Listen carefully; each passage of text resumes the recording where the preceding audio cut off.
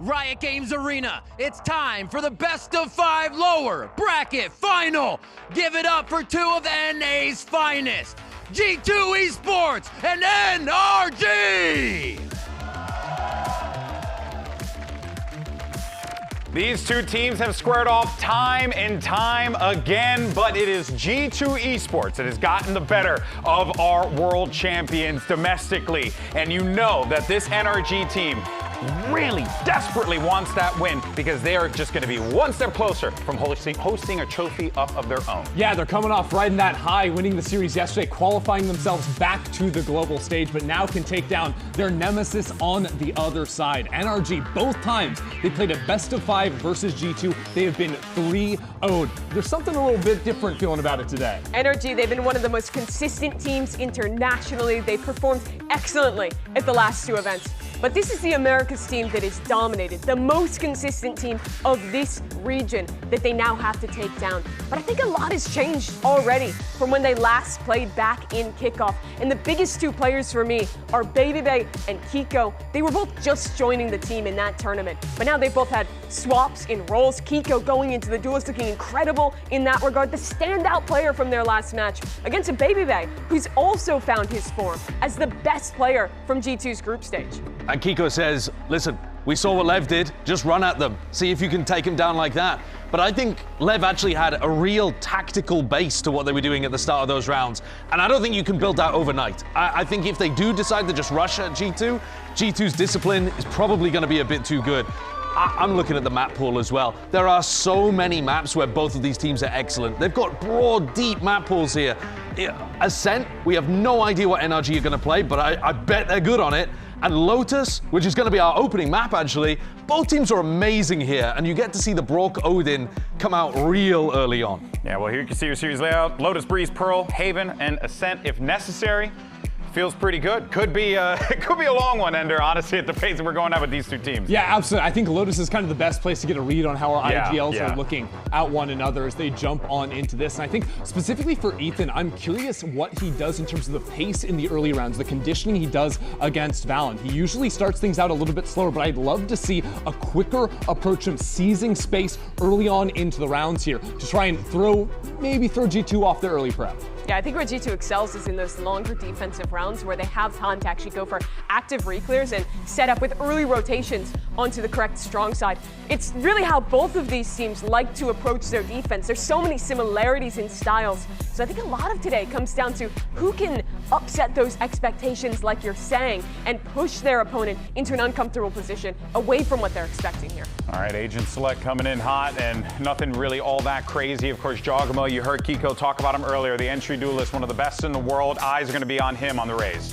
Big-time players all across the stage right now. Jorg steps it up in massive matches, as does Valid. Yeah. I mean, Baby Bay's been great inside of Americas. On the other side of things, obviously NRG do. They're one of our most resilient teams we have in the whole of Valorant.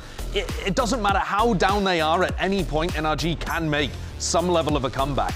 I'm just intrigued to see how the 2 IGLs end up taking things. This is such a great map to showcase how they approach the attack sides in the rest of the series. Since the slow starts for both teams, NRG on a 3-map win streak here, G2 on a 4-map win streak. This is the absolute best for both these teams to start.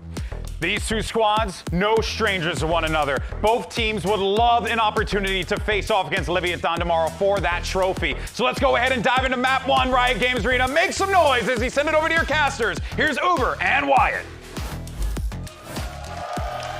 In 2025, VCT Americas was all about G2. They were dominating domestically, they were turning up at globals until that last tournament of the year, when a little team called NRG swept through and out from under their nose, they took global glory at Champions. Now, both of them fighting in the mix, of course, in London, now to show each other who exactly has the edge, as G2 have historically dominated this matchup. 2 teams that started this stage slow, America's best, and we thought that both of them were completely falling off. Not the case. They go on serious match win streaks. It was 5 for G2. That ended yesterday against Lev. That's why they're in this situation now, playing NRG in the lower final. NRG 6 wins in a row with their qualification win against 100 Thieves yesterday to make it to London. And now can they best G2 for the first time and make it to the final? It's time for Match Start, folks, presented by Samsung OLED. Straight into the pistol, an identical pistol record for both of these teams. Get down to the 0.8 on the tail end of the percentage. That is crazy. Both 19 for 17. It's fast from G2 getting into this B side, and Jaw taking extra space towards that link. Catches off. Heavy presence here for G2 inside this B side, and Baby Bay is dishing it out. Leaf can't quite get off the line safely, and Kiko is able to find a couple, but Mata finds himself in a post plant with most of G2 already having dispersed. Except for Valen. He'll wait in the corner and finish the job. Fast pace from G2, break into that site, immediately take that extra space. You saw Jaw just push all the way through main, cut off Ethan when he was trying to wrap from Waterfall to go help the team. G2 take the fight to them in Blue Room as well. All pro activity from start to finish in what felt like a 20-second round. Both those kills for Baby Bay, they were affected by paranoia. They could not see that coming. Sick util there from Valen. Who, top of Sarsi's top 5, someone who can kind of do it all. IGL and Frag with the very best of them. He's going to be put to the test in a real way today against Ethan, 2-time world champion. NRG want to go for the aggro play, but that is shut down. Sketchy for a second with Jaw getting so low on HP, but ultimately not a factor. There's a convergence in this kind of game as well, if you think about it. The 2023 EG team featured both Jorgamo and Ethan. They went their separate ways, and it kind of took them quite a while to start to find that same level of success they'd found under EG. Yeah, neither of them in that following year, 2024, after the champs win. Ethan not finding success on NRG. Josh stuck around with EG. Things didn't work out, and then he goes on to join up with G2, wins all the Americas trophies last year. Ethan gets the new NRG team around him with the challengers players, wins champs. But obviously that is just always the story with this G2 team, right? That global trophy eluding them. Just so close to start last year in Bangkok. Second place, losing 14-16 in map 5 against T1. And then NRG retool their roster and win champs at the end of the year. It's crazy. It's like that younger brother, the talented younger brother that just eclipses you. It's brutal. Yeah, G2 need to try and find out, distill what it takes to win at a global. They have got to get there first. They've at least secured their presence in London. And there will be another global this year after that, of course, the big one. First couple rounds passed without too much event. G2 already stacking up those first couple. Might have a tech-related issue on stage here. The tech ball. Sorry, I'll get my violin out of my bag for you folks. It's a normal size one, not a tiny one. All right, players settling in here, just trying to make sure all these match conditions are hunky-dory. This is a best of 5 and a very, very important game for both of these teams. Get a crack at Leviatán in that upper final. Kind of brutal with that band disadvantage. Still, getting that nice seeding, being able to bypass that first stage of London, which is historically pretty brutal. Group stages at Masters events are not for the faint of heart. This is just such a weird matchup too. Like, you know, obviously there's going to be so much talk about the globals in general, the global history of these teams, what it's going to be like with them headed to London, etc. But the fact that I just think about this from G2's perspective, going up against this team that has never been able to deal damage to you. They have only lost one map to NRG in their last 5 series. That includes the PO5s, by the way. One map. And yet NRG have what it takes to win at the global To beat stage. everybody else. It's crazy. But and that is just the nature of Valorant sometimes, the way that matchups work. Something I want to draw attention to later on in this map and the rest of the series is Leviatán noise cutting midway through a lot of their rounds yesterday. We saw G2 kind of uncharacteristically pushing up for info and getting punished for it. Everyone keeps throwing around the words disciplined for this G2 team, but that was anything but. They didn't really seem to know what to do about it. Now, in fairness, it was on Ascent, so maybe there's rust issues. But the team that everyone learns that mid-round noise cut reset from is bloody NRG. That is their signature style, and teams get punished by them for not being able to refight properly back into that space that NRG sit in for like a minute. So if G2 are in that same mindset as yesterday, or prone to making those same mistakes, nervously pushing up for information, they're going to struggle here too. Yeah, we definitely saw that discomfort shining through on the defense side. That's really where the holes opened up where there were exploits to be found for Leviatán to win that game. The attack side, generally, though, has just been super solid. We always hear it in the comms with G2 as well, how regimented every moment throughout the round is, how everything in the mid-round is just always a 3-2-1. There's always multiple players swinging together.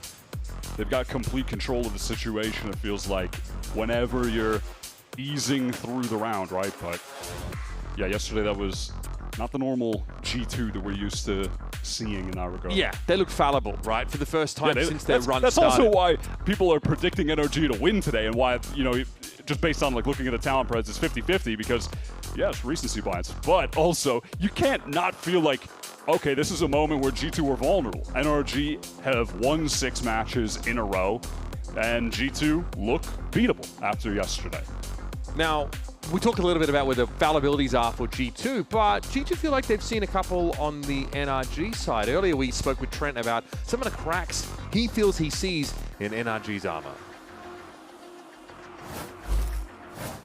I think sometimes when they're not like just steamrolling the other team, their team play kind of falls off, and so it's easier to be ahead of them and you know, isolate people and get kills that they normally wouldn't let you get if they were, you know, having a win streak of rounds.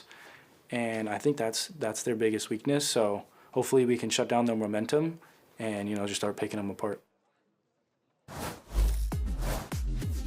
Now that's actually a little bit more detailed than we normally get from our players when we ask them to expand on the nuts and the bolts of the game, or what they expect from their opponents.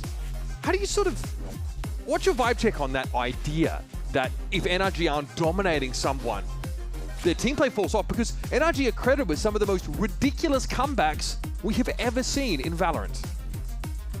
Yeah, that's what I was just thinking about as well. Like, wait a second.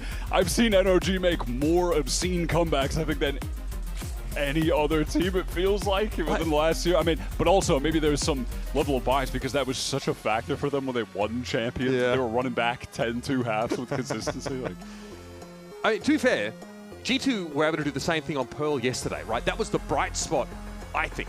Against Leviatán, they're down 2-7. A lot of resiliency in that bounce back. It's a big timeout called by Josh Artsy. I think that, you know, that's always going to be an epicenter for, you know, a change in direction for this G2 squad, right? It feels like he calls in, he really, you know, Baby was interviewed a little bit about it and just sort of the discussion, and he's happy that Josh is taking more timeouts, not for tactical issues, but sometimes just for reassurance. A reminder. Yeah, honestly, like what we saw from G2 yesterday when they were down 2-7 on Pearl and then bounced back and they're suddenly playing like a totally different team with a lot of confidence, a lot of proactivity. We have seen that from them on plenty of different occasions. Sometimes it's Josh as the catalyst, sometimes it would be Baby making a sick play, 3K, 4K, starts hyping everyone up, and suddenly the entire team is playing at a quicker pace, more confidence, swinging together, taking the proactive timings. They have the ability to just completely switch on a dime and just remember, oh yes, we are G2, and they just start playing like a totally different team. We're back in the game, NRG on defense, and they've got the weaponry online that they love to have. That is Brock with the Odin.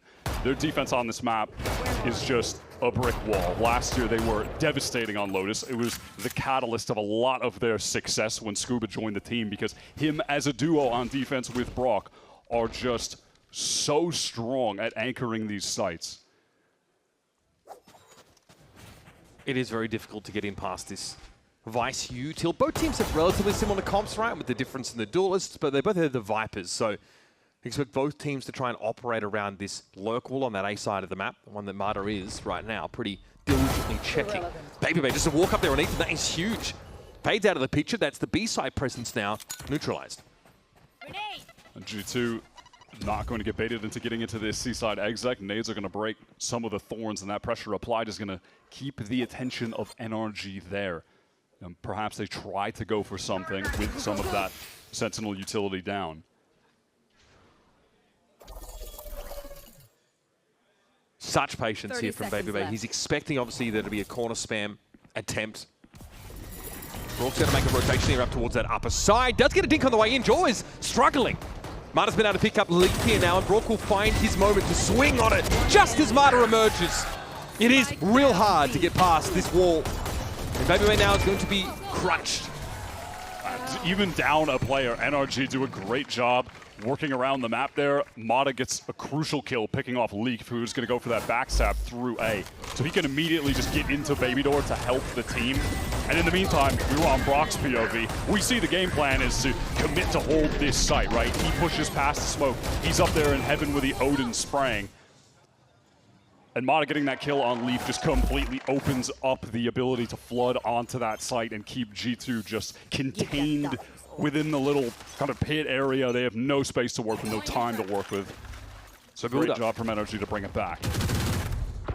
Such a slow burn round up until that point where G2 execute on a B and a cut down. I'll find you. This time as well, they're pretty tentative. Of course, this deep smoke over towards this mound area means they've got to slow it down. As always on the defense, you're going to see some of that Vice utility just scatter around multiple sites. Oh, wow, that time, yeah, Leaf a little bit of revenge. That's a nice snap onto Mata. The north to south flick mechanically is brutal to pull off. And in the meantime, look at G2 just prodding towards this seaside, trying to get this utility out from the Vice. The shear wall is gone, They got it, and because of Mata's death close up, Ethan is forced to get back towards A, use a Prowler, try to re-clear. They need info elsewhere. But much like in the previous round, NRG probably don't mind funneling G2 in that B direction if they can. G2 might still fancy going over towards the seaside, especially with the shear wall being cleared. It's Jaw in, and the window too small for Scuba to find Jaw as he crosses over. No, the next wave might be an opportunity. He's going to be spammed out from within the smoke. And now Brock is just forced on out of here. 30 seconds left. This is some pretty sick mid-round play from G2. Just watching them dismantle this defensive setup slowly and then working into the execute. Not rushing through any of this util, not allowing Brock's setup to get any value there. But it requires them to win out on the A side of the map. Otherwise, they're put on a timer immediately. It all falls apart if that loose end doesn't find success. Trouble here. Yeah, that's a high-low setup, which is cover going out. Astonishingly nerdy to put that together here. NRG want to maintain those weapons, and I don't think Trent fancies an overstep himself. Nico isolated here, at least able to pick him up. And you can already see this Odin by Broad being carried well and truly across the map, tucked by Dree here. That is some snappy shooting again from Jaw. Yeah, that's tough for NRG, only the one gun carried over. See how they adjust the setup here after G2 have found a lot of success over towards that seaside, just getting rid of the util. This is insane. Insane. And look at how they deal with Scuba here. They have the Nightfall that goes towards the right side of the site. A nade goes through towards Bend, and then Valen is able to teleport forward, and Scuba has really only got one place he's going to be if there was a player Bend, right? We've got a hot dog already. Finally, we were waiting for one. Yeah, we were waiting all day for a hot dog in the game against Lev. That is about as good as it gets from G2. Everything kind of goes right. Yeah. Leaf wins out that first duel on the A side of the map, but that execute is just perfect. And if that is something they can continue to repeat, they're going to be in great shape on this map.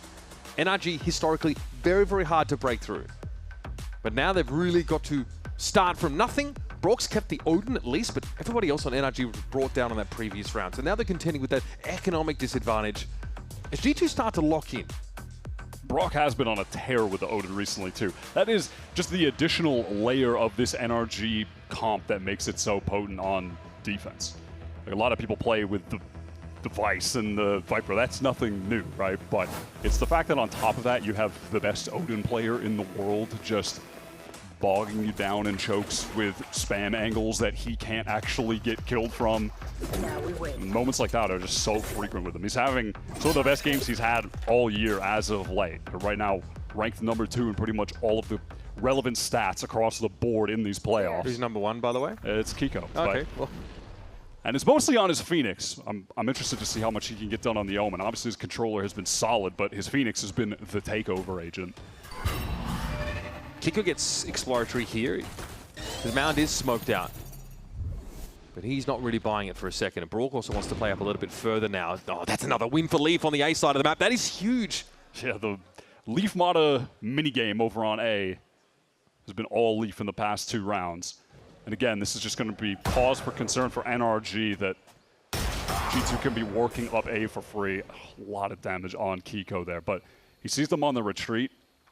And it looks like that is going to encourage NRG to try and get their players stacked more towards this A side. You can see the rotate coming through on the minimap. There's not going to be any stairs presence for the defenders. This might start to accelerate pretty quickly here for G2. Yep. Boombot sent forward now. Prowler went into baby door, and again, you're crossing too quickly here for Broxoto to get anything done, and that is a stinker from Scuba. Doesn't really have the weaponry to dominate here. And Brock finally is forced to give up the LMG. Jogamo is just patient on that wrap. He wants more. He's just hungry for kills at this point. Ethan gets the late trade, and one that's probably going to be irrelevant. Low HP, 1 versus 3, has to deal with the Odin. Yeah, very much this is junk time kills. We talked about G2's attack side, though. That has been relatively above reproach. Such meticulous mid-rounding from them. But both of these last 2 rounds have been spurred on because their lurk player wins his duel. Leave, quietly, the engine room for G2. But that one just to catch on the jump spot with the Outlaw. Smart to bring it into that round. State of the economy. Yeah, tough for Scuba there. One enemy remaining. Nice clean there for Valen. Jaw at 6-2. He's got a showstopper at the ready. They are terrifying. And NRG at least can buy back into this one now, so Scuba can actually have a real weapon. Where are you? It might be an A-pop here. Straight off the rip. Okay, something more aggressive. Valen's going to see Marta close, and they're not ready for this. NRG so conditioned to the slow early rounds from G2. They are caught off guard. Let's tune in as G2 try and land the plane. Spike down A. I'm gonna lurk here and you leave. Pop Thorn B early. Yeah, I think he rotated already. Listen, it's Fade, Viper, AJ. Yeah. I'm gonna stay. You guys should leave. Your thing, dude. Make a new event and then come back to me, maybe. There's a wall somewhere. You see the beard? Wall should be C. He's gonna just leave the wall, I'm pretty sure, boys. Yeah. He's gonna be playing the other one. I'm so fishing B. Yeah, do it. Can't be break, right? No. So wall here. I'm in No B. wall. Walled up. I'm gonna yourself, okay? Careful. Try to Just scam hold. off Just you. hold. So we have time. When wall We're goes, in. Baby over here trying to operate on this off angle. Valen said maybe rattle the cage and come back to me. That could be a transition through baby door for G2. Potentially. Leaf looking to try and stick this now. 3-player flood potentially out from this direction, but the Razorvine is perfectly apportioned for this. Yeah, they have to wait for that cloud to drop. Valen is waiting to see if someone's going to go around baby door. Not the case. Everyone from NRG right up front. Scuba, big round for him so far. Leaf is barely alive, and Valen's not faring much better either. He's going to have to go now 1v2 with 21 points of health and a seize that he barely dodges. He might have a timing. Ethan trying to get the stick on the defuse, but Brock has him covered. Fast start for G2, and NRG looked like they took a while to adapt, but when they did, Scuba emerges with 3. Yeah, great recovery and a little bounce back for Scuba after the whiffs on the last round. Quick little redemption from him. This was a good fight out from G2. No one on NRG were able to break the haunt that was thrown up top. Mata is in the struggle zone on this A side right now. That is sick. One enemy remaining. Or at least his 3rd kill wasn't spam. Kind of insane that G2 just gets snarled up as they're trying to cross rubble and lose 2. Yeah, it was cool to hear the way that G2 were trying to dissect the map to work into towards that B side. It all worked out, but NRG able to win those fights on the retake. Leaf is back to the Outlaw over on this A side. Yeah, Mato wants to adjust his line of play here. Feels like he just needs to mix things up a little bit. The standard approach towards that A side has not been giving him the results. So G2 aren't really committed towards Mound yet, though, so they can double back to assist Baby Bay. Yeah, and so this time on the setup, NRG with that Judge pressed up towards B, they can just keep the wall, Thorns, Rose on the C side. Mata, if he needs to try to escape, he can, and then get behind a Thorns on the B side as well. So this side of the map is pretty adequately covered from NRG. This might require a little bit more fishing, as Baby Bay put it, to occur on this A side of the map. Prowler's exchange here. There'll be confirmation from NRG that no one is pushed up too deep from G2. That is a tucked corner from Scuba, so Leaf will not be able to see him. You can see Mata's actually drifted over his position. Posted up now in blue room with the Judge. Feels like they have the right idea here. G2 have read the econ. They might not want to be running in here like this. So, okay, Overdrive. He's going to claim Trent. He runs headlong into it. He had the spike in hand as well. Awkward. Clear. The G2 are trying to make a cancel and go towards that B side of the map. Good timing for Scuba there. Nice damage as well. Valen dropped low, and that's exactly what Brook needs to finish the job. It's just like the second you're trying to rotate back to the left side of the map, oh, and yeah, Odin's waiting for you on the angle every single time. Brock is just usually going to be favoring that C side, and you know it, and eventually you have to face the demons and go deal with him with the Odin. You're trying to pivot back towards that side of the map. The biggest difference on this map is just a general slowdown from NRG on that A side. They're not exposing themselves to the outlaw early. They're not looking to get up towards Leaf at all. In fact, they just sat Scuba back in that A side. Yeah, credit to Mod as well for shifting the position at the right time and getting that great first kill with the overdrive. Still waiting. But he is back to that A side, Mana, taking the space. Won't be in the 1v1 Leaf Vortex on this round. To be fair, more manageable this time around as the aforementioned has only a stinger. Jaws, feet will be seen crossing. Okay, well he's able to draw the sheer wall out and also draw the fire from Brook, so that's confirmation. That's a win, gets the orb. And you can see just in terms of the NRG defense, because of Mada's position, they're able to just set up 2 players on either side. There's Vice Util on either side if the hit comes through.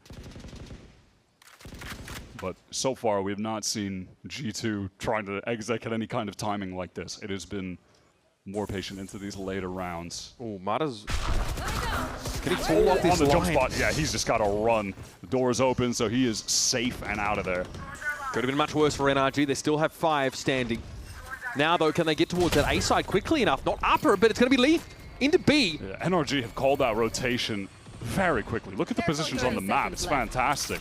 Do they think there's a swing over towards that B side, or they're trying to get upper presence? It looks like it's the latter here. Is looking Joy. He's very deep early, but the Prowler spots him out. Forced away, so heavy control is there for NRG. They're trying to float out of stairs together. Good first kill from Baby Bay and a second. Whoa, Brook! Okay, yep, Trent gets in with the classic Steel Garden. Look at this timing right now from Valen on the rewrap coming through Heaven. Bear in mind, this is a half-bought round for G2. Multiple stingers in the mix. This is such a game of timings right now. Oh, I think Trent's in trouble. Oh! Okay, Scuba. Recovery was there. Oh, they know where he's at now because of that paranoia drop from Valentine. He's getting low, though. I like the smoke being thrown down here. Valen has something to spam through now. Scuba and Ethan healthy enough. And as far as the defuse is concerned, they're just fine. With that molly coming, definitely complicates Valen's hopes of trying to win out that clutch, but I like the attempt with like the one-way floating smoke swing out. Cool usage of the util, but not enough in that situation. NRG are getting the right rotations around the map in another round here. You can see that there's a timing that Brock is catching of rotating off of C and always being pivotal in the fight with the Odin over on the opposite side of the map. Like, he's not getting ever stuck in a situation where he's just irrelevant in the round. Even though he is the C anchor, he's able to move off of there. Scuba's kind of picking it up instead of him, and then the Odin is in play. It feels like G2 are sniffing out the Odin at the C side of the map. And they head elsewhere. They don't want to deal with that, but they always end up running into Brook one way or another. There's plenty of stall util. Mada was lucky to be alive. Remember, he almost gets picked off straight away on that A side. He's able to fall back after that jump peak. And NRG gather up in stairs. Brook gets overextended into. And it's an even game. Timeout coming in here for Josh RT, because we've seen a bit of a switch up for NRG. They're just playing that little bit safer in the early round. And the rotations have been quick, but decisive. We saw Josh quick to call the timeouts in the game yesterday against Leviatán. Multiple times using both of them in the first half, and then just hoping that he'll do enough to keep the team in it and trusting them to be able to close it out on their own without his input later. Tied up game, and like we mentioned earlier, sometimes it's not even tactical. Sometimes Josh just calls in to remind G2 of who they are. Brook's still going to have the Odin. There might be like another early push out towards this A side of the map. Last time it was Trent's Haunt that set things up, and things still fell apart for G2 after the fact. So Luke just throwing down that cloud to get the safe cross, and is able to sidestep a lot of the spam from NRG, and they are aware of where the Odin is. Brock's just shifted up towards this A side because they have the pit over on C. Pretty insane pressure there for Leaf. Good damage on Brook, but Mada waited for Valen to show up, and that's your Odin down. So now you don't have a nice little smoke to cover that stairs direction. You're really relying on this toxic screen. I'm just going to tuck for a moment. No matter what happens to this guy, he will always keep playing with the confidence. That's a hallmark of him as a player. The amount of times we saw last year, he'd have a struggle first half, then completely bounce back, drop an ace in the second half, and finish with 20 kills. Yep. Yeah, and he really has 2 bad maps back-to-back either. It's just not a thing. So there's the Viper's Pit over at the seaside. That's what's giving G2 pause at the moment. They do have their fade over there, but playing into that obviously is a very dangerous proposition, especially if my eyes don't deceive me. Is that a shield wall in there? Yeah, there's a lot of util here to help Scuba and G2. Wow, oh my god, he just goes down anyway. That's insane. Scuba just didn't have a lot to help him there at all. Maybe wasn't expecting the flood from G2. NRG are so fast to try to get to the site right now. They're already posted up in waterfall. Timing! Mata's trying to get forward. Baby not with an opportunity for the kill just yet. Sensei Mata's alive here, but look at things getting slowed down a little bit. Kiko and Ethan, though, are going to fall. Brock still with the Odin on the line. Baby magnetic crosshairs! Mata falls soon after. That was a little bit squeaky bum, though, for G2, I won't lie. Yeah, no, Dre is the hero in that round. Coming up with a kill on Scuba, just not even a trade. He just straight up entries him, is crazy. Oh, the haunt. Yeah, just catches him in the pit. They were providing Scuba with the wall as well, had a thorns to play with. Brutal. What a round from Dre, though. I mean, Dre was at the time, bro. He had his crosshair on the Razorvine. He was not looking. That was a sick from Trent. Low buy for G2 as well. Now it's Trent with the Odin on the attack side. All out fight here from NRG with the teleport up top, and it's just caught by Leaf. He's just so confident playing out in his direction on the A side of the map. NRG are being gunned down.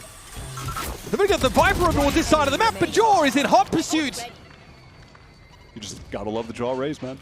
It's just so fun on this agent, getting to play it a lot more recently in the state of the meta with where the duelists are heading, especially with the Neon nerfs. Raze is just way more relevant. The map pool considered it as well. I wonder if this starts encouraging G2 to like lean into the volatility of that early round A pop, because that was phenomenal from them. The crossfires were perfect.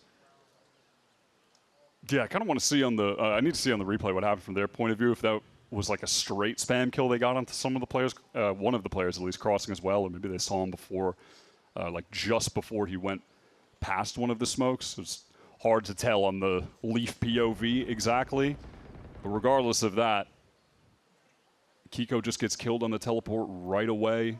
Didn't seem like there was any haunt value that gets broken insta. So long, Sabine. Yeah, Leaf just wandering into the crosshairs of Brock. He will be allowed for now to hold on to that hardware. The rest of NRG, though, are going to be scrounging. Coming to round number 11. G2 get up to 6. Beautiful start to the round. Wow, that's good. I mean, I can't believe the... Huh? What? Amada's caught on the cross there. Yeah, one of them was just straight spam with Ethan going down. Amada getting caught on the cross there is insane. He was stunned up and then just satchels into the chase and kills Scuba. That's crazy. Yo, That's a real hot dog difference today compared to yesterday. We're like at +3 hot dogs compared to yesterday already, bro. Spirits are high for good reason. That was kind of nasty work from Leaf. Getting the horn and getting rid of Geo. Here come NRG, really looking to try and occupy some space here via Mount. Those smokes have expired and they're still here. This could get a little bit dangerous now. Paranoia as G2 looking to clear this space, but NRG dive into B main. Oh, little chance for Mata, but that's a tough shot to hit. He was seen though. Mata detected. Look at G2, they all cancel out of the C side. They got the info. Yeah, NRG just going for the big C fight with the Vice setup over towards A. Mata is playing as aggro as it can get. He really wants to get a kill with this Guardian on the low buy round, and you definitely cannot blame him, but... Well, he's definitely gotten some attention. So yeah, absolutely. Look at this. I mean, he's constantly refighting angles, trying to switch up the positioning. Baby Bay is already on that little jiggle peak, deletes him from this round. G2 know that there's no shield wall over on the C side. They checked that spot. So with the player advantage, re-hitting back into that side might seem like the better option. Left. It's a weak buy for NRG. Still got to respect these crossfire positions. Here's Jaw. Showstopper. No connection. Scuba wrecks him. Who's the follow-up? Yes, out of the smoke. Surely there'd be some presence from G2, but they've been stopped in their tracks here. Again. It's a great Nightfall, but Leaf is just constantly exposing solo players. 10 seconds at the B site. Wide open, low time, doesn't matter. G2 are just collecting the kills across the map now with ease. Baby for the last. Cobra. Another 3-piece. That was a risk taken using the Nightfall. Can't really be mad at it in that round. Time was low. Things were getting a bit chaotic. Maybe NRG could take advantage of that, but it's not enough. Based on what you've seen from G2 in the last few rounds, can you like guess at what Josh might have told them in that timeout? One enemy remaining. What he might have, I mean, Yeah. no. I was thinking about something completely different. And I was about to make a point about how good Leaf has been, and then, so no. Got him. In fairness, though, you're right. Leaf exposing that B player, opening that up as an option. That was sick. And now he's going to walk up. Okay! Coming out of that one alive is pretty insane. Great use of that op. Obviously now can hand that over. Jaw has one. Baby Bear has one. Okay. Last round of the half, I guess. And they can wait for any kind of contact push, but those have been limited on the C side of the map.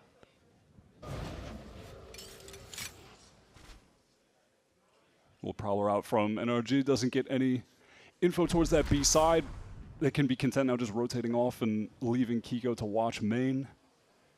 And it's just been so tough for Mata on this half. Really getting exposed over towards that A side. In general, G2 been phenomenal at converting these first kills, Wyatt. Still guarded. Nightfall even used here. That one's up back towards Hall, so that one is going to catch on to Brook, and all he can really do is spam to try and stop this. Now, G2 can play a full natty 5-man post plant with a Viper's Pit and a Partridge in a pear tree. Kiko already getting decayed down. How can they even make it through this pit, man? They don't have the util to do it. Good first kill up top at the very least. Paranoia coming in, though. This is disruptive. Oh, the Horde, that's a problem. Kiko dropped down to 9. It's a little bit dangerous now. It's Babybase thinking about pushing. Ethan, though, delivers for him. They're so low. Scuba and Kiko seen better days. Some heroics there from Scuba yields him the kill. But Trent is probing now with this Odin. And imagine a stray bullet eventually connects. Kiko falls and G2 will get themselves to 8 rounds on this attack side. Really, despite how fantastic NRG typically are on defense, it really felt like in this instance, G2 had the recipe in terms of getting rid of the util, being able to find openings cross-map while they were depleting a lot of the Vice util throughout the half. Leaf was really the pivotal factor for me. The amount of lurk kills that he was getting to get sites open late or just finding the openings on Mata early. Really the most impactful person in the server on that first half for me. Can't ask for a better showcase of that Valen mid-rounding either. The challenge is issued by G2. NRG have got some catching up to do, but they'll be onto the attack side right after this break.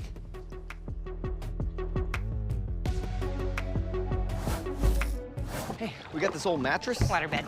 And the receipt. How about you beat it with a better deal on one of these fresh setups? We can't do that. Bring in your AT&T or T-Mobile bill for a better deal today. Guess you're not as cool as Verizon. I'm just gonna leave it.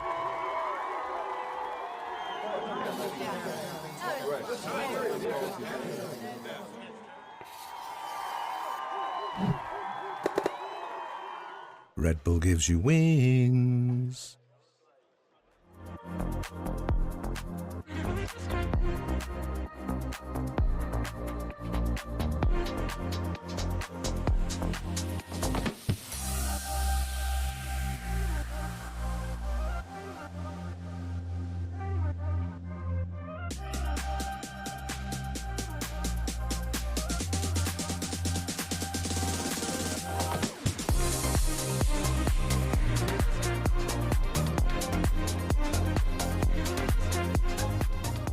Another thing at the block party is the Riot photo booth, where you can come and get your picture taken with a bunch of aesthetic things you can put on and a bunch of these backgrounds that they have for your favorite teams, the ones we still got going, and heading over to Masters London as well as that 2026 Stage 1 Finals. Just all assortment of things you can do out here at the Riot booths at the block party. So I'm gonna go ahead and jump in for a picture right now because they've been nice to allow me to.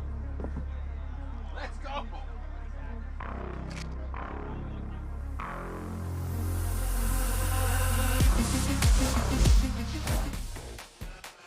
Now, we are sending both of these squads to Masters London, and you can see the competition live and in person at the Copper Box Arena starting June 6th. Scan the QR code to score your tickets for VCT's next global event. And ideally, America's fans, we're unleashing these two teams on the rest of the world. They are sharpening each other up for that global contest. June 6th to 21st, make sure you check it out. So far here in this series, of course, which decides which of these two teams go to our best of 5 stage final.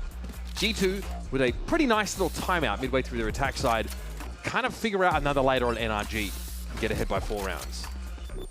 We'll see if they can just close this out. I don't know how much talk there is about Lotus being the attack side kind of map it once used to be. Doesn't feel as relevant as it once did. G2 on this round at the least. They're going to have Baby Bay just set up with the Vice stuff over towards A. Toxins going up.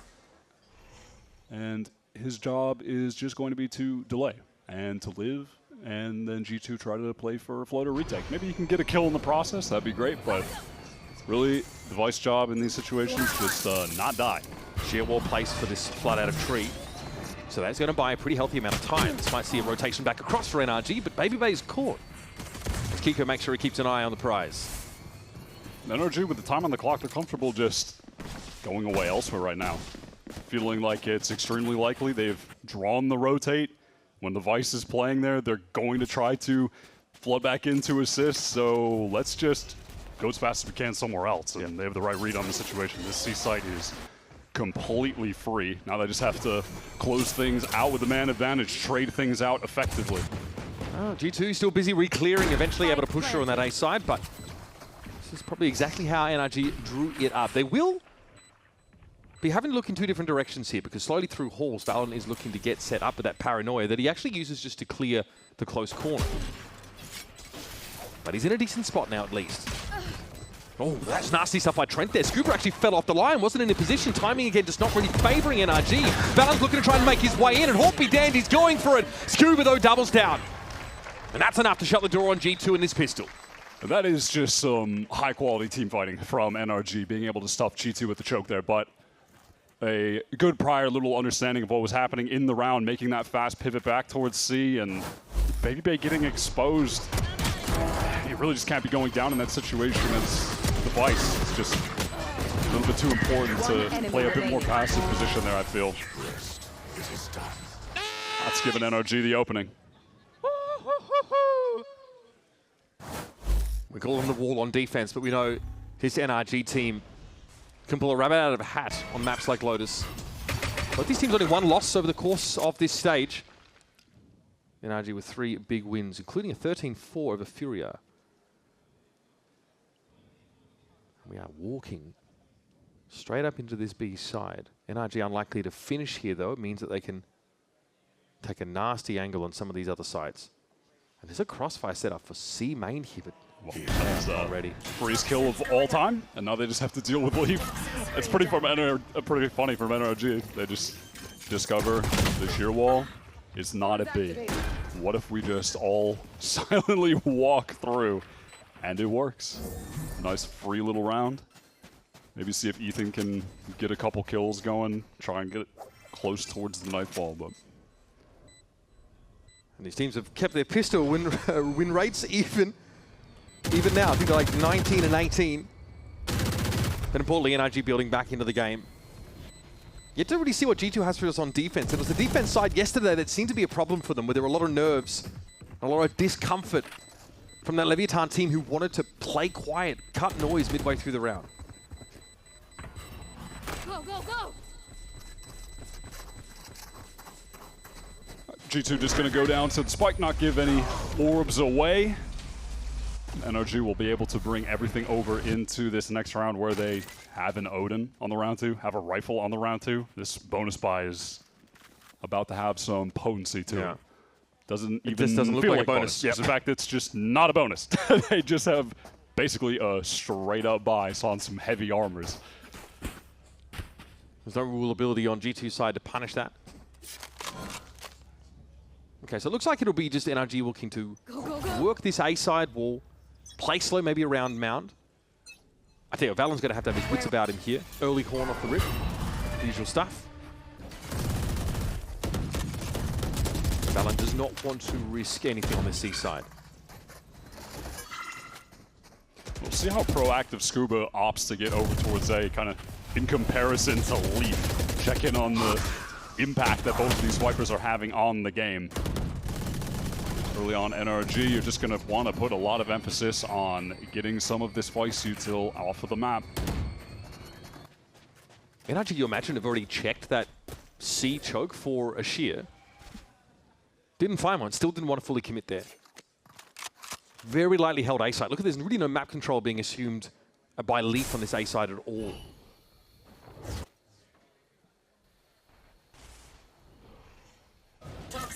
We go NRG, leaving that insert, watching B main. Just waiting for the wall drop to send out the Prowler, and now they can work up towards this A side. Leaf still just has the Molly play with a little bit of delay. He's going to need some help, though. G2 players are spread pretty thin across the map at the moment. 30 seconds left. I mean, by contrast, NRG were basically all stairs at this point. So G2 not convinced that this isn't a fake. Trent holding a very tight line. Time is getting really low, but it's all good because NRG can just take this pivot towards the B side. Though there will be players from G2 trying to contest. This is Jaw trying to get in, but he is paranoid up.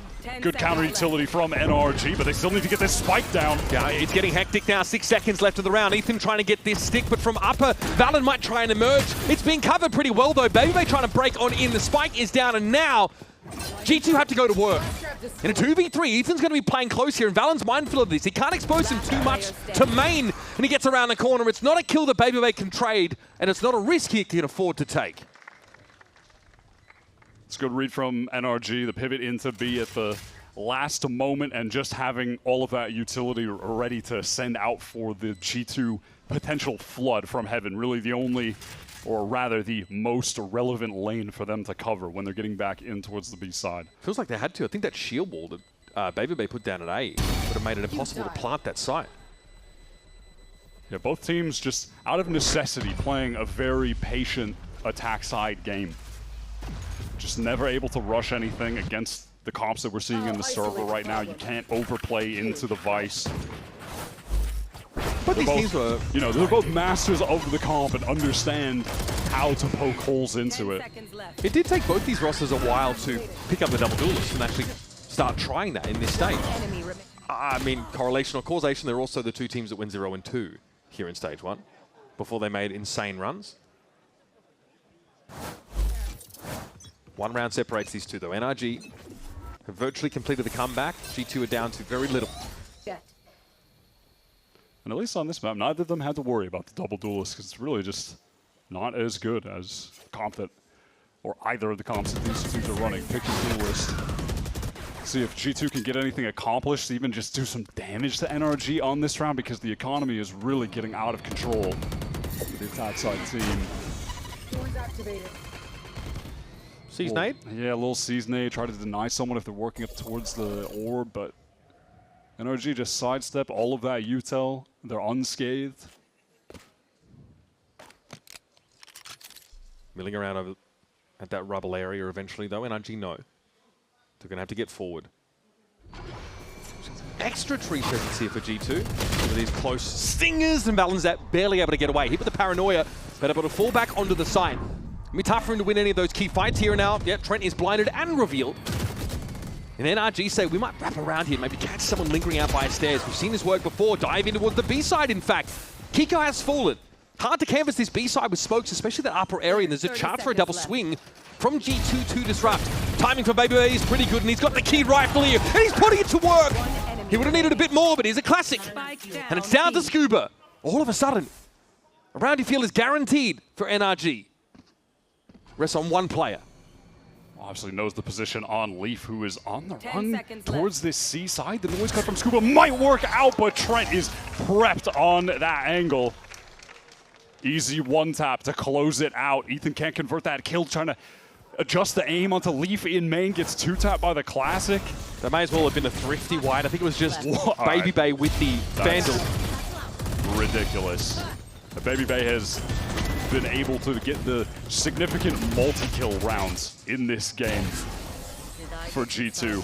Leaf has had like the high impact individual ones, and Dre's given them the multi-kill kind of round-winning moments. 17 and 10. Absolutely no slouch out here on Lotus. And I do want to just put it out there. We are on Umpire Watch. Ethan having a quieter game at 3-12 currently. But NRG up until that round looking really solid. And in fact, the way that round played out was reasonable. They probed over towards tree, tried to pull players maybe towards deep in that A site, then died to B. All very reasonable. They get caught out, Trent finding 2 share of kills, and Baby Bay, of course, making great use of the hero rifle. Baby Bay is just, I mean, we talked about this so much yesterday in the game against Lev, but he has just been really, really stand out for this G2 team the entire stage. For me, their best player easily. Switching to this Vice, plays the chamber on one map. He really just feels at home. You can just tell how comfortable he is in the role right now. So listening to NRG, they're trying to hit this C side. They might have to wait though. Can you use any util? I want to re-walk in and see. Do you have a bully smoke? Yeah, I have another bully. Yeah, bully smoke after this. Can we just hit on them? Can we just hit? Go. I'm down. I'm stunning pillar. Ulting right. Ulting right. Wait, yes, I'm flash. Could be Ben. Tethering Ben at him. Flash, One right side. One right side. I'm alone. Adam, I'm flashing. You ready? Flash. Go. Two from B. Hold. Coming with you, Adam. Ben dead. Close left. Boys, go C. Go C. Yeah, close left. They're gonna flood out water. Guys, counter spam water, please. I hear you. Counter spam. Yep. Okay, one was front B. I got bomb down. How long on Gunsmoke? NRG, they do a good job circumventing that util. They get into the site. Don't feel heavy impact from Baby Bay's Vice, and the Steel Guard are not relevant because he's down. They don't have a lot of space here, though. They're not able to work forward. NRG love to do that, but right now they can't. The Haunt is great, though, to even things up, or rather trade things out. They're still going to play into this Odin, though. When you look at how low Ethan and Marta both have become, this is getting dangerous there. Ethan for 2! That's huge! Trent, though, has... Pie Watch done, buddy. That's Pie Watch is over with the 2-piece. Trent had 2 players in the site, one more out to try and deal with, and he decides to call it on this one. G2 surge up, try and take space on that C side, and lose 2 players in a heartbeat to Ethan. I always love how NRG are able to play on this C side. Even in the rounds where you're not able to get the forward space as the team that they would like to, they're so good at being able to find the kills in the team fight backside in these situations as well. We got to listen to the comms in that round as well. You saw it was at one point looked a little bit dicey for Marta, who, you know, is in the normal position of being caught off by the sheer wall. But the call from behind him is, I'll flash for you, Adam. There's a paranoia there. Kiko has it wired up just to make sure that their isolated Neon isn't going to get brought down. Unfortunately, Baby Bay just stuck crouching on an angle and loses out. And then it's on for Young and Old. It's clear to NRG that they can hit that side. Heading into this next round, trying to factor in the ultimates here as well. You know, Baby Bay going down, he still has that Steel Guard, and it wasn't a factor in the last one. Jogmo's going to have the showstopper to work with here. And nothing on the side of NRG, but they're continuing to succeed in this half, just in the economic game, because they had that. It really, honestly, goes back to even like the round 2, where they just are able to flawless, so then their bonus round becomes a full buy, and they still have money left in the bank after that, to the extent that even when they lose to G2 on an effective eco 1 hero rifle round, they still have money to just keep buying over and over. They still have reserves in the bank now, even on a pivotal round where they don't have the ultimates on anyone to go up against G2. Like they have got themselves set up to just keep applying pressure, even if they lose rounds right now. Even if it's, okay, it's a round loss, but we get the ults out from G2, they can keep buying in the future. So it's just the Odin here with G2, like you mentioned, being in a rough economic position. Trent obviously hoping for some free damage here. I've seen this spot many times before. Trent here sees the door toggled. Bring them down. I've seen NRG go for this before. Some tree presence, draw some util, and then dive on that B side of the map. But look at, you see Jorgamo's playing a little bit further forward. Brook actually is taken down by that spam. Deep there over towards Rubble, he's fallen. Showstopper for Joy, might see an opportunity to press a little bit harder, and Scuba's also fallen. This might just be a little bit too slow for NRG. They're pressuring the side of the map where the Odin is now. They're down to 3. Jaw somehow alive amidst all of this pressure. Yeah, just getting stunned up doesn't matter. Mata finally gets one back, just straight spam. Okay, and Jaw goes down as well. Sure. Now this round's looking and feeling a little bit different. Yeah, NRG just hoping to pause and see if they could find some kills. They do. Just Valen caught right behind that smoke, unfortunately. 30 seconds left on the clock, and all the space at A is just acquiesced by NRG. If they work towards this B side, they have to deal with Thorns. They have to be concerned as well that that could be the case towards C. They just don't know at this point.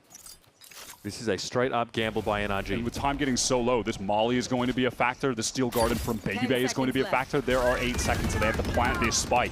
Mana going to be hit by the Molly. Able to get clear of it, though, as he goes for the plant. And, well, Leaf just goes straight for the plant spot. Look at this chase. Okay. Doesn't matter. They couldn't get the spike down. It was just enough delay from Leaf. I think that was the Molly. Mata had to slide past the normal plant spot onto the side itself. Yeah, and then he was trying to tuck like for the plant from Mouse. Did he get off the plant because Leaf pushed him? I'm not sure if he got off of it. Well, that's a thrifty, by the way. Another one. Starts with these spam kill here for Trent. Jaw finds one off a showstopper. And then there's 2 bizarre spam kills through this toxic string. This was such a good ult from Jaw. Able to survive in the corners. That was at 10 seconds. That goes down. He got off it. Yeah. Oh, that's devastating. I kind of get it. It takes a lot of trust to expect your teammate just to pick that frag up for you. All right, Valen wants to fight here. And the paint shell back in that corner definitely gave Mata a bit of a tickle. He is extremely low. He crossed, but he's down to 14. He's down off the one-way. Mata weak, Brock weak. It's proactivity from G2 in the mound fight. Pivotal right now in the early round. Oh, and Kiko sticks that teleport. Caught by Trent, trying to get some space in the A site for the team, who now have nothing to work with. Getting stalled out by Vice Util. And oh my god, Dre is there for the kill as well. Joy can pick this up now, low as he is. Feels like textbook Lotus in this round from G2, and Josh should just be the nail in the coffin on this wrap timing. It is perfect. You mentioned how NRG was still able to buy into some of these tough situations, but eventually that's going to dwindle and it might run out at the worst possible moment. Yeah, G2 there just taking that C mound fight early, putting the numbers there, and forces NRG away. They lose a lot of HP. They try to quickly go over towards the A side, and they're into the Odin. They're dealing with the Vice Util. That's just exactly how you want these rounds to play out as the defensive team here on Lotus. Mata's got no choice but to think toward the next. We've not really seen the fast play out of the A side here from NRG, or rather, at least, we've not seen the teams clash in that part of the map. And NRG did try and throw in a mound fight variation on their defense side, but G2 just were playing so carefully on their attack side, they didn't walk into it. G2, 2 away from taking their map pick of Lotus. That early fight, kind of util dump, and Ethan caught behind that one way. Trent just gets a little bit out of the vision range from the ult. One enemy with that late push out from Jaw, essentially sealing the deal. Yep, exactly as G2 would have hoped in that round, just forcing NRG to run right into the Odin and the Vice Util setup after that early fight. Bonkard taking another time out here late in this game to see if NRG can stay in it, if they can rally back. Still, the economy is strong enough to just keep getting these buys at this point, right? Yeah, somehow. Like, they are just never on an eco. This is assisted by 2 saves being taken by NRG in the last couple of rounds, albeit only 1 gun taken out of round number 19. It's getting dangerous, though. They are going to invest pretty heavily into this, meaning that map point, should G2 find success here, will be all but impossible with NRG's level of weaponry. So you're going to make a call here, and I wonder if it's going to be something accelerated in the early round. They had the fight taken to them at Mound as Valen just punished them with a one-way. It's pretty fundamental stuff. Do G2 opt to lean on their firepower to get them back into the driver's seat of this game?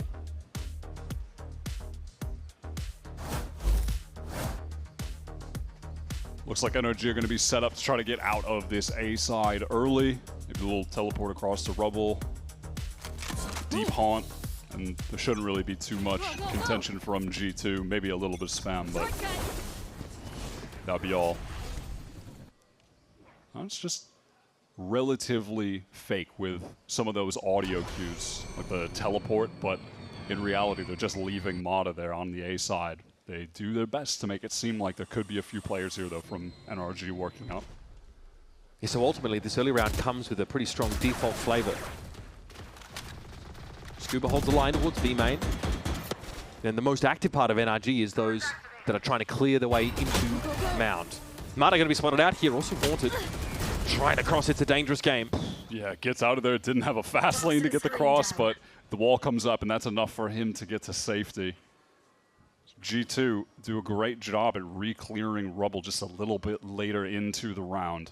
But NRG want to, after having Mata on the retreat, get back into the space.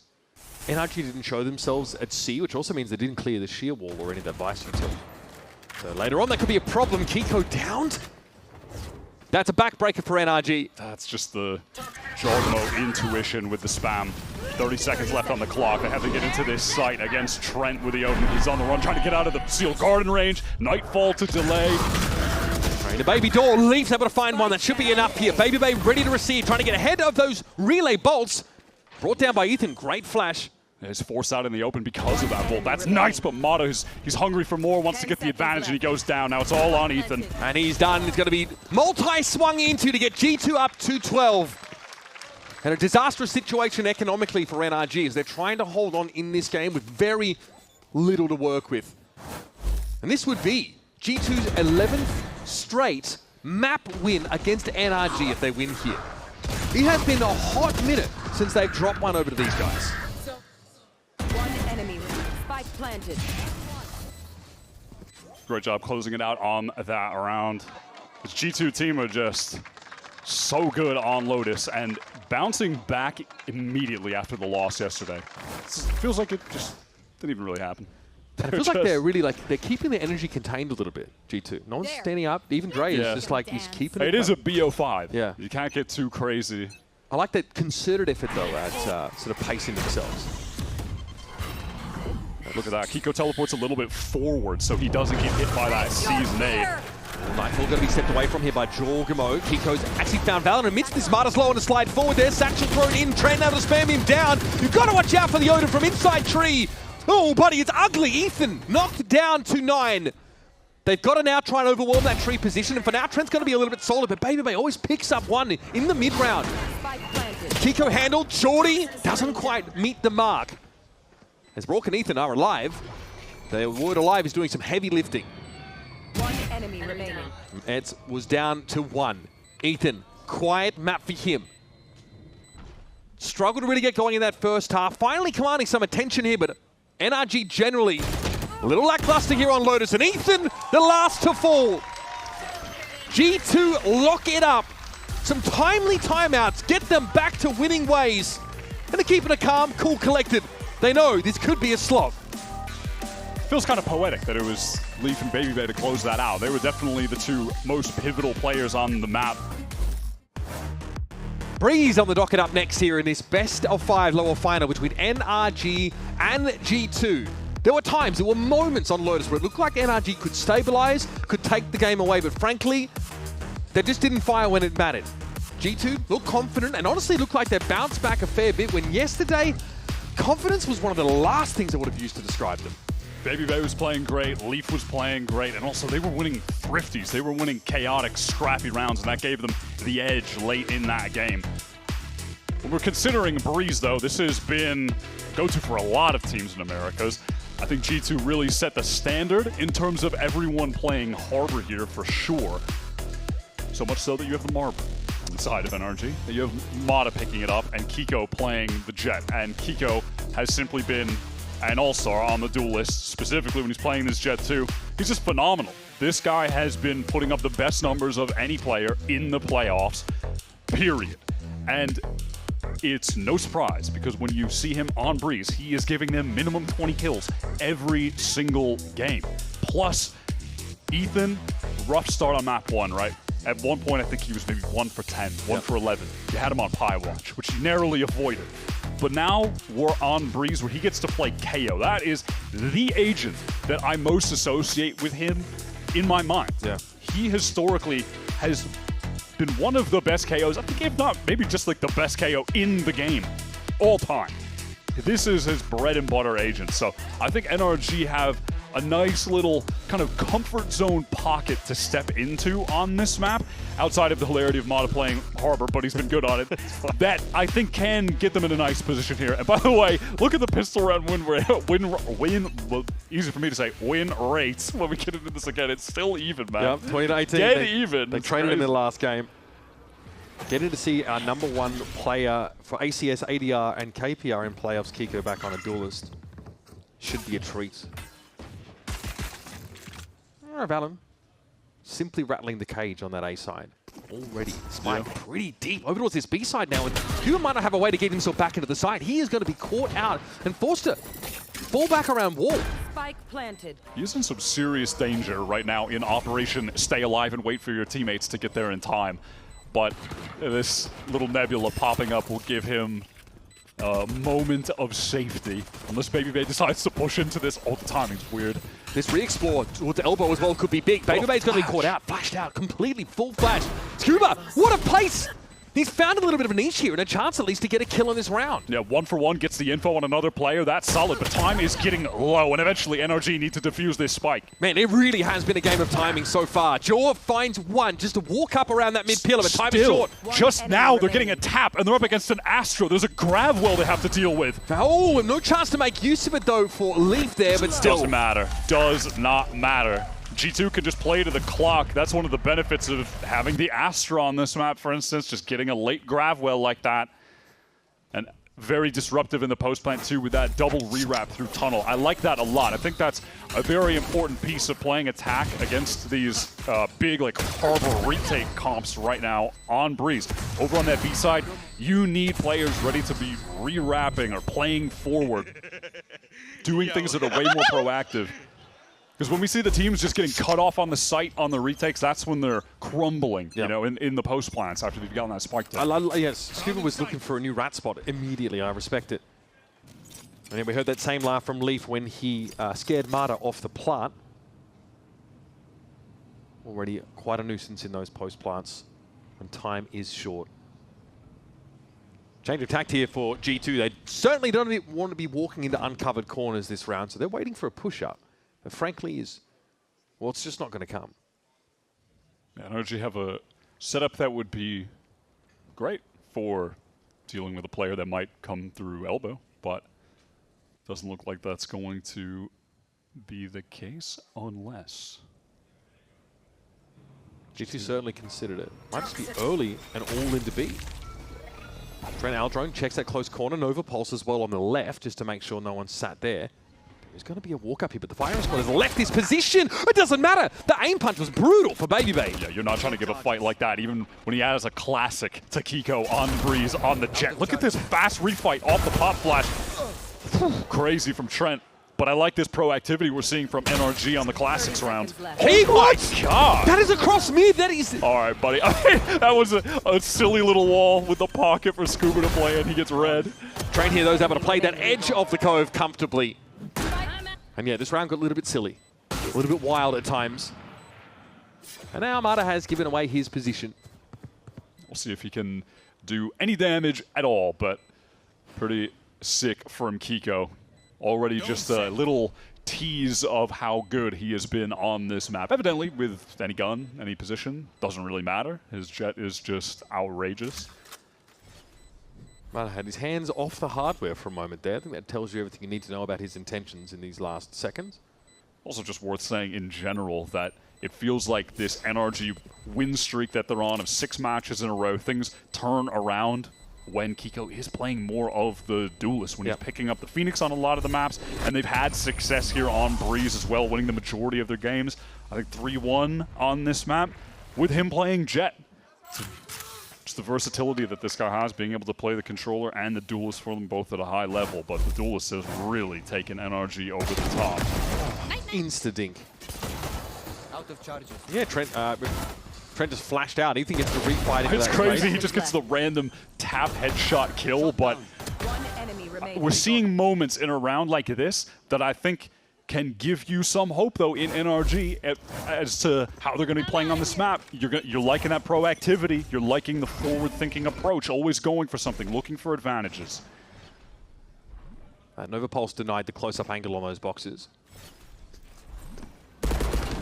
see that coved out. This is looking eerily like A main on this map. So there's a pop flash thrown down mid for Kiko to get out there. Doesn't spot anyone, and that's going to cause NRG, though, to be able to drift over towards this B side. Scuba is fully committed to anchoring, and he needs help. This is such a tough position to play in as a player on this B site. Jaws made noise here. He knows it too. Relay Bolt aren't going to quite connect, but he sees Ethan a little bit deeper on the line. Doesn't expect the closer play, though. Scuba stayed undetected that entire time and is rewarded with the frag. The Guardian just doesn't cooperate for Valen there. And so it's up to Trent and Leaf. The latter here at least with a Vandal. Trent not in the ideal spot to make use of his weaponry. Leaf needs to pop up and be the whack-a-mole that nobody can handle. Trent doesn't even have any util to try to supplement a jump up from Leaf.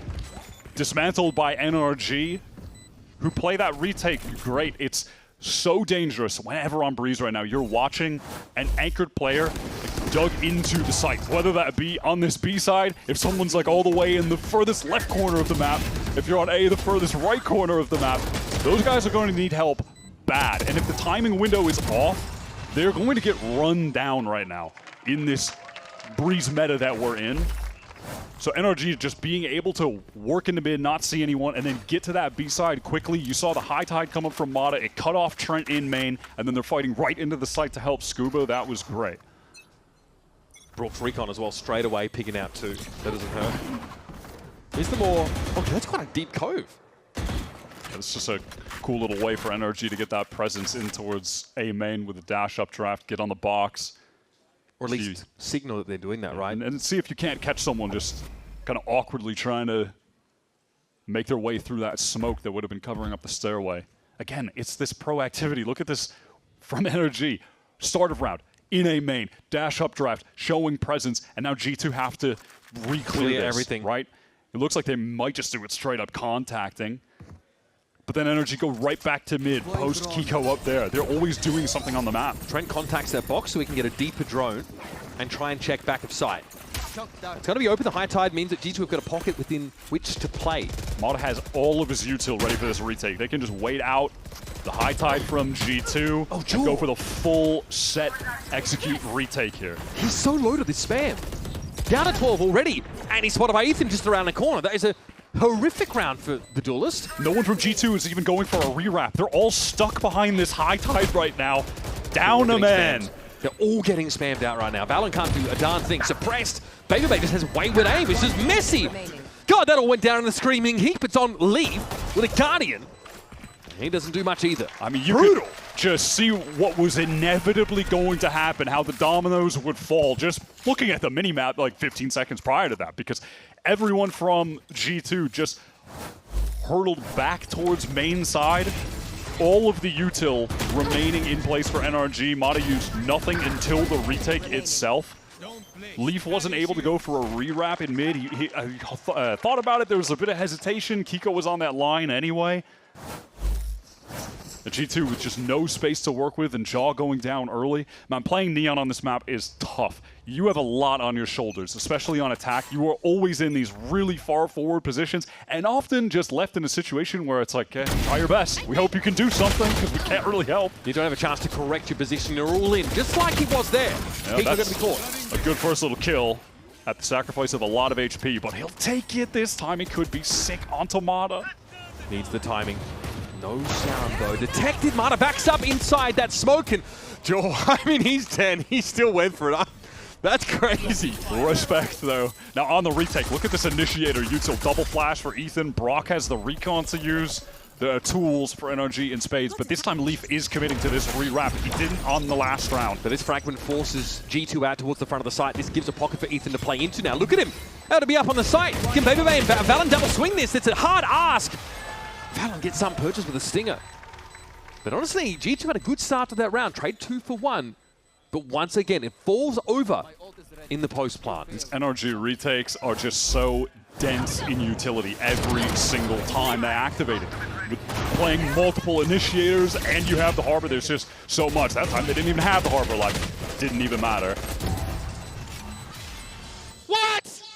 What? How are you alive? Listen, he died to the stinger, we get it. And it's only a matter of time until you see Kiko pick up the AWP on defense. More of the same.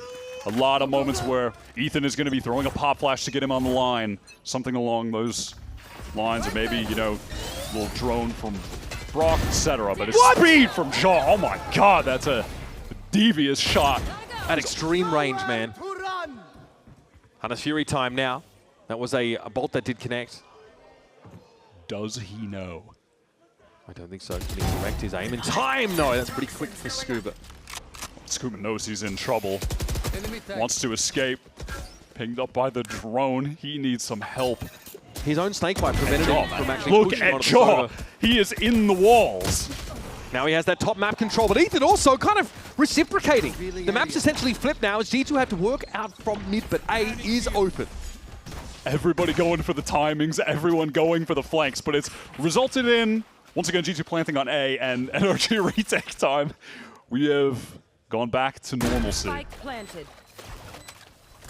Still though, Ethan comes into this with 2 flashes to work with. Can just fight, refight back. Maybe we just go as a full trio and isolate these individuals, because what is Jaw planning? He might not have the timing on this. Brock not going to have a recon in time to use for this. Jaw is going for the round-winning play, which is the unexpected flank. Can Valen buy enough time for this? Suppressed out, NRG slowly circling like vultures, but Ethan spotted out there. Oh, you're kidding me, Valen might not need help. This is not enough time though for Jaw to get there. Stunning round from G2. And a tiny little 2v3. Sick recovery. Listen, a few rounds ago, I'm talking about how hard it can be to play Neon on this map. There's a lot on your shoulders. You're being thrust in some pretty tough positions consistently. And right now, Jaw is just lighting up NRG. The first kill was stunning. Stunning from him. And then exploits the hole in the map that he created and just pushes all the way into the spawn. It's crazy. All right, Gambit pays off there for G2. Seeing Captain Valen stand on his own 2 feet and deliver a warning to NRG. Obviously, getting Kiko posted up mid somewhere impactful is going to be important. G2 are playing away from the purview of the operator.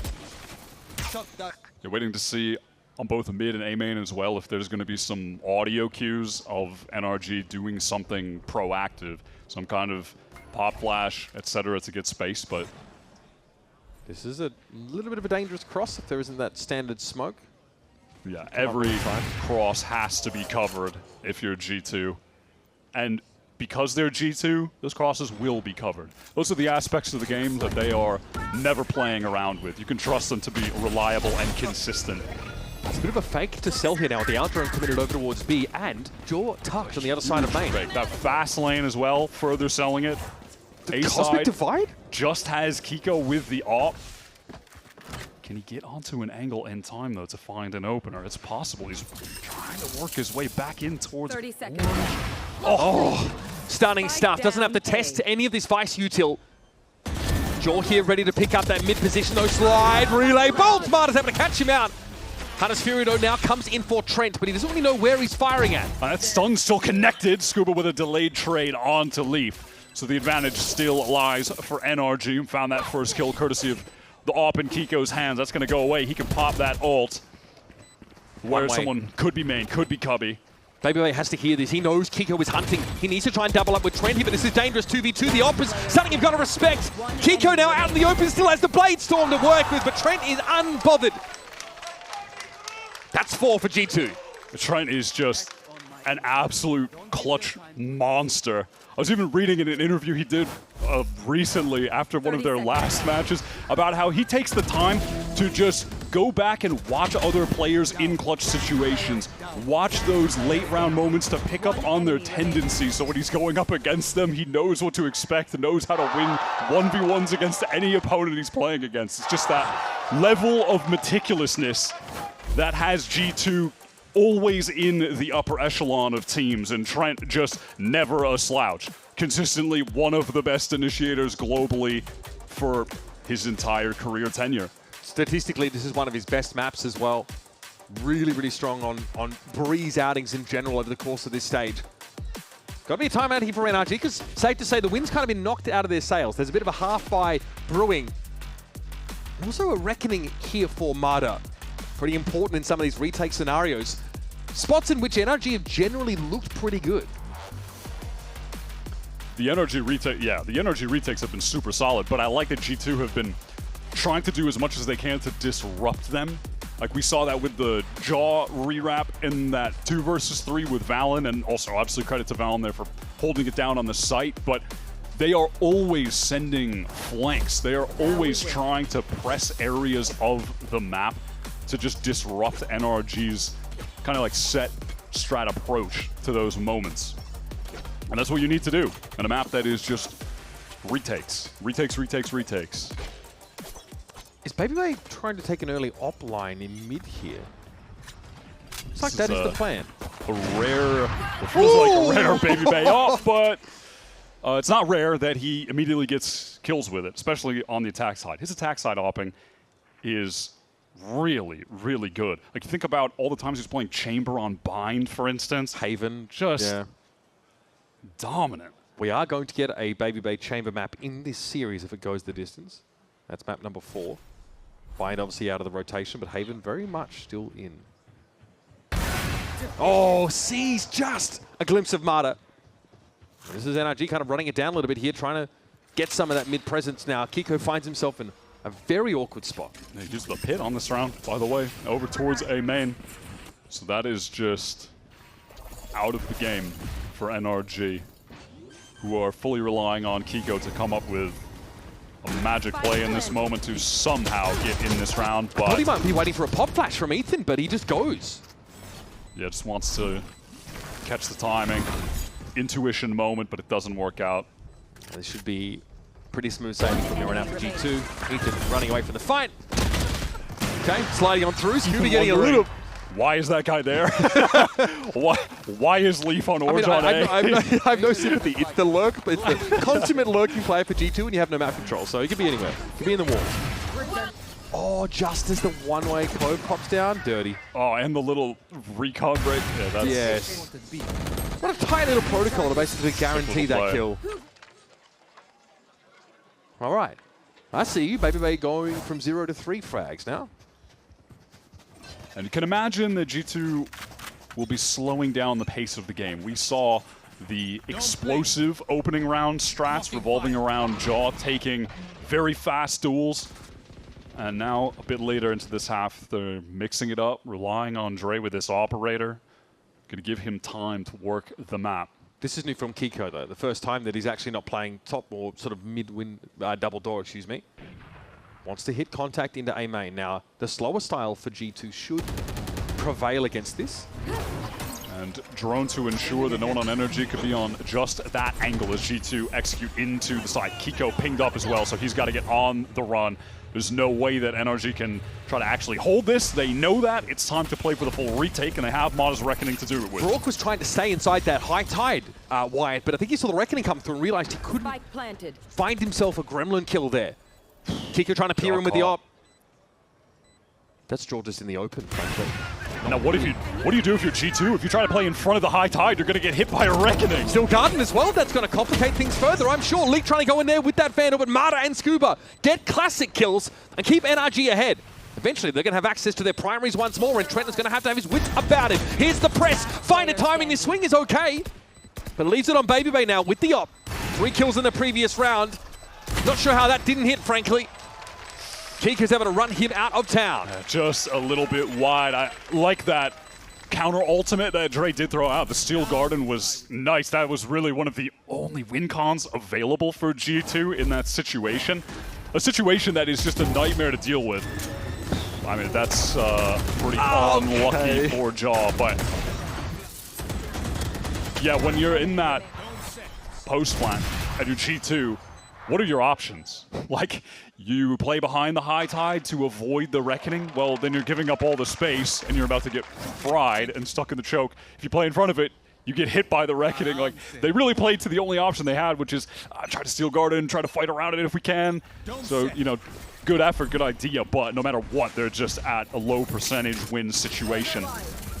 Right now it's back to the pace, no more opping for Dre. It is all about Jaw on these entries and the pressure on Brock with the Odin at double doors trying to hold things down for the team. He is fully on his lonesome. Look at the mini-map. He's getting pinched. Yeah, and Scuba's looking for a timing now to get into mid. That is ridiculous. That it cannot be happening. It's illegal. That can't happen. He should be getting pinched from both sides. I mean, he should at least be. You think he'd be getting hit at least by one of those players. They all swing one after another. Hunter's Fury here, Trent. That's a nice one to pick up. Ethan also tagged up by it. We are in a post plant. This is still winnable territory somehow. Yeah, now it is. Look at the ground Kiko has to cover with that AWP. Maybe because he's so silent, he might catch Leaf. Well, not very silent anymore. He's dashed in, has some info. But to what avail, man? Now, NRG, look how split they are. Yeah, just not able to work together at all. And even if Ethan gets this kill, the time's too low. He can't even run over there. There's too much distance to cover, and Leaf is just playing it to win, which is also annoying from Ethan's point of view. He'd prefer he didn't do that. He'd prefer if he took a little duel there, but no, he's just going to wrap around the box and stay alive. Okay, so it all sort of falls. Okay, this 0 point here, they get suppressed as they jump out. Oh, man. Yeah, oh man, I didn't even catch that the first time, but yeah, that's sick. I mean, that even turns off the ability for Baby Bay to send that flash out potentially with the arc rows, any other util to come through. Dirty setup. That's frustrating. You're not rewarded for your setup at the start of the round. It's a devastating round to lose. The 4-on-2. I mean, Leaf had the most abominable off angle on that A side. Kiko was not ready. Okay, so Odin with an assortment of nuts and bolts here for NRG. They got a couple of sheriffs. Baby Bay once more is hunting. He has that up to hand. Toxins going up. Smoke just got thrown down on the A side by Valen. Recalled. Has some heads turned in that mid direction. Scuba though sees enough. They're going to fall off the line. Hope to stall this out, but the Snakebite's too slow to stop Jaw from getting into the site. He is deep in that site. And he's going to fight for it too. Marta taken down, but Brock gets 2 kills off his Hunter's Fury. Now that's a sick ult. Look at I mean, the players that died for NRG. So far the ones who didn't have the great guns either, so it doesn't really matter in that regard, right? They've still got the Odin. They have a rifle in the hands of Ethan, and this is very winnable for them. So the recon is sent way down mid for the re-clear. Filthy noise cut this one. Even Scuba's considering getting off B, or at least having a less committed position. Yeah, look at NRG across the map. They are spread thin. Ethan is not going to be able to get to this B side in time if there's an attempt to pull from the 2 NRG players, and there is. Oh, they both go down. It's traded out. It has to be a clutch from Ethan. And we saw the same pathing from Scuba actually on that pistol round when he was smoked out. Yep, that's a noise cut brain destroyer moment. That's an NRG special, man. Valen will look to wait. Oh my goodness! What a moment from Ethan! From extreme frustration in the previous round to exaltation here in round 11. Wins the 1v1 IGL head-to-head clutch. Crucial to keep NRG in this game after Brock hits a nasty ult in the midst of that execute. NRG not really with the weaponry on site to make any more of it. The trades for G2 are good. They completely scrambled NRG's position with that noise cut. But Ethan gets the isolated moments on both players. That is a desk slammer, 100%. Last round of the half, and both these teams have played each other close here on Breeze. The weaponry is awkward for G2 this time around, though. Pacey into elbow, Jaw just with the stinger and an overdrive at some point into this round. Could be some pressure on Ethan. Be a slide swing opportunity here now. Valen couldn't find the timing there. It's going to be an L command. Yeah, and that's the execute done if there was supposed to be one from G2. A G2 with... There was! Look at this, a high tide up! They've got a meager buy. High tide is now going to be irrelevant later into this round. Valen gets the refresh on his smoke. That is one of the bonuses of playing Harbor. You get that cove back constantly. So it's not like they're without smokes to try to get back into a site later, but you don't have the critical piece. And once again, NRG are free to just spread the map here. Okay, Leaf, that is a legit Nebula that is thrown over towards double door. But with how far down mid the MIBR is, I don't think he's selling anything. So Ethan is just kind of jiggling, taking this contact. Scuba in a position to fight more aggressively. Swings off that pop flash, but it doesn't connect. He goes down. Okay, raw contact's going to be the way to get into B, apparently. what remains of this controller util. Down here, stunning close as Ethan gets out onto the side. There won't be a whole lot to see here. They just don't even want to give them a chance to try to plant this spike. They are here to fight with the better weapons. Ethan has a 0 point coming back in a couple of seconds, but he's out of flashes. 15 seconds left to get this plant down for G2. Time is ticking. This could be dangerous. NRG know they're in the right place here to disrupt. It's going to be Brock with the Odin. Leaf has to go massive here, and frankly, he's just overwhelmed. Spike plant is down, and Baby Bay has to chase some frags to end the half out. NRG keep it even Stevens after 12 rounds. Hard fought to get the last couple rounds back, and it came from a really crucial clutch that Ethan got in that 1 versus 2. Makes up at least a little bit for NRG faltering in that 4 versus 2 round, a critical moment in this half that gave G2 the lead. It's getting scrappy out here, bro. It's getting scrappy out here, bro. I mean, he's one to talk. These retakes have been scrappy from NRG, running at G2 in those post plants. For now, though, we're going to step aside. We're going to head over to Riv down on the stage with Evil Genius's Bow. I'm joined by an Evil Genius. It is Bao hanging out on stage here for the lower bracket finals. Before we jump into this matchup, I got to ask, seeing EG go out, what do you think the biggest lesson was there for them for you in the first stage? I think the biggest lesson for us was just being on the same page as a team, whether that be in or out of the server, and just making sure that we all know what we want and how we're going to execute it. All right, we hope you can see that from the team next stage rather. Looking at this match, series thoughts, how are you feeling? I kind of felt you saying G2 over there a little bit, but are you kind of going back and forth? I'm hoping for a G2 3-0 right now. G2's been looking like the better team, but at the end of the day, tomorrow, Lev's going to win anyways, so.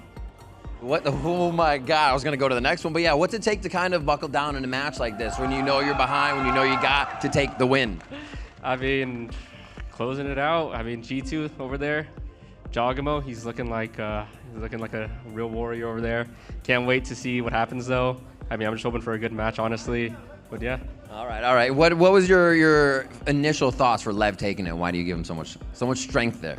Lev has my child Sato on there, and that's all I need. I love Sato. I love all those guys on Lev, Neon, Blows, Spike, King. I mean, they got what it takes to win. All right, I like it. Well, now we got Evil Geniuses on stage as Digizine's going to join us here. They're going to be throwing out some swag for you. It's summertime, so it's the EG Summer Line. Take it. And while they're doing this, I want to hear from you. Anybody who wants to see G2 get some rounds in, let's hear for G2. All right, NRG fans, you can do better than that, right? NRG fans, let's hear you! Oh my God, let's see what happens, gentlemen. Take it away. Thanks, Riv. It's getting rowdy out in the crowd and scrappy in the game. To quote Scuba, as we've seen a couple of these post-plant, these retakes come down to like 1v2s. It's a huge clutch that Ethan is able to win out in round number 11. And frankly, G2 just mill around a whole bunch in round 12 and eventually get brought down by a NRG who are waiting for them at the site. So, NRG get a chance now to set the pace, set the tone into our second half of our second map. We are back to the pistol round win rate percentage narrative. Will it remain even? Now, one of the tales of that first half for me as well is just the fact that NRG was so dominant in the first kills, but it wasn't always the conversions. 4v5s are good from G2. Scuba right now watching the flank. That's another first blood, the 10th for NRG in this game, and they need to close out this pistol. He doesn't see the other G2 players walk that wall though, so I'm not sure if NRG are expecting more presence from main. Scuba has the prescience though to turn and look! Oh God, if he'd found all of them, that would have been nuts. Ethan next to step up here. Valen, Trent, Baby Bay, all healthy enough, but Valen may as well be in Nantucket. Different postcode.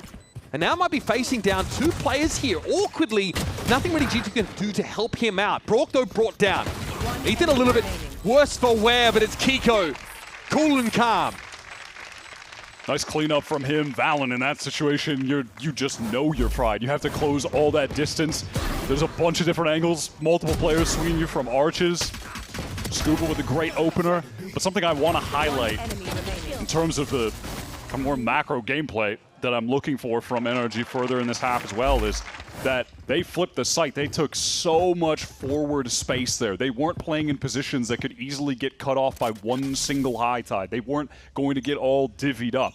They were forward, they were aggro, and they had a lot of map control in that post plan. Similar opening here, G2 with a bit more of a default assortment across the map and no mid-presence. Want to play close in corners. BabyBay going to be flashed out, so surely this gets checked at some point. It's going to be Kiko that accosts him with the stinger. And Leaf is just trying to get ahead of this, but he is suppressed and he's lit. No, he's having a nightmare time. He got hit by the knife and then he gets hit by the recon later as well. Totally fried. See if maybe Ethan can kill hunt a little bit, getting close to the null command. Would bode well for these fast hits. NRG look like so far they're happy to do. Decisive. Move up onto the B side. And now for G2, not really playing for much more than perishing to the spike or maybe an exit. Trent attempting to play a impish little angle. Now G2 just have to set their sides forward. Remember, their defense sides against Leviatán, that was the issue for them. Really uncomfortable. Today, though, they look like a different team for the most part. But this is Breeze, this is NRG's map pick. And they're looking to assert themselves in the second half now. Yeah, it was a quality defense half that they displayed on Lotus that also involved winning some thrifties to get ahead. 2 really important rounds, won out, right? So if you're NRG, you have to clean that up to be able to close out your map pick here. And we didn't see really any of these from G2. G2 did not go for any A splits basically at all on their attack side. They didn't have to contend with like the Cove one way. They didn't drone into A main and sort of walk up. I think it might have been 2 rounds where it happened. And in one of them, Trent actually contacted the box and droned deeper into the site. So what is the move here from NRG getting into this A side when you're dealing with all of this Vice util? And it's Vice util that you don't really know about until you're actually midway through the exec. They're completely stalled out. They're walking into it, and now Marta getting lit, but he's behind the boxes. BabyBay knows it! Full flash! Ethan just presents himself on a silver platter. Scuba is ready for BabyBay to swing wide and finds it. Recon bolt. Kiko is revealed. It still ruins Trent anyway. Scrappy is a great way to describe this. Look at this secondary deep high tide thrown out from Mata. It's just allowing NRG to get so much space on the map.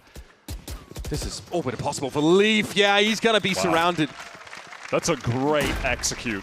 Just using that Viper wall close and then having the second one later after they had gotten all of that util out from BabyBay. It delayed. They lost 1 player, but they traded out. And now with that second high tide, fighting forward behind it, stuffing these G2 players in at the chokes, making it a nightmare to get out of them. They can't. We see that a lot from MIBR as well. It gives you like a second area to try and scale into, maybe with some of that util. And it's harder for G2 to get to the core of the issue, to get to the site itself. Got to be a very quick timeout here, admittedly, from Josh RT.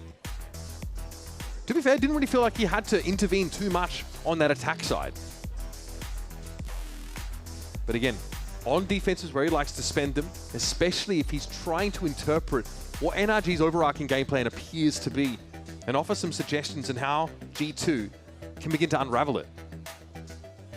It is really cool to see, honestly, over the stage how much better these teams have gotten with the Harbor on Breeze, because, man, early on, it just felt so repetitive every round, right? But the game around it has really began to develop, I think, both in terms of how we're seeing these teams play the post plants when they're on attack to try to stop the easy Harbor retakes, but on defense as well.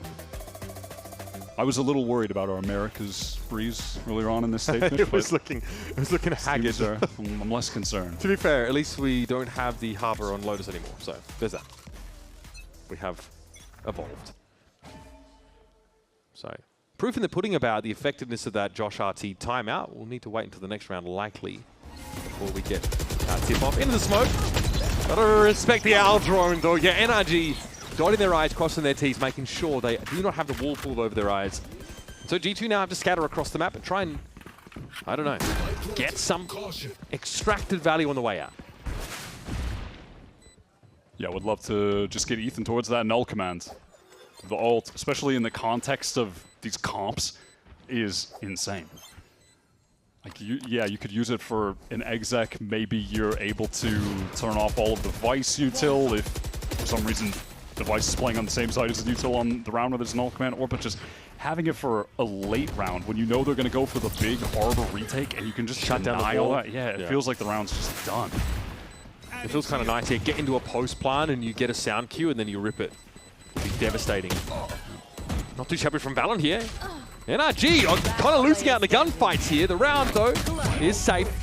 Oh, and there's that ult. Null command right on time for the the gun points round. and the narrative that we were spinning up. Thank you, Ethan. Appreciate that. And what we were sort of suggesting is that the timing of that ultimate is going to be really important. It's probably going to tell us a lot about the plan for NRG. By the way, this is now go at the casual 5 first kills and 0 first deaths on the Jet. Yeah, hasn't had to be too flashy in this game. Also, hasn't sort of been left in any clutch scenarios. Just been really effective getting those first kills. So we might see again this nice double-layered wall setup on This A. is what I was just saying. You have Baby Bay now going over towards that A side, and he has the util over on the B side because of a null command, just like this. And it looks like G2, they want to anchor this. They're playing up really close, right tucked behind the attacker Viper wall. Well, NRG is arbitrarily forcing this. They are going to go for it. Here's that confidence. They look so clean on these executes. Then Baby Bay eventually ends up getting suppressed. That's how deep Ethan was able to get onto that A side. So the call for G2 there is to just try to fight in front of the harbor wall, but behind that Viper wall, and try to catch NRG as they're getting into the site. They commit to anchoring it with 3 players, but it doesn't work out. They are just still collapsed on by NRG. It's so tough to be able to manage all of the lanes from the attackers getting in onto this site. The potential for the timings jumping through. It's a 2-on-3. Everyone from NRG in main. Time is just so low on the clock right now. I mean, Molly as well, bro. This is just chalked. Yep. There's just no way. There is just no way. Baby Bay hoping to extract himself from the site with his weapon in tow.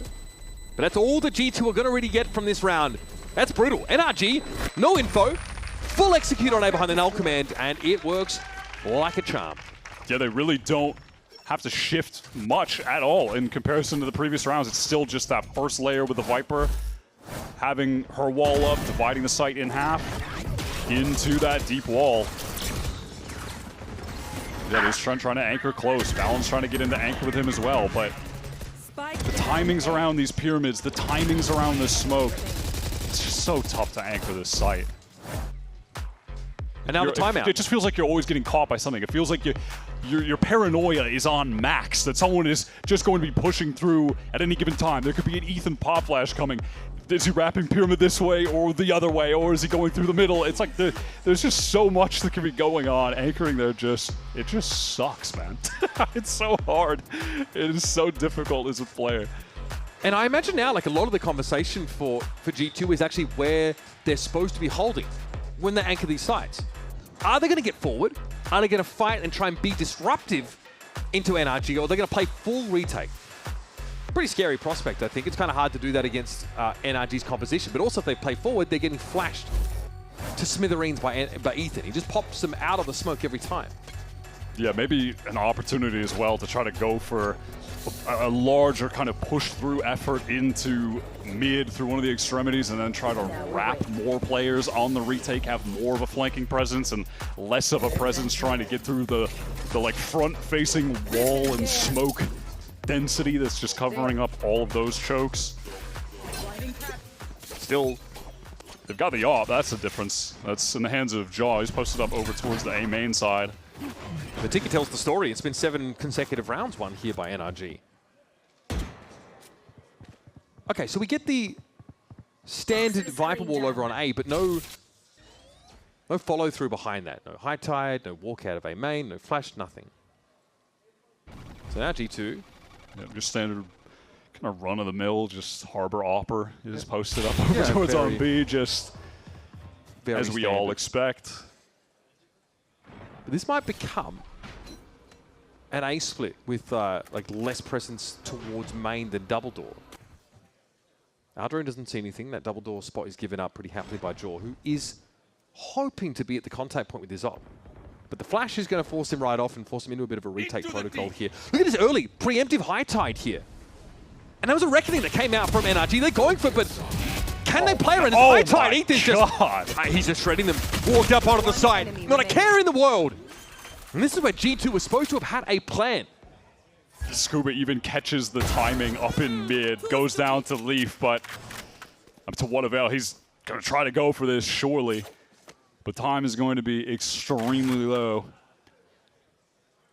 Ethan comes up with a huge play, but it's also kind of off the back, like G2 just feeling like they need to fight in that choke. Jaw is covering a tough angle with the AWP, trying to watch main when the smoke is down in front of it. Now Leaf, he doesn't even want to risk going for it at this point. Just save the rifle. You hate to play for OT sometimes, but it's a necessity. I mean, this is just disastrous. G2 have found 0 defense side rounds here on Breeze. And they try something a little bit different. They intuit the timing of NRG's A push pretty well with that high tide. I could see what they were thinking, but so they just get ruined by raw gun skill as Ethan walks up on them. And they just don't have the right weapon for Jaw to be holding close there. The AWP just doesn't get value in the round, and yeah, look at where he's at. He has to try to cover in a situation where a player from NRG could be coming through any section of that wall, right? And he also had to vulnerable himself by walking the Viper wall there. Yeah, it's just a really tough spot. Well, no more timeouts left, no more second chances either for G2. They need to nail it in this round and then force for the rest of regulation. Half does not get more decisive than this. NRG are just proving that they are the real deal on Breeze. And this is why people are feeling G2 right now are fallible. It's been this discomfort on defense sides. It's been so evident over the last couple of days. Novapulse catches Scuba, but he is ahead of it and back around the corner. Just going to commit that Cloud even to try to get the wall pop, but that's why Jaw is so close with this Judge. Does Jaw have the right weapon for his position this time? We've seen him be pretty successful here. Kiko is going to clear close. Bam! That is insane. 6-0 first kills to first deaths for Kiko now. Just so clean. Like I said, it hasn't had to be a high flyer, it hasn't had to be flashy, but he has given NRG their inroads in almost every one of these rounds.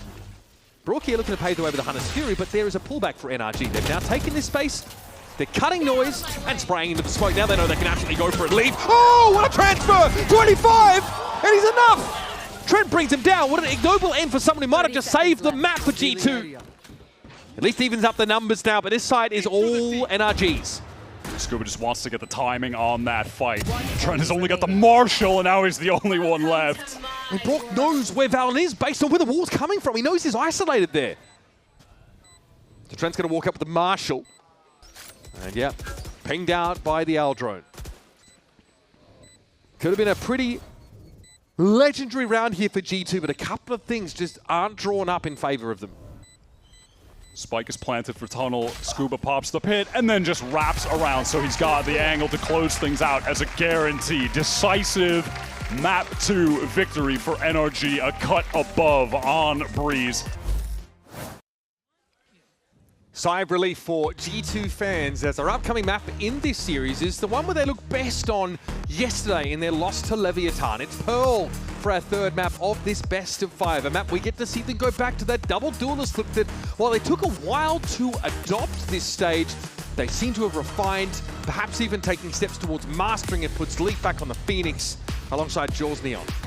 I was just curious to see what NRG were going to do with their comp. They're keeping it the same. They're sticking to this double initiator. Josh mentioned on the desk how much this team was leaning into Pearl throughout the regular stage, and yeah, that's a fact. First match against FURIA, they pick Pearl, they lose it. Next match, they pick it against 100 Thieves, they lose it. They pick it against EG, that's their only win on Pearl so far in this stage. And they have stuck to the double initiator while all of the data, the non-mirror win rate for Phoenix shows that you should just be playing this guy as much as possible. And also just in the context of NRG's 6-match win streak that they're on right now, I attribute a lot of that to Kiko playing Phoenix. So I am pretty surprised that they have been willing to stick to this, but it is just the path that they have chosen. This is how they like to approach the game. Obviously, double initiator just worked for them on Breeze 20 seconds ago, so maybe they can make it work here today, but I can't help but feel like this might be a miscalculation just given what we've seen from them in this stage so far. NRG historically one of the more reluctant teams to adopt the double duelist. They've done it on some maps, right? But in general, they like to play this kind of structure. Double initiator. It's going to be the game plan coming into Pearl. We're going to be starting on the attack side, though. Do you want to hit the fist around narrative, or do you want to just move on with our lives? Oh, we are still even. That's great. Both at the 52.5, dead even, 21 and 19. Yeah, we got to keep hitting. Nailed it. Every single time. G2 now, can they make a run back on their previous Pearl showing? They won 9 rounds in a row after being down 7-2, and Josh called a timeout.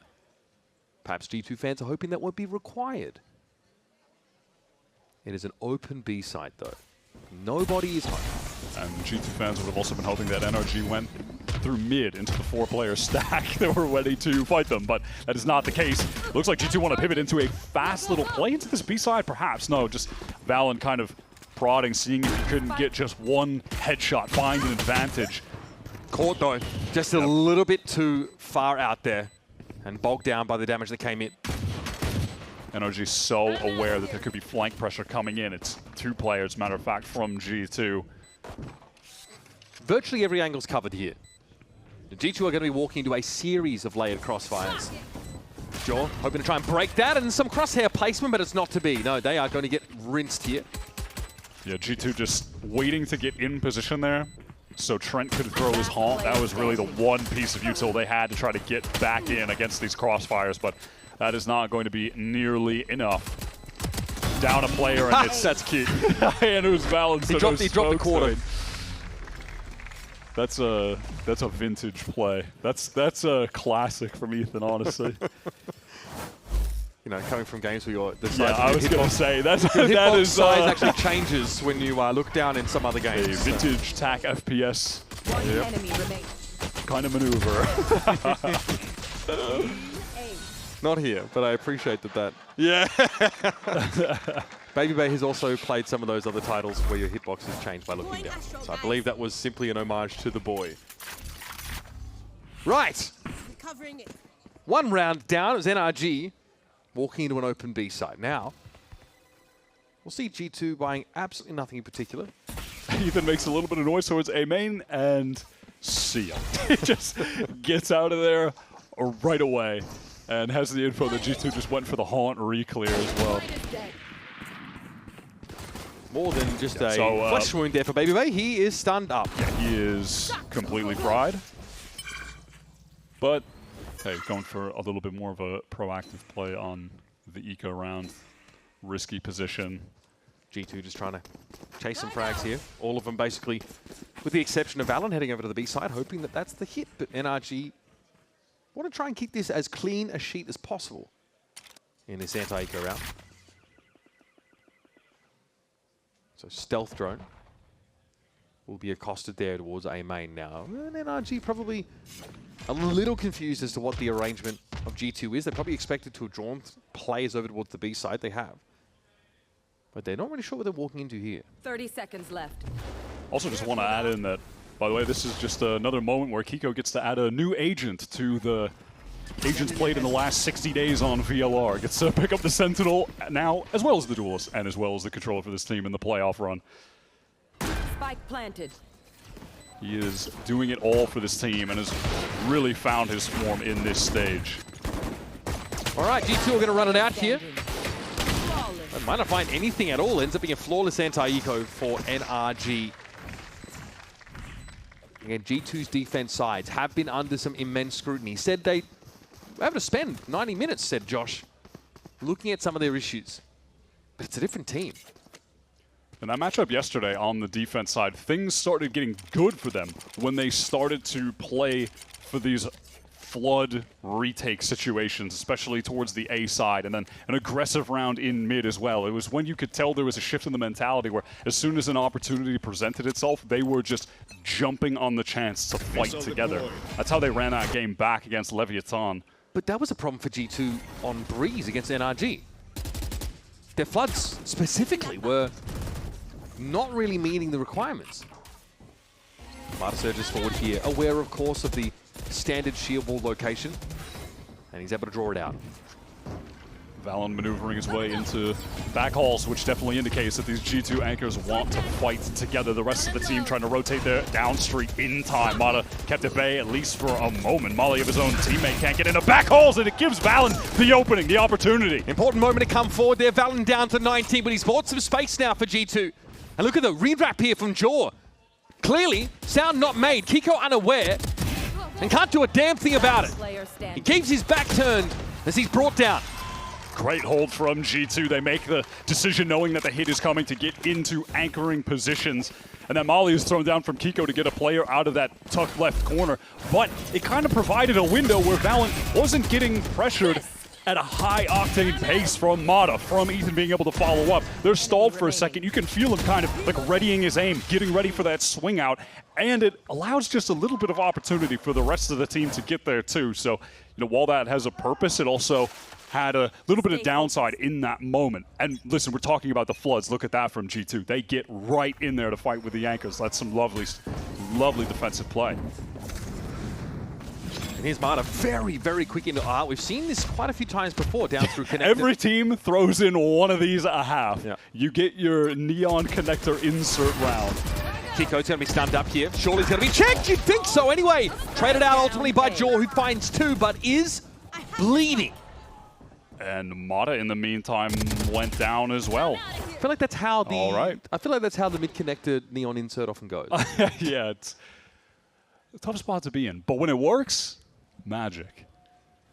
When they forget that you exist and you're in the spawn and you're shooting someone in the back like Jaw did, and literally the game yesterday, that happened with him. He got like the free flank kill over towards the B side. I also like when teams are trying to sneak and cheat players down into that part of the map as well. Just, you know, midway through the round. But NRG have this Killjoy util that can spot that kind of stuff out pretty well. Jaw is still at 10 health, of course. Able to go 2 for 1 in that trade in art earlier. Brog knows. Spidey senses are tingling, yep. His opposite number lurks across the map with a Odin of his own, but now Brog is solo. Jaw, 10 health! Oh my god, I can't. How does he live? Now that's the moment that you never take the Jaw over. That's Brock should be getting that 99 times out of 100. The random Odin spam into the smoke, and it's Brock, and he's 10 HP. Sorry, bro, he's Neo. Oh, come on, man. One enemy remaining. Yeah, look at the spam come through. Bro, he had an outline of himself drawn behind him. Okay. That's big from G2. Nice moves, bro. Nice moves. Again, I just like these decisions that they're making to go in for the art refight there. Yep. Still just foot on the gas, dictating the pace of the game on defense. Actually, there's a fair bit of resting util here in mid-connector. Kiko already down. Nova Pulse is definitely going to be enough to dissuade Mata away. And NRG can't really get in position to get good value out of these weapons. This is a bit brazen from Jaw, but he stops short of actually committing to Plaza. The Scuba lurk attempt just gets caught on B, and round should be as good as done. You look at the map, no matter where these NRG players are going, they're going to be either caught by some level of util or players ready to meet them. All of the footsteps now heard, so G2 have the info. We're going to see a double up here with Trent's Odin. And Mata is alone there. One enemy remaining. It'll be Baby Bay waiting for this in mid-connector. Arcro's there, of course. Play off that, and it's a run down. Okay, G2 get their flawless round here. After dropping that pistol early, the way they're refighting and being disruptive before these plants has been crucial.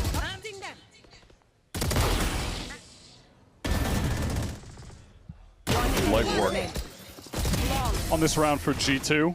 Suppressing fire. Hot dog. Crucial round. Crucial round coming up, though, as we've been waiting for some of these significant ultimates to get online, and that's the case for NRG. Both of their initiators have theirs, so that's going to be pivotal later into this round. Pretty aggressive pop here for G2 on the B side. There's a lot of info to be gained here for the defenders.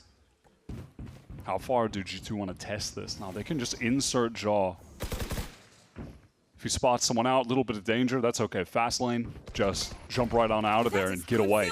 And conversely, they're giving plenty of ground on A because their Vice util is everywhere. They've also got the stall of the Astra setup. And Ethan just got the info that the shear wall was there, so Mod is able to work his way over and bait it out, not without losing a hell of a lot of HP in the process. Jaw might need to steal himself here. NRG splitting their forces. Now, they've got to expect that someone could have just lurked up deep here on the B side. Ethan can, with a guided salvo, clear some of these notorious spots. And you can see with all this mid-pressure into Art, into Street. Oh my God, what? Jaw is caught before he can get out with the fast lane. The G2 are in, I was going to say, they're just in these very passive positions towards spawn. They have to give up a lot of space. And with Jaw going down there, getting caught, this B site fairly open. I mean, it's just Trent that they have to deal with, but oh man, Valen is trying to get in. Look at the util on the map, though. That's a Tejo moment for sure. Never stood a chance. There was no shield wall to slow NRG down whatsoever, but Valen's going to come back in. And now up onto the side, he's found two. No plant yet. And Valen a third through the box. That is absurd. 9 times out of 10, this round goes horribly awry for G2. And the captain has saved it. Now, this is some vintage Valen Astra performance right now. Out of all the Astras in the world, he's got to be the one that is going to provide you with the most kills. He puts up numbers on this agent. 1 enemy. 20 seconds left. He is meticulous. Charlie, I face one. Oh my God, let's go! It's getting another round where the decision is being made from G2 to dig into the site. Trent, he goes and plays forward. He trusts that even facing down the barrel of an execute that's going to have the Tejo ultimate coming at him, tons of util density with the comp that NRG have. He plays forward in the smoke and trusts that his teammates are going to get there and they'll fight together and win it out. They play to that as the win con, and it works for them again. That has just been the story of this game, and that was the story of when they started to make that comeback happen against Lev yesterday. It really feels like the light bulb just went off on this map for them when we saw that game, and it's just carried over right into today. And we said it at the time, it takes an immense amount of trust for Trent to play that way. So exposed out on the site, but he carved a niche for Valen to play into. And now NRG, to be fair, a round where they were in such good shape on. They first get the better of Jaw, who's pushed up deep as a B insert, then they overwhelm Trent, and then it all falls apart. Checking the situation. How do they recover out of this timeout? What is the move here from Bonkar? He's spoken a lot about how he feels like in Valorant there's a bunch of different ways to play the game. There's different perspectives, and multiple different perspectives and approaches to the game can work. It's just about everyone buying in. And this is a choice that they have made this year. Back to kickoff into Santiago, still to now feeling like, hey, double initiator, that is what can work for us. Is that going to be the case here against G2? Oh, Mata. Oh, the Razorlight really messed him up. I was afraid Brock was about to hit him with the Hunter's Fury for a second. Valen still on the anchoring, finding success. They're just dying to util. Mata somehow, miraculously, was able to get a kill. Don't have the weaponry, don't have the HP, and they don't have the space on the site either. It's effortless from G2. Effortless. So much util. That was such a nice molly there from Leaf as well. Caught out Kiko. And before NRG really saw any of G2's players, they were down to 2. That is a call out of the timeout to get in there with the ults from NRG on the lower buy. Not ready yet. And they just get fully denied. Yeah, Kiko, nowhere to go there. And this is the beauty also of just playing with the Phoenix in your comp. You can just brawl so well. You're just dishing out the flashes when you're flooding back in. It feels like you are just flowing with the game playing that agent. Look on Josh's face when he realizes his game plan he drafted up is actually working. A little bit bemused, a lot bit happy. It's an insert towards A main for Mata for now. And no push up, nothing super aggressive from G2 on this defense side. They're not trying to get a foothold in Plaza. They're not trying to play up on B either. Trusting this Astra and Vice util instead. Drone is down. Good counter for the drone. Got it. Absolutely got him. NRG, much like we've seen on Lotus, for instance, you know, Breeze a little bit more straightforward in dealing with the Vice. Most of the time, BabyBay just has everything on one site because of the nature of the map's layout. But this feels more similar to Pearl, where you're dealing with the multiple lanes, and it's forcing NRG to take a patient approach to the game, where they have to figure out where the util pieces are at and try to bait them out. Fairness, that seems closer to NRG's style anyway. Lockdown being considered here by Kiko. 30 seconds left. Obviously, no Sova to contend with on G2's side, so this is safer. Hunter again has to contend with that early util, but look at it deep here with an off. Okay. Backs up, still guarded now, going to be in play. Valen just blown to smithereens. Brock almost guaranteed for one rounds like this with the Oda, but time is ticking. BabyBay, can he disrupt the spam? Is good! Partner kill, there's going to have to be a spike planted now, and Ethan has to stick it. The counter spray is good, but Trent might have an answer, and there will be no chance for NRG to get a plant here. What a blowout! It's this brawly nature of the G2 comp and the willingness to just keep fighting with it, that they're finding advantages. It's the same situation playing out over and over. NRG get the space into the site. Hell, they even get this first kill because the recon can't get broken in time to save Valen. But what happens after? G2, they hold back site. They're in there fighting. The spam is ridiculous. Come on! Brook cleared Secret at the start of the round. Like, I'm scared of that guy. It feels like whenever someone's holding Secret, he knows how to dig them out there, but it's just picked up by Trent. Fast hit here though for NRG, already into Art, and this has caused G2 to split out towards main. This feels like the correct decision. Yeah, they're fully retaining this A main control, so if NRG did commit to that site, they're going to be caught. They can't do it. They go right back to street, hoping that they've drawn enough attention, drawn some of the rotates, but they're going to be just working their way right into this Vice util setup. Valen dangerous! Somehow to get off the line. BabyBay with an op as well. Doesn't have to worry about the B main push. But now this lockdown is in an awkward spot. He will simply need to leave the site. Yeah, both him and Valen out of there. You are divided. Cosmic Divide also. Gotta be committed by Scuba. Yep, and this is a situation where NRG have to fight really close. There could be a Cosmic Divide from Valen, and they need to fight in front of it. But because they do, they're susceptible to getting Nightfall? Nightfall. Just so many players. It's 4 of them caught. Yeah, perfect scenario here for G2. The Nightfall catch is good. The Decay is going to work and pay dividends. As Valen simply burns 3 down in Marta with the wrong weapon for the job. Will have to slowly amble his way down into a situation he knows is, well, as the kids say, cooked. That is G2 just putting NRG in an unwinnable situation. Which, hey, again, it's like, which do you choose? It's kind of like the Reckoning High Tide conundrum on Breeze. It's like, all right, well, if you play back, there's an Astral Wall, so you need to fight forward. If you fight forward, you're getting hit by a Nightfall. Also, in that situation, they're Stingers, they don't have great weapons. They really only have one choice. Nice kill, bro. And it's, again, it's like in these close range fights, I'm going to favor the team that also has a Phoenix that's just going to be running in, pop flashing around all the corners, brawling you close. Yeah, I mean, again, you have the ability to refight into that space with the Phoenix when they're all decayed down, deafened. It feels like it's all too easy for G2. And then NRG feel pressure, they're trying to fight forward. It's awkward, the wall is still up. Valen is just collecting free kill after free kill. Now, I'm not superstitious, but this is a reverse of G2's situation yesterday. They are now ahead 7-2, and their opponents are calling it time. Opponents are calling it time. Wait, hold up. I'm just saying. NRG, now we saw from G2 that would have picked themselves back up, win those 9 rounds in a row, and make it pretty dominant in the end. From NRG, it's kind of hard to see where their edges are supposed to originate from. Jaw has an op, Trent has been working that Odin like a charm. And NRG, their attempts to get in onto A, frankly, they've just been spammed down trying to plant Spike. They're spam down trying to plant. They're not able to get into backside because G2 are right there fighting every single time.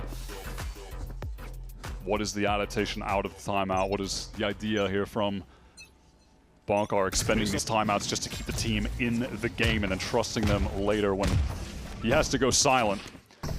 Oh, I like this. Look at this extreme plasma control taken. But is there enough for G2 to dissuade this A main push? NRG might accelerate if they see a chance here. That sheer wall is the only thing that could be an issue. Baby Bay are ready for that full delay. Mata is caught in the corner. wonder Volley, what he'd be. oh my god, just Who knows? sidesteps him, but the run it back, freeze kill of all time for Leaf. He knew exactly where Mata was going to be. It was a process of elimination. NRG, what would you like to do now? After using a ton of tools to get into that site, take a main, you've lost the player, no map control elsewhere, needs to be a full re-clear. Wow, that's one way to do it. Ethan just collapsed Jaw on that angle. And suddenly the B site is looking a little bit open, but it is Valen who has just been the best anchor in this server. 1 for 1, NRG will take it. He doesn't opt to really anchor that, though. He just thought he might have had a timing, but in a 1v3, I mean, the best you can hope for is probably a trade. Okay, so in the post plant here, there is an Armageddon at play for NRG. And they're going to play to it. Look at them pull off this side. The late rewrap towards B long could be an issue, but you can already see that it's being looked towards by Brook. Armageddon used a little bit early, but that is definitely going to delay. Oh, that special delivery was pretty nice. Where are you? Yeah, Baby Bay is just fully isolated. And now it is Trent alone running in. That's a ridiculous first kill, but Ethan is right there to clean it up. Around where we're seeing some good Taeho value. It's just NRG deciding to make this extremely quick pivot back street into B. Something that they go for a lot on this map. They do love to go for the really fast, heavy in numbers, like run down street towards B after the A pressure. And G2 are especially reluctant, even if there's some noise made at the other side, to actually just pivot over there. They do not like to over-rotate. It's an Ethan round for real, though. The kill onto Jaw was really sick. Still 4 rounds in and only 2 left in the half. G2 rich enough, of course, that the Odin and Op are still going to be a fixture of their arsenal this round. Again, using that Taeho utility to try to get Mata right into connector. This time, the difference is Ethan follows it up with the spike, with the Odin. And this drone all the way down street will reveal Baby Bay's position. So this time, though, there's no timing taken in towards connector. Baby Bay wants to play back after being revealed. Wall is out of play for the defenders. I like that Jaws made this decision to get all of the space up towards B main, though.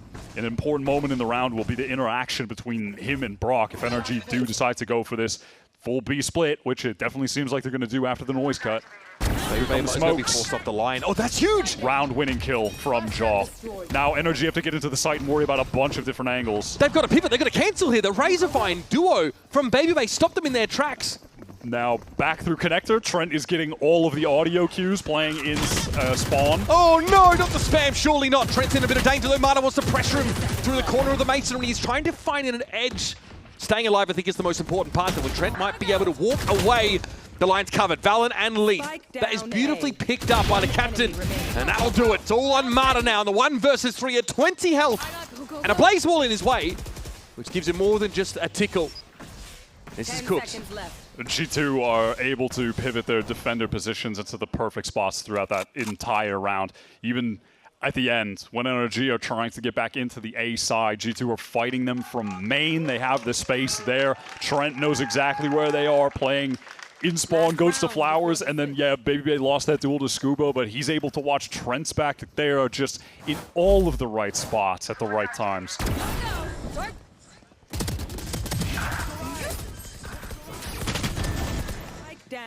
The last moments there. Trent gets away with all this is pretty wild. Yeah. Just that double up from Valen and Leaf to get into A main. Just a great little call from the two of them. That just seals up the round, no doubt. Last attempt for NRG, and the buy is not ideal. Well, pop. Oh, jeez, so much to look at there for Leaf, and Marta's going to bring it down with a Bucky of all things. Baby Bay was pushed up into Art, and now can give that space up behind the Arc Rose after having taken a kill. There's also a re-clear just now with the Prowler. Still early days in the round, and NRG will slow down for a moment. The drone covers so much ground. Baby Bay has a slim opportunity here to take his pound of flash, but Scuba at 28 is able to complete that kill. This is going to be G2 forced to rotate into an unmanned side. Smokes are going down, stunned towards Secret. No one there. Can anyone? Okay, Ethan's good for getting the plant. No one is able to really get in the position for spam. We're seeing if Val could maybe get towards Secret, but he cannot. We are in full cringe mode. We've got 2 nano swarms up on the site. This is where the comp from NRG can thrive, and it's a position they've never been allowed to be in. G2 always preempt the fight. Ethan, you imagine that Salvo might just rotate back up soon. Will he have a chance to use it though? Dangerous. George just wants this fight. Ethan and Brock are the ones that still stand, and they both chime in at the right moments. Finally a chance for NRG to get the spike down and play out a post plant, which is where their comp thrives. Yeah, I mean, you mentioned there's the mollies on the spike, there's grav wells, there's everything. Everybody can just spam, so that is when they're good to close out rounds, and G2 know that. And that is why they were happy to fight them and kill them as fast as possible every single time that NRG tried to get into a site. Someone doesn't seem too bothered by the result of that round. G2, 8 rounds. 8 rounds to 4. That is exactly where they want to be after a disastrous defense side on Pearl yesterday that they had to recover from. We're going to see them go on the attack side right after this. It's tied in this best of 5 series, 1 apiece.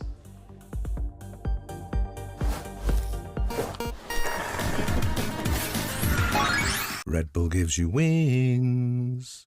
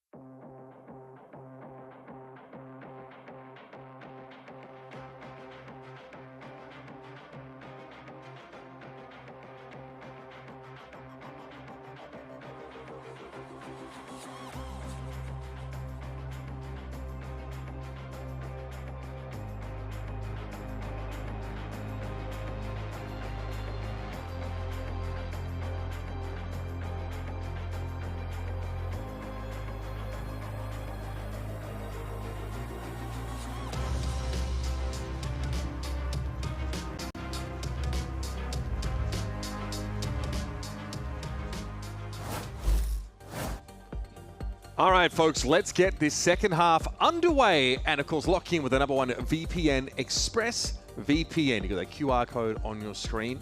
Check it out. This time, G2, much smoother sailing through this defense side. They notch up 7 rounds in a row. And it really feels like they've got the read on NRG so far. Yeah, it really felt like all the learnings that they took from the game against Lev yesterday, when they went down, the style they were playing then, and then when they brought it back, and they were playing faster paced, really proactive with the team fights, all the flooding.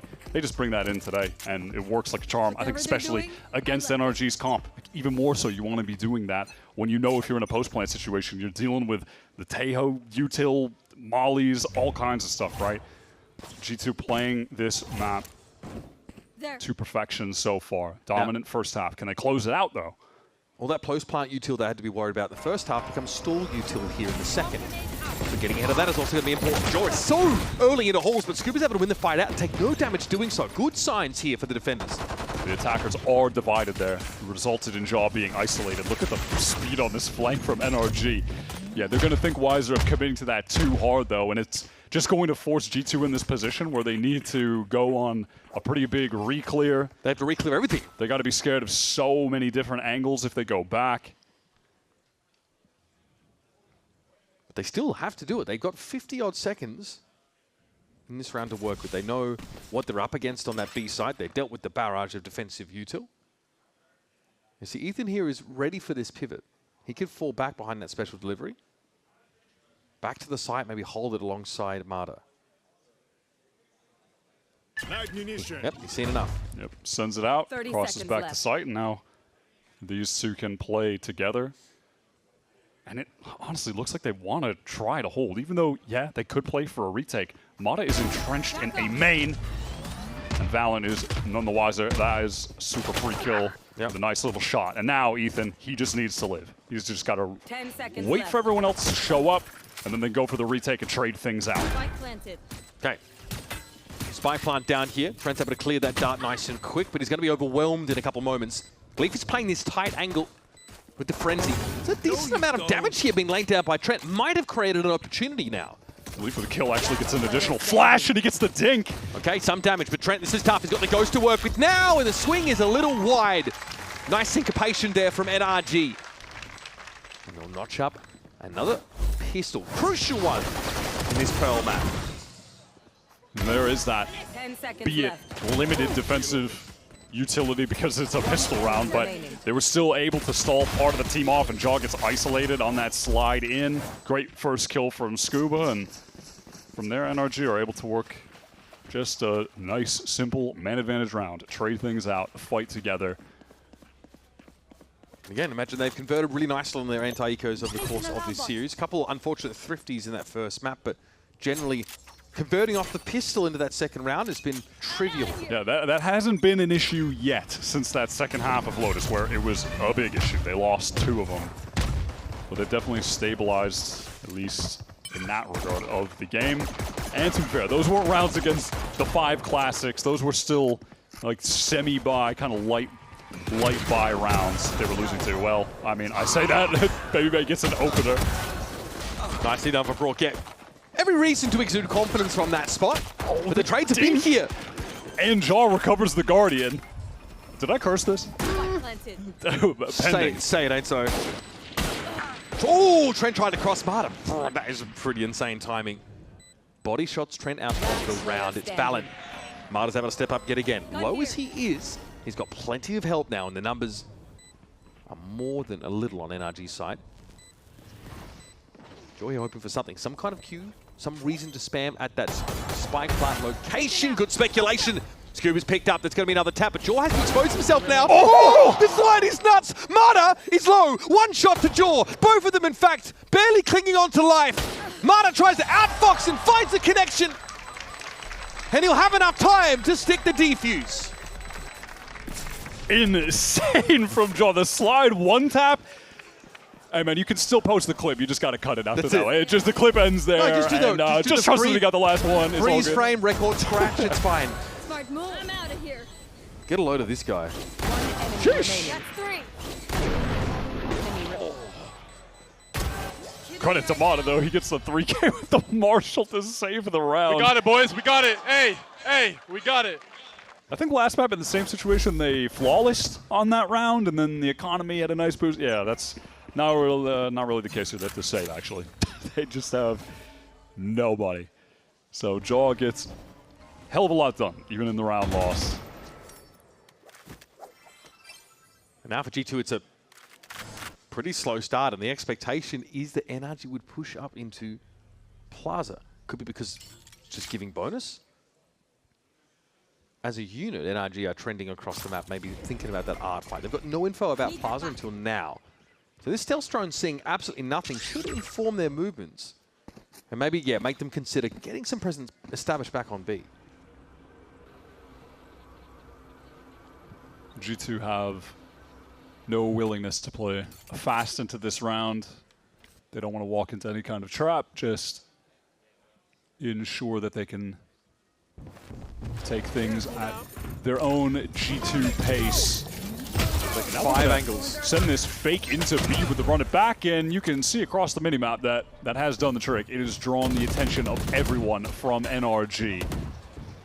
Ethan spammed down, caught behind pillar, and NRG will pretty soon learn when the spike gets planted that actually it's over on the A side, and this was all just a fake on B that also resulted in them getting kills because they had better guns. So. Oh wow, Brock catches that timing. No one is watching art. Unreal moment for Brock there to emerge. This is going to buy so much time. Time for the rotates to come in, but one of them is caught already. Scuba down, back inside the defense side spawn.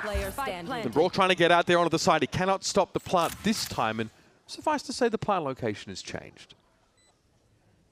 Yeah, was able to slip the net, exploit the one little mistake from G2 in that round to get the 1 kill, but G2 are really good at asking each other where their gaps are. They do it all the time.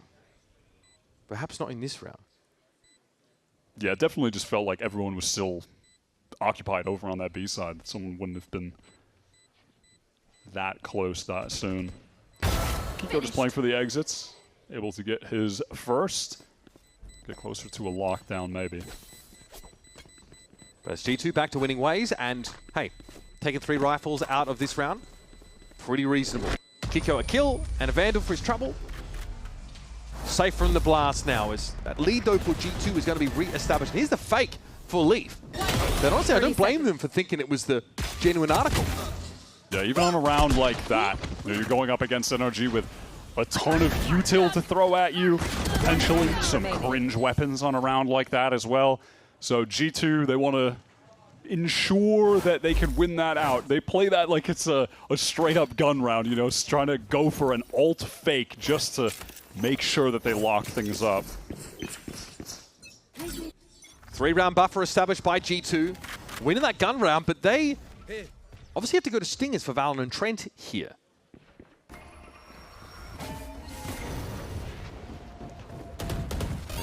Mid-connector. It's tentative, less tentative than the previous round, but they certainly are taking their time. So going to be a full accelerate from G2. The fast lane is expended. Haunt goes over the top towards B and jaws in off the relay bolt. And also the turret's dealt with now, so no crosshair breaking ability on this defense side setup. And Jaw, Scooby doesn't realize it, but he's already into halls. No one saw him cross. That one-way smoke might have obscured Marta's vision. Both players being forced into back halls is a nightmare for NRG trying to anchor that site. Walls collapse in on them, and they are just hurried into a save. Round is done like that. G2 get into street, standard alarm bot spot there. You know, they go in, they break it, and then, no, they just accelerate. They're not messing around at all. Complete pace change from the last round, right?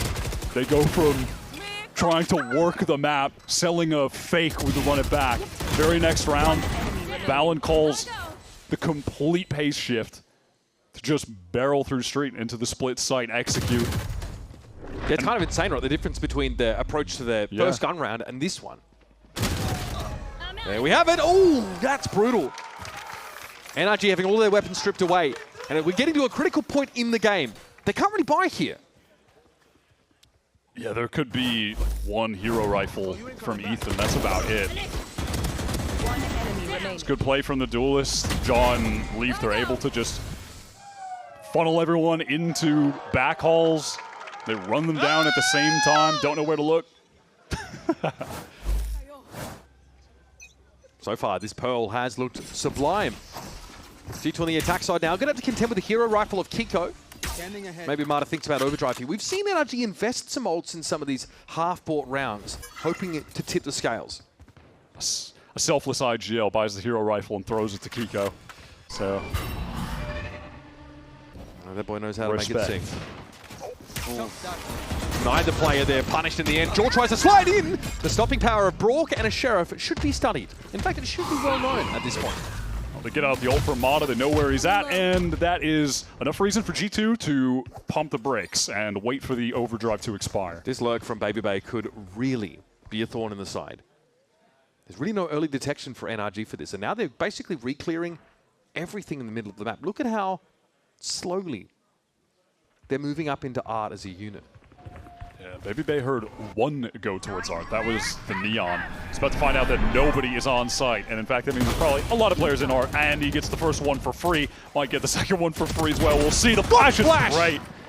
Eventually going to be brought down. There is a backstab here, but Baby Bay never had to feel that because Scuba wasn't there on time.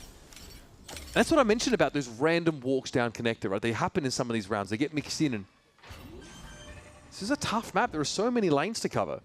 Sometimes someone just slips the net. That's a big round win for G2. Let's clean up. Valen still just stat padding. But that's a nice little one-for-one trade towards A. They lose Jaw. Unfortunate, but they get that kill. Mata pops his ult. They just wait. At the same time, Baby Bay's working the map. They play into that, go back towards A and split the site. Just a lovely attack round from beginning to end. They make all the right decisions there. Come on, baby. Yeah, really clean stuff. This map in general has looked it. So NRG, pretty quiet after winning that pistol. And the anti-eco to follow it. Brock now with an Odin to hand at least, and a Hunter's Fury in the back pocket. So Valen aware now that NRG could be pushing a player up towards A main to have some deeper control in that part of the map when it has to deal with Ethan's drone all the way back there close to spawn. Look at how minimal the util is for NRG. from mid to A on this map. So much of it concentrated towards B. They really want to funnel here. G2's sheer wall placement might indicate that they're happy to work this B side a little slower. Maybe draw this util out. But at some point, they've been accelerating here. They're going to go for it. All of a sudden, everything gets popped on them. Steel Garden here for G2. They want to get to the side nice and cleanly, but it's going to be tough. Hunter's Fury threatening the position of Jaw. He's going to move out in the open. Leaf also taken quite low. Jaw with the overdrive, though, is able to deal with Scuba. That's the only foothold NRG had on the B side. Down. Scuba got hit by that Prowler, and then Jaw cooked him. Baby Bay is right there for the trade, being forced out on account of those missiles, but it doesn't even matter. What can Ethan get accomplished? He's alone, just trying to swing from main. 30 seconds left. Brock forces to hold a passive line and hope he gets served up something. His patience is rewarded.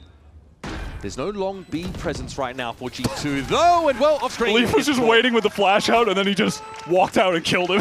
I mean, yeah, that'll definitely get it done.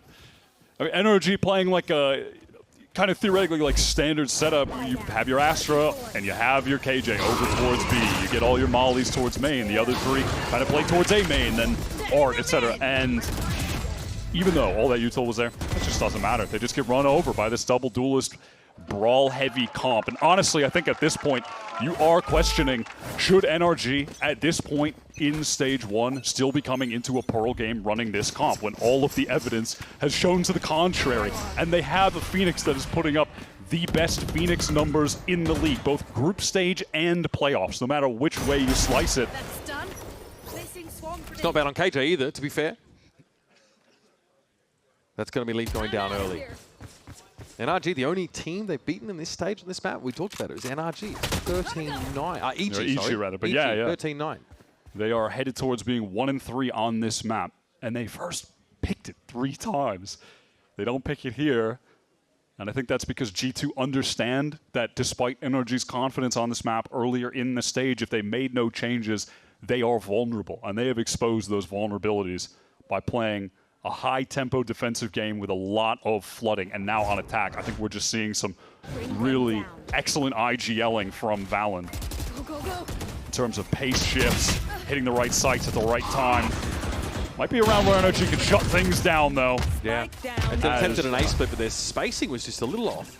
Yeah, the Odin is there, and also helps when Kiko at the beginning of the round just gets the one-tap kill with the Guardian. All right. So they're not out of it just yet for as doomer as the the narration of that round was, but they still need 5 in a row, and if that's what it's going to take, tough roads ahead. Yeah, exactly, especially with G2's resilience on this map, demonstrated yesterday and in general. Yeah, it happens. The push out of Art came a little earlier. Hard to pull those off when you have no information about the site that you are hitting. G2, though, still on the precipice of going up 2-1 in this series, with Haven and Ascent on the horizon for our next maps.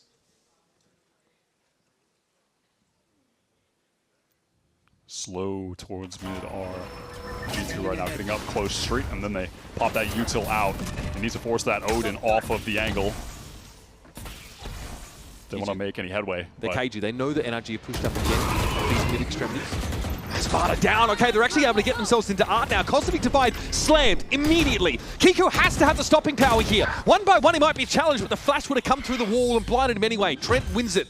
And now they got that A site under lock. Run it back on top of everything. Leaf gets that with the kills and with that plant. He's just going to use it right away. If he can get another kill, great. Also, just going to delay a bit. Cause some chaos for NRG.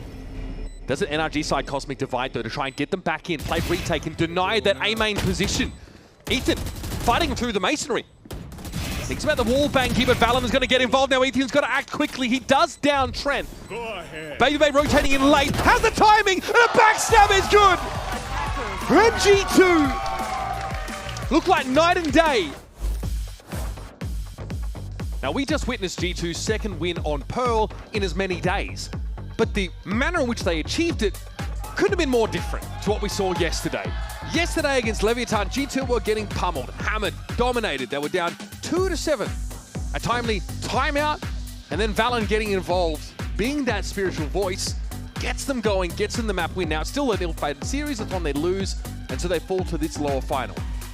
Today, they look dominant on Pearl. Defense smooth sailing. They were 7-2 up at one point. There was a timeout called. It didn't affect them. They just steamrolled through and ended up having a dominant showing. We're on the Haven now. A very reasonable map for both these teams. We just saw Josh kind of explain how Brock is a player to watch. He's dangerous on this particular map. But this is also where Baby Bay gets to pick up that chamber, gets to do some opping. It's a different look for G2 and one that, frankly, has been great for them this stage. They're 2-0 on the map. For NRG, we're finally getting a map where we get to see Kiko playing Phoenix. Feels crazy that right now, it took all this time, map 4, to get this, because still, like I was saying, when we were talking about the possibility of it on Pearl, that for me, him picking up that agent and then leaning into it has been one of the most important parts of them going on the 6-match win streak that they're on. To have qualified to the playoffs in the first place after being down 0-2, they win 3 games, and then winning 3 in the lower bracket. Had to make a flawless run to qualify, and they do it. That is that championship pedigree that they had, and that is also a testament to the personnel that they have and their ability to be able to make the role swaps in the middle of the stage and succeed with new ideas, and in that case, kind of leaning more into the meta and what the data has shown, which is that Phoenix is just that good. We'll see in this matchup, Kiko versus Leaf, how it'll play out. But by the numbers right now, Kiko is the best Phoenix in the league, and it's not even close in the playoffs. Like, there's a massive gap. Like, I was looking at some of the numbers. You even compare him. Number 2 right now is Sato, who's just beat G2 yesterday. He's one of the best Phoenix in the league, easily. He's putting up an average 155 damage per round. That is incredible. That's over 1 player killed a round. And Kiko right now is at 183. That is obscene. That is disgusting. And this is the moment where he can take over, much like he did on Breeze. And not necessarily that in Breeze he left the game with 30 kills, but we were talking a lot about the first kills. It was him having 6 first kills and 0 first deaths. Like, that was the crazy part. Definitive difference maker. Now, of course, last to lock in his hero is young Kiko. Maybe there's a mentality shift here as well, moving to a role which he knows is going to be quite central in this attack side, in this early round. And obviously the ability to keep refighting in with like a kit that is flush with a huge amount of util to slant every encounter in your favor. And he's already accomplished the hard part with NRG of making it to London, being able to play in front of his home crowd. But now is even the harder part, somehow, for NRG, beating G2. They'll make it to Globals. Hell, they'll win Champions, but their kryptonite is back home on the Americas stage. They cannot beat G2 Esports. This series is, or rather within this series, is only the 2nd map that they have taken off G2 in the last 5 outings. It is a crazy little microcosm matchup that just can't go their way, yet they lift the global trophies that have eluded G2 for years. It is a bizarre situation that these two teams find themselves Almost in. a good omen if they lose domestically to G2 before going to a global. At this point, if you're going to be that level of superstitious, as a fan, perhaps you're not bothered what the result is. For G2, though, they get the better of NRG every time, and they see them leapfrog them at globals. That whether it's, cruising through these matchups, we see NRG like flipping these 10-2 halves against them. G2 fight, they're at every global, they grind, and they still haven't gotten that global title. After all these years. Still haunts them that they got that 2nd place finish at Bangkok to start last year, losing in OT 14-16, and then later that year, NRG's roster rejuvenated with Challengers talent. Guys at the G2 roster were playing against the Challengers years ago, then they already made the league, had more opportunities, and yet NRG lift that trophy, but they haven't been able to best them. Grandfathered into a championship. Can they take this Haven map, their own pick? Baby Bay is trying to stop them of that early with that opening kill. You mentioned it, but on the chamber here, this is just a map where he gets to shine. It's a map where he gets to op a lot.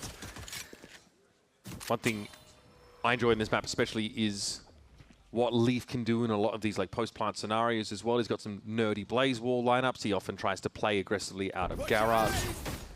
Kiko trying to get himself set up on a long here. Trent, though, exchanges pleasantries with him at lane. But those ghost shots ring out and out. Here's the push on towards the side, but Baby Bay still in a commanding position, lording over NRG as they try to make their way through the cyber cage. Jaw lit by the recon, and BabyBay eventually will be thwarted, but there's more. There's always more with G2.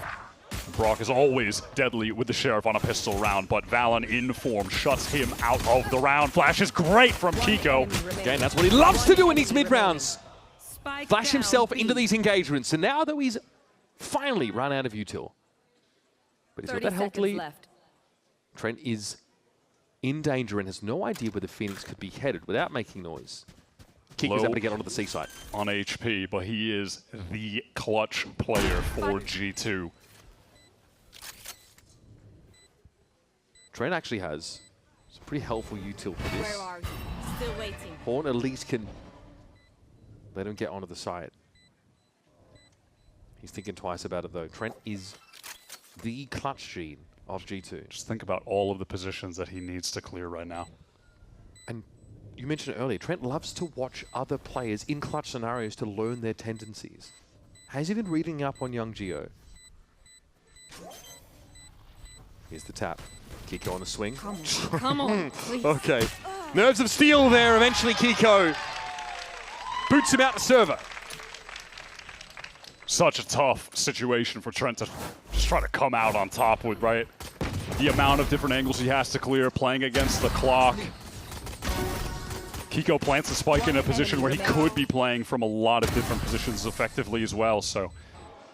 He's everywhere, bro. He was in A main, like rattling the cage with Trent earlier, then he's in the B side, then he obviously went over to C. So active, so impactful. NRG buying on this round to try to get a full on the next. They've got a couple rifles. One is in the hands of Kiko. He's already got 3 orbs, and they'd love to be able to get that run it back for the 3rd round. And obviously, as with G2, right? They're just playing for that Leaf Phoenix orb early. Yep, Scuba has the util on the extremity, so NRG see this coming long before it happens. That means it's an easy accelerate onto the B site now, and they will hunker down. Also, a little walk here through Spawn for Marta. Didn't find anything off that A side of the map, though. There'll be some arresting util. Molly here to make things a bit more complicated. Scuba does get the hot foot himself. Here comes G2. Fully ready to brawl. The slide is good for Jaw. Right click gets the job done. Kiko, though, here, trying to be careful, trying to slice the pie if he can. He goes low. Decayed down, and Jaw's able to clean him up. Marta dives in, though. He's got the stinger. Well apportioned for this task. And the paranoia makes it impossible for Trent to intervene. And yeah, NRG lose a lot of players, but they didn't bring much into the round, and they leave with the 2 rifles, so it's not a big deal. They also leave the round with Kiko getting the run it back. That was one of the primary objectives that they have going into it, aside from winning it. So they kind of achieve on most of the intended fronts there. Hey! We talked about these bonus round runner-backs being pretty helpful. We have seen a really solid game so far from Jaw on the Neon. Last map, he was great. Already off to a hot start, despite the rounds going NRG's way. He always rises to these games of consequence.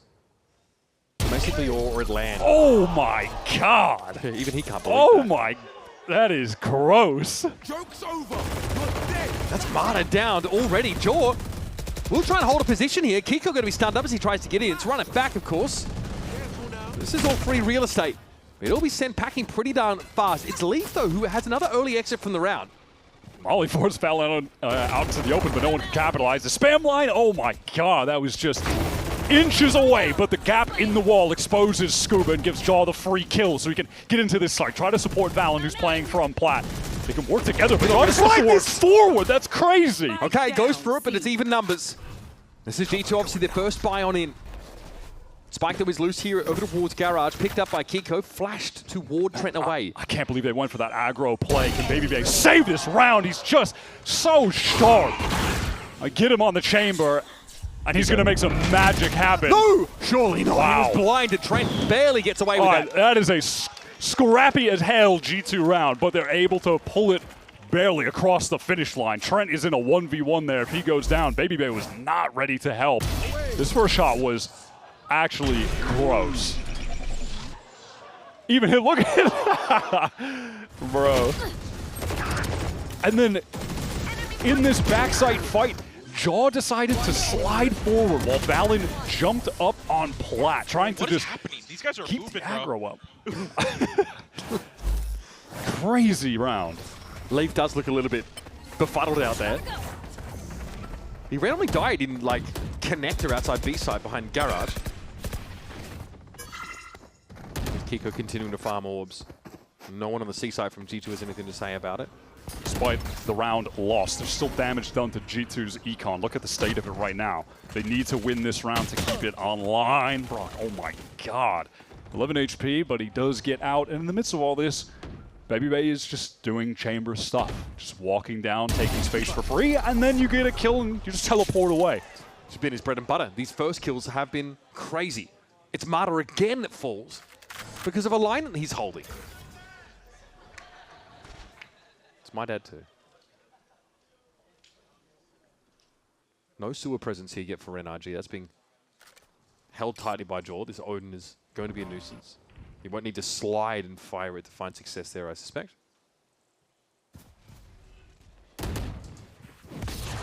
Okay, BabyBay is exposed on that B side. Kiko trying to get the spam kill. Knows someone was on the cross. 30 seconds left. At some point, though, NRG have kind of got to make a decision. They're pretty deep into the A side, but that foray's been shut down, and now, what are they going to do? Try and just hit this again? Split from main? They can try, but they have to get a kill right now, and they can. Get in, you have no smokes. Ethan went down, lurking in. Round is just over. It's over. 10 seconds left. And that's George just getting exploratory there, saying, I don't want to sit and wait for the game to come to me. If they are going to try and split, I can get ahead of this. It's an important round for G2. And again, after losing the pistol, they've certainly found themselves some footing, and he's got to get his frag. He's in the game. That is free.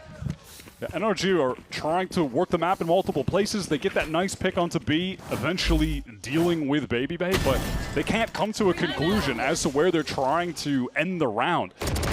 Ethan thought he had a moment to get the free space in the site, but it was being watched, being accounted for by Jaw in an unexpected position, to be fair. Come on, keep the momentum going. Keep it.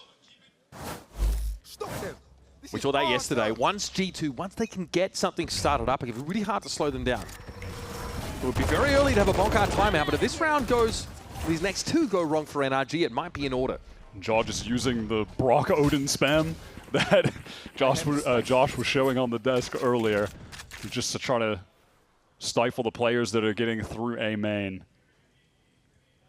Again, it's a new spot for BabyBay. This time, though, he's got to make a correction. Wall has to be used just to get Mata out safely. Still, NRG getting to enter the mid-round without having taken any damage or lost any players is... It's going to be a nice change after the last couple. Jordan was still a nuisance, still at large. His A-side pretty heavily stacked, comparatively speaking. Can play off his flash here from Leaf, come straight away. Got to watch out for the relay bolt. He's going to molly things up, but the pressure's going to come from the other side of the site. Jaw's got to go busy, and all of NRG are waiting for him there. A lot of stun util affecting G2's ability to hold this side down, and the down to Leaf and Fallon. The former is already pinged out. Leaf sends in the run it back, but it's a little bit too late. Valen gets one, not without the loss of a lot of HP to the Molly. So the pressure is keeping NRG from planting, but eventually they're able to stabilize. One enemy remains. Opportunity, but can't find that connection. There was a chance there. No one was actually watching the connector push. Kiko had to cover both those angles at once. But he takes care of Alan in heaven. The G2 were positioned pretty well for the exit to come in. They had 3 players here, but Trent loses that duel on the swing, and Leaf had a counter flash ready. He throws it out, but he got flashed himself, I believe. Something connected onto him. He wasn't able to swing out. Flash first, then stun. He just has to molly and wait, and at that point, Trent had to swing. He was alone and goes down. Jaw wasn't able to get his either, so despite being set up for that, NRG are able to come away with the kills on the exec anyhow. If you want to play, let's play. Shallow smoke from the attack side here. Come on, let's go. TP for info, perhaps onto the side. Kiko very, very low already, slowed up, but he's in run it back here. Here's a Hunter's Fury. Draw thing spotted him right out in the back of the site. Yeah, Brock just sending that semi-speculatively, just based on the run it back, forcing the players out of the site into the spawn. Felt like he had a good chance for a connection, doesn't find it. Here comes the full-on retake, overdrive in the front. Yeah, all nice haunt there. That's going to reveal some players up on this site. Ethan goes down first. And there's Jaw with the swing. They're not ready for it. He is low. Off the back of that timing, takes Mata out of the picture. Now there's no real close presence here. It's Brock who can try and play some kind of post-plant, but the Odin Sprams down Jaw before he gets there. There's the defuse. Round done. What a beautiful retake back into the site from G2. The pace to get out of spawn. They absorb that run it back, dodge out the Hunter's Fury, and then they're gathered up and they hit the go button. The Haunt gets the connection. Ethan is stuck alone. The fact that Jaw is able to get the kill on Ethan, huge entry. He is just in excellent form right now. Star performance from Jaw when they need him to get into this grand final. Another grand final for G2 in Americas, another opportunity for a trophy. 4th one, if they can make it there, if they can get revenge on Lev, but they still need to get past NRG. To get that same spam angle taken up, G2 have done their homework. Jaw can get across with that mobility. C's thrown in, no one caught in it by the looks of things, and Jaw wants to try and take that lineup yet again. Spam through the corner. It looks like it worked. Go, go, go. NRG definitely draw out a decent amount of util and bring a lot of attention to that A side. Now they can feel like it might be time to work elsewhere on the map, leave some players inserted, work back to them later in the round. G2 love to go for mid-round reclears towards A. They push here a lot. It can be a dangerous play. It can be tough to fight back through these angles, but they are often willing, more than willing to do it. Scuba doubles back here just when he got out, virtually scot-free. But Leaf, we talk about the mid-round refights, and Leaf is thinking about it. This could be a great moment. They make sound, press up, and then cut noise. If Leaf just kind of has the intuitive timing here, he'll get the catch on Scuba. Flashed out. Ooh, that was the wrong direction. Oh, yeah, just a little awkward. It just bounced off the door. So Scuba is able to get that kill. And there it is. That's the acceleration from NRG. They were looking for Scuba to find something. He was in a compromising spot and still found success. Mata presses forward into the smoke on account of just having the judge. Nightfall comes through. It's going to tag onto 2. No, not onto Mata. Actually does, but he still just closes the gap. Yeah, doesn't seem to care at all. But Jaw and Trent are still active. But because of this wall, G2, they just can't want to get hear. on the spike. Yeah, they get it to half. Johnson's sticking it all the way. It's to half. Now it's Trent in that 1v2. The wall's about to come down, and Mata chimes in with the off. Very close, very scrappy round in keeping with what we saw on Pearl. The ultimates from G2 do not get the value on that retake. NRG really thriving in the chaos there. It starts with this fight in sewer where Scuba got that pick. NRG accelerate into the hit, and Mata with the judge just knows he needs to do something kind of crazy, something active. Honestly, so bro, he gets into if that I smoke land that flash, that guy is so dead. and takes it even further. I mean, yes. I mean, yes, but he doesn't. Curveball does behave interestingly sometimes. Baby Bay, he was dominating the first kill category in these first few rounds. Now the rest of G2 really just so little to work with. Just a flash and the swing to force these G2 players back and get that orb. Now NRG will probably set up shop here, maybe even start a foray into mid and just sit there. Forcing G2 to make a mid-round re-clear, while they walk into a held angle. Take flight. And NRG, just kind of waiting for them to go back towards A, use this drone for the re-clear, forces Trent away because if he gets caught in the corner with the ping, he might just die to spam, or he's just going to get flashed and pushed by Kiko. He doesn't know, but there are a million different ways he could die, so he's got to get out of there. But I like the proactivity to try to get right back into the corner. That's the kind of play you need to make to win a round like this. Yeah, try and invalidate this info as much as possible! Oh my god! Unreal stuff from Trent! And that's about as much as you can hope for. And it might well be enough. 33 seconds left on the round, and it's Bucky on the corner for Jaw. Now, perfect use of that fast lane. Knew there might be a pinch coming in from Sewer, and Scuba is disoriented. Forced to back on up here. Baby Bay with a swing out there, and Jaw finds yet another. Scuba is 7 HP. And another classic G2 Thrifty is in the works. There's no time for Scuba to get out of this round with really anything, and a strong breeze to blow him over. And Jaw's full of more than hot air. Man, those are just the little micro decisions you see that separate the world's best from everybody else. Trent forced off by that drone, immediately takes the timing to get back up into that angle. That's the kind of play that you have to make if you want to win rounds like this. Playing it safe, just going back to site, holding and getting exec on, and you have the bandit, that's probably not going to cut it. He gets right back into that position, and he gets 2 because of it. Oh, guys. Quick feet, quick trigger. Getting that thrifty here for G2 is going to be so vindicating. On this defense side, already getting to a very healthy 4-round total. BabyBay pushes out, spotted here though. Ballsy enough to back away without rendezvousing. Yep, puts the fear of God in Scuba. Just hits him with some damage through the wall. The fear of dad, I mean. Right here. Look at this walk up, bro. He does not care. How do NRG bounce back? Let's listen in. Oh, keep it out. Come back. Getting this gun. Come on, could be. Leave any guns? My flash. Could be I'm far, guys. I'm far. Fade has the A line. I know. We're just gonna peek B and we're gonna end A. Walking up. We're gonna peek B and end A. He's Odin just holding me. I'm leaving. I'm gonna peek A-Link. Smoking C-Link. I fucking tapped out again, bro. CT again. Nothing close. I'm darting A-Link. Could be back on. I'm in boys. A-Link. Nothing close. Nothing close. Yeah, Wait, close right, I think. Yeah, no, not close right. Landing A-Link right now. Okay. I'm getting bombed down. Wait, fight A-Link together. Yep. Front B, front B. Last player standing. Spike down. Flawless. Can we just rush the other side? Yeah, You heard the first thing they said. Oh, he's cheated out. They cheated him out of B. BabyBay just walks down to find that first kill. G2 there as well. You can see when they get the picks on the other side of the map how fast Valen is to just wrap through as the spike is being planted. He's already there to flank while there's a distraction and pressure coming in from the Link side. Hey, Josh wants more than 6. Y'all heard him? Let's go.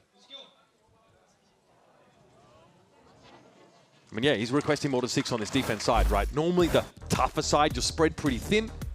You're happy with sometimes 3. G2 are forced to timeout there at 5 rounds, and NRG are going to come back with... You're calling BabyBay dad, but that's giving some dad vibes I mean, from Josh RT, man. They respect that man a lot. He has given up so many follicles. Doing it for him. He has given up so many follicles for this team. I would respect him too. Say the same for that guy. BabyBay looking great on the chamber. Just crucial involvements. Playing aggressively, breaking conditioning by just being in some pretty audacious spots, but obviously having the ability to get off the line and back to safety with Rendezvous. NRG have struggled, I think, to play around that stuff in the early round. And listen, if you're someone that wants to see the best of G2 late into the stage, going into Masters London, yeah, you like to see the jaws turning on at a time like this. Just consistent over Last this whole map series. into this one, yeah, he's frying on the neon. All right, out of the timeout. Enough cash to get a Guardian for Kiko.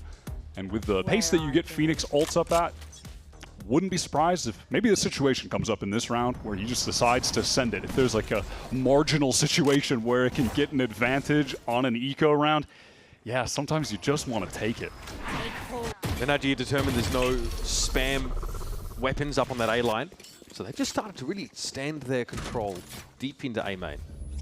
I mean, I think Leaf might try and fight his way out of this smoke, but the Flash, he threatens to do so.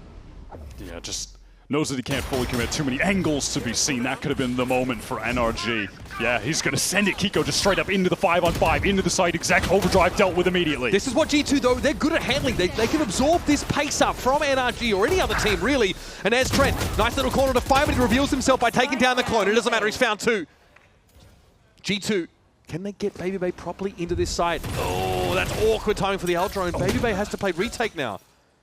And pinged up. That gives Brock the opportunity to move forward. This is there an Odin down? Is a bold decision from him. Spike's got to be recovered. He's watching this angle for Valen, and that's perfect. He knows. Now where BabyBay is. What a round from NRG. That's very little sick. to work with coming into it. Important timeout called. And G2, well, they are going to be sent packing at this 5-round total.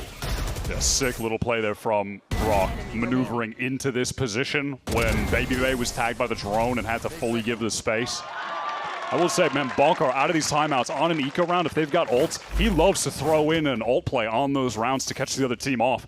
Tried to do that back on Pearl, didn't work out there, but here, run it back, plus overdrive exec into the site, and it gets them the round win. 10 rounds in, we are even. Valen here forced back down. Can hear that burst of pace from the Neon. Most of G2 are going to be in position. Look already to the side. Yes, Valen finds the timing. That's dirty! Cold showers all around after that one. Scuba here, just as the smoke disappears, Valen etches up his fourth. Jaw denies him the ace, but I think the message has been delivered. I don't think Valen is one to ever complain about getting an ace Yeah, you know stolen. what? He should, He's not bro. that kind of guy. He should. You know what? Back yourself, He kid. deserves to have that attitude. That's it. Crazy on that 3. The transfer onto the 3rd is nuts. But with the walk timing of the smoke is just... That spray control, the adjustment down to the right, perfect. You were saying? That's the, I mean, listen, it's not like when Texture gets the 4K and or bro's running around the stage molding. It's a different league. So, Now I was yeah. like, oh, that's okay. Yeah, there was no connection. That is fair. But it's okay. All right, flash out, and we're going to go for it. Okay, 1-for-1 is going to be Hunter's Fury in play, though. Jaw, got to be careful. Fortunately, he has the lateral mobility to avoid those shots. Scuba all the while is just hoping to catch someone peeking towards B, maybe someone rotating. So NRG here, they've taken this mid-slope area, right? Scuba has control, and they're just This is a good little setup, though, for G2. They have the info. If someone gets in towards B, they have the players stacked up towards A. If the hit gets there, and they can rotate to B quickly. And they've got garage control, having Valen posted up there. What's Jaw doing that? What is he doing, bro? We're getting a little too crazy. We are getting a little too crazy. Baby's trying to get on the angle. Close, close. Vibing, man. So that round is just pure vibes from G2. They had a good setup, and then they sent it on them. That was a situation where it's like, all right, well, no matter where NRG go, G2 are kind of set up, prepped for it, right? But Trent goes down on that peak. Jaw is just in there trying to fight because Valen called after getting the kill on Ethan towards garage.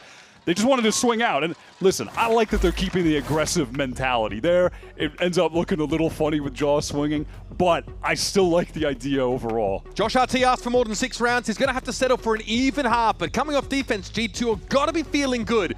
We'll be back after this with more Haven.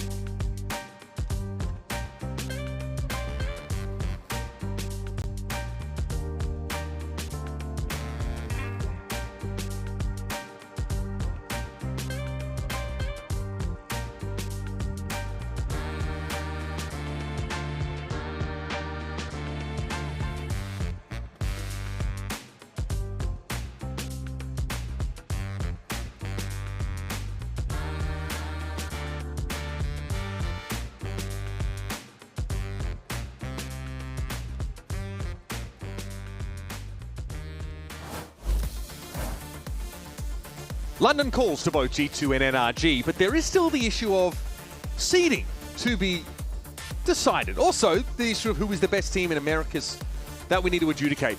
This game, of course, gets either NRG or G2 in a face-off with Leviatán, but G2 a rematch against them for the Americas Stage 1 title.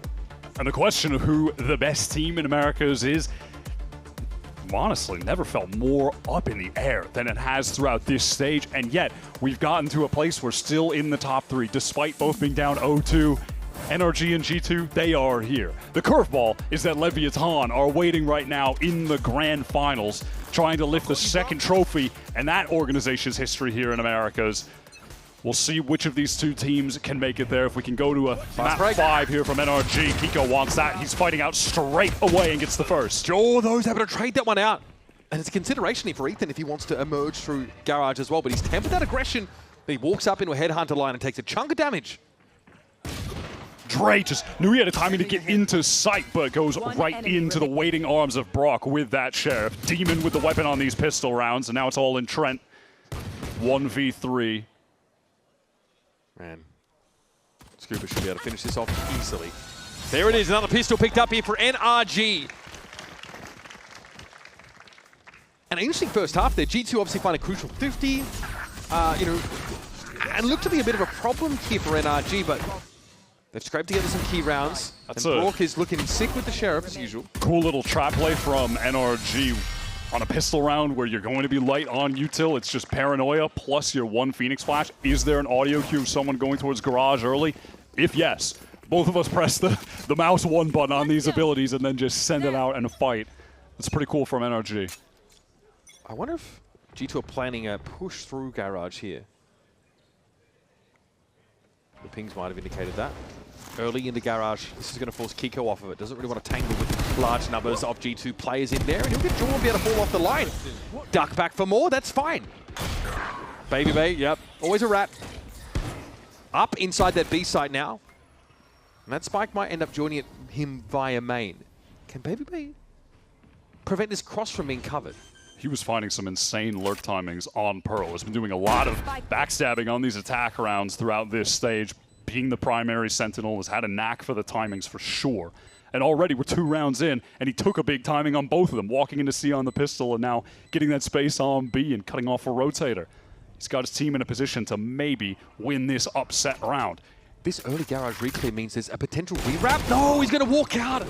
Well, the timing, he has a knack for it, but this time it fails him. Yeah, I mean, feels like there's no reason to expect you're going to be walking into 3 players staring at you there. Body block just so they can stick a spike. Yeah, that's nice. And Brock with the Odin cleans things up. So Dre gave them an opening, but ultimately that's not enough with the low buy, the save round, and NRG come away damn near flawless. This is important, NRG fighting to force us to a 5th and final map. It'll be the Ascent map that from NRG, we haven't seen anything yet. And from G2, we saw quite a baffling performance against Leviatán. There's definitely opportunities. We talked about how weak G2 looked coming into this series. While they've bounced back, I still don't know if they want to go to that 5th map. Samada's going to go ahead and pick up this Outlaw, and there's a couple one-shottable targets on G2. It's Ethan with the Bucky. It is an assortment of various weapons from NRG on defense. So A-main control is traded in favor of some sewers presence for NRG. Just now, Marta is pulling back off that contact line with the Outlaw.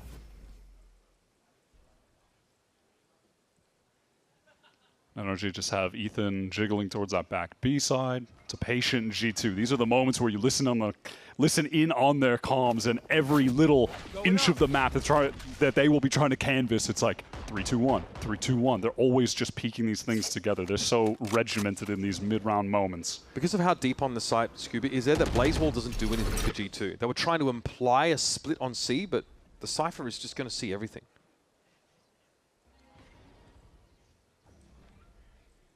You'll note that Leaf is waiting for a chance to hop into B. Still a flash to his name. Yeah, he wants to make noise, be a distraction, draw some attention there. Jaw has been inserted in A-long for a long while, and G2 have just been waiting to go back to him to get into this execute, but NRG are here. They have 3 players in the site ready to anchor. Jaw gets caught on the elbow by the looks of things. It's a one-shot there from Marta. Now we can reposition behind his fast lane. 21 seconds, and they are trying to rotate out right now, G2. All right, well, Valens found another one, though. Is it worth pushing the issue? They're selling a fake on a fake! What a ridiculous call. They felt like the only win con in this situation was to have half their team abandoned in the site to die, while 2 of them go to B to get the spike down. There were like 4 fakes sold this round, I'm certain of it. Baby Bay has to go large here. He needs this position to cover the defuser. Marta walks into the line, and again, he finds success. This will allow him to fall back, but he might have been happier in mid-window, honestly. This would be an unbelievable round win. I don't think I've ever seen a call like that on such low time or that late of a rotation. It's a 2-on-2. There's a double face set up here for G2. They're waiting for Scuba to show. Trent picks it up, and now it's on Ethan. 1 is good. Ethan, though, down to 15. Low, very spammable. Fake TP, and Trent now again has to clutch against the King. And he comes out with the trump card. What a nuts round from G2. Insane call in that ultra late round, executing into the site. In this situation, I don't know how many times you need to play it, but 99% of the time, it feels like the attackers are just going to be running into a brick wall on that site. They're going to send it and just try to win the fight, get the spike down, do what they can. But G2 decide to abandon half their team on that site with like 15 seconds remaining or so to run back to B and plant in a man disadvantaged situation, but they think that'll be more winnable. That is crazy, and it works.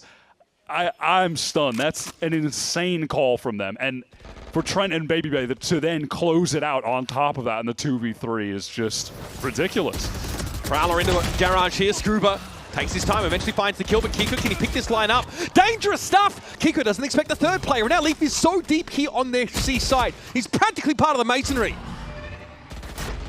On too low HP to actually get anything done, though. Nightfall avoided by Ethan. Valen just trying to wait for a moment up in mid-window. Dre has to fight close with that Stinger, but Ethan gets the best of him.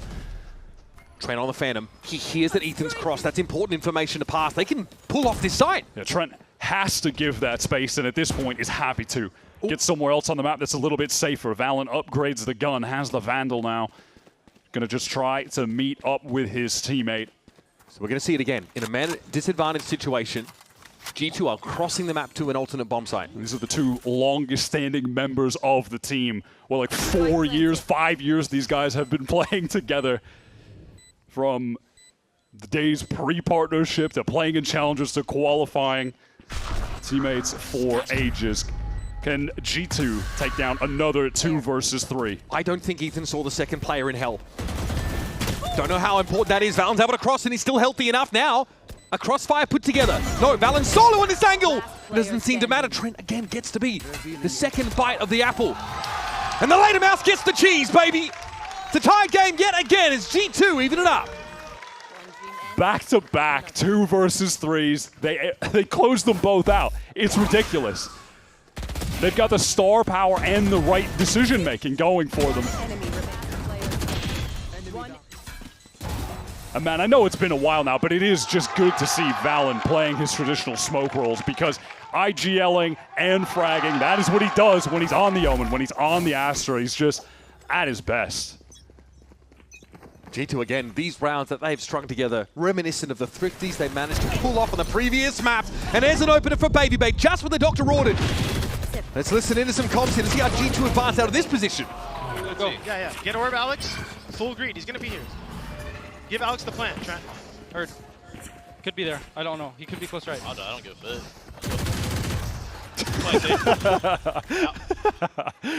Alex, you want to take this? I'll give you that too. He just hit pushed ship. Yo, this guy's a brick. You gotta ban Diddle as well, alright? Okay. Don't kill him. Let Alex kill him. That ult is fucking huge for this next gun round. He's shooting, bro. Fight him window. Let Alex kill him. Or window. I'm just running him, bro. Just running. Yeah, they need that overdrive for Jorgamo. They've given us the narrative. We have the storyline to follow. Wait. Jor hunting for the frag. Brook trying to make himself scarce here with the Bucky up on the corner. Oh, Jor, Spidey senses tingling. Bueller! Ouch. All good. Got the orb. Scanning ahead. All right, there's Valen. Will finish off the job at G2. Again, slower start to this half. Lose the pistol. Fine. But there's been some sublime Valor in these last 3 rounds. Yeah, they dismantled that aggro C-long push from NRG. The peek from BabyBay, instant kill with the Outlaw, teleports away, and G2 just refight it, brawling with the Phoenix, where the Agent excels. Light work for them to clean up that entire effort. NRG. What's this answer supposed to be here? They feel like they've been caught short-handed in so many parts of this map. They are going to be spread thin by design. Kiko. Oh, what's brutal is they're finding the advantages, but they're not closing some of these rounds out. Mata's ultra aggro, deals with the run it back, and as that Hunter's Fury to supplement that, that's beautiful. That is wild. NRG fight out all those openings. God. They push up on every extremity. And there's no way G2 are ready for that. The destructive play in A main. The all-out push from Mata that gets supported by the Hunter's Fury from Brock. Breaks the run it back. And then there can't be the instant trade. Jeez, Ethan is so early up mid. Oh my god! Yeah, that's just Ethan with like the fast TPs getting in there.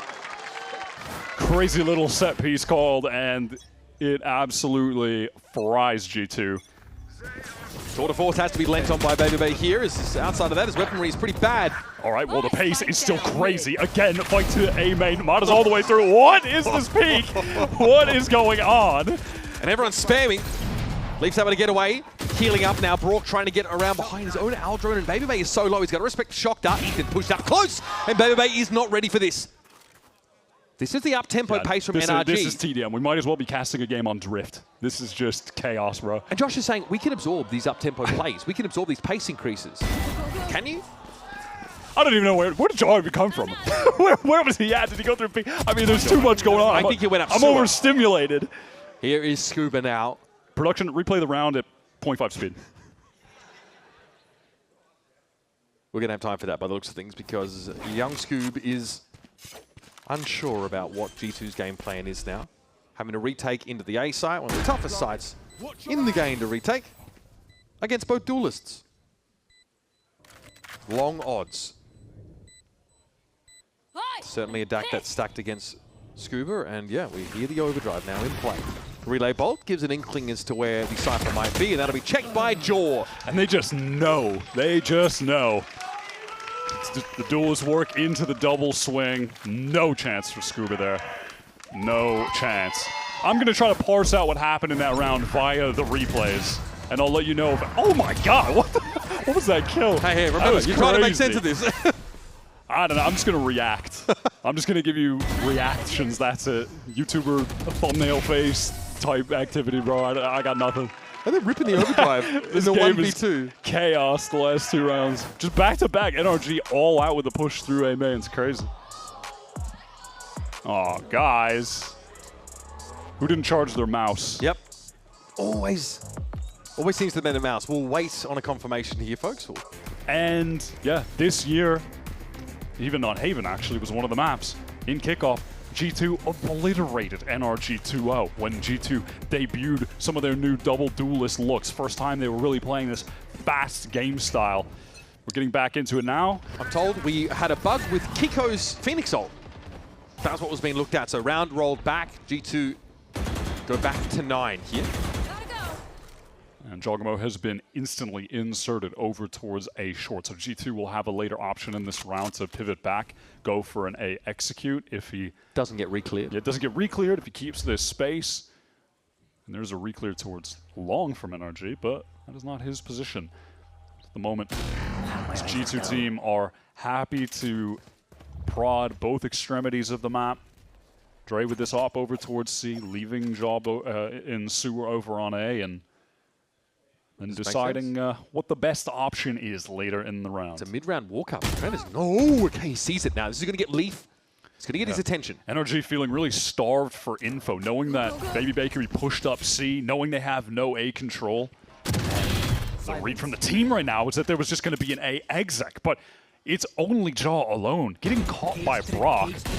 Scuba now revealed this is going to provoke a rotation in. Yeah, there's that rotation in right in time, but Leaf just deals with Mata immediately. Big frag for Leaf and this. Baby Bay clearing Scuba out from the back of the side. Kiko, can he flash into this? Runner back active, of course. Gets a second chance, may not even need it. It's on Valen now. Oh my goodness. Kiko will return. Post-ult.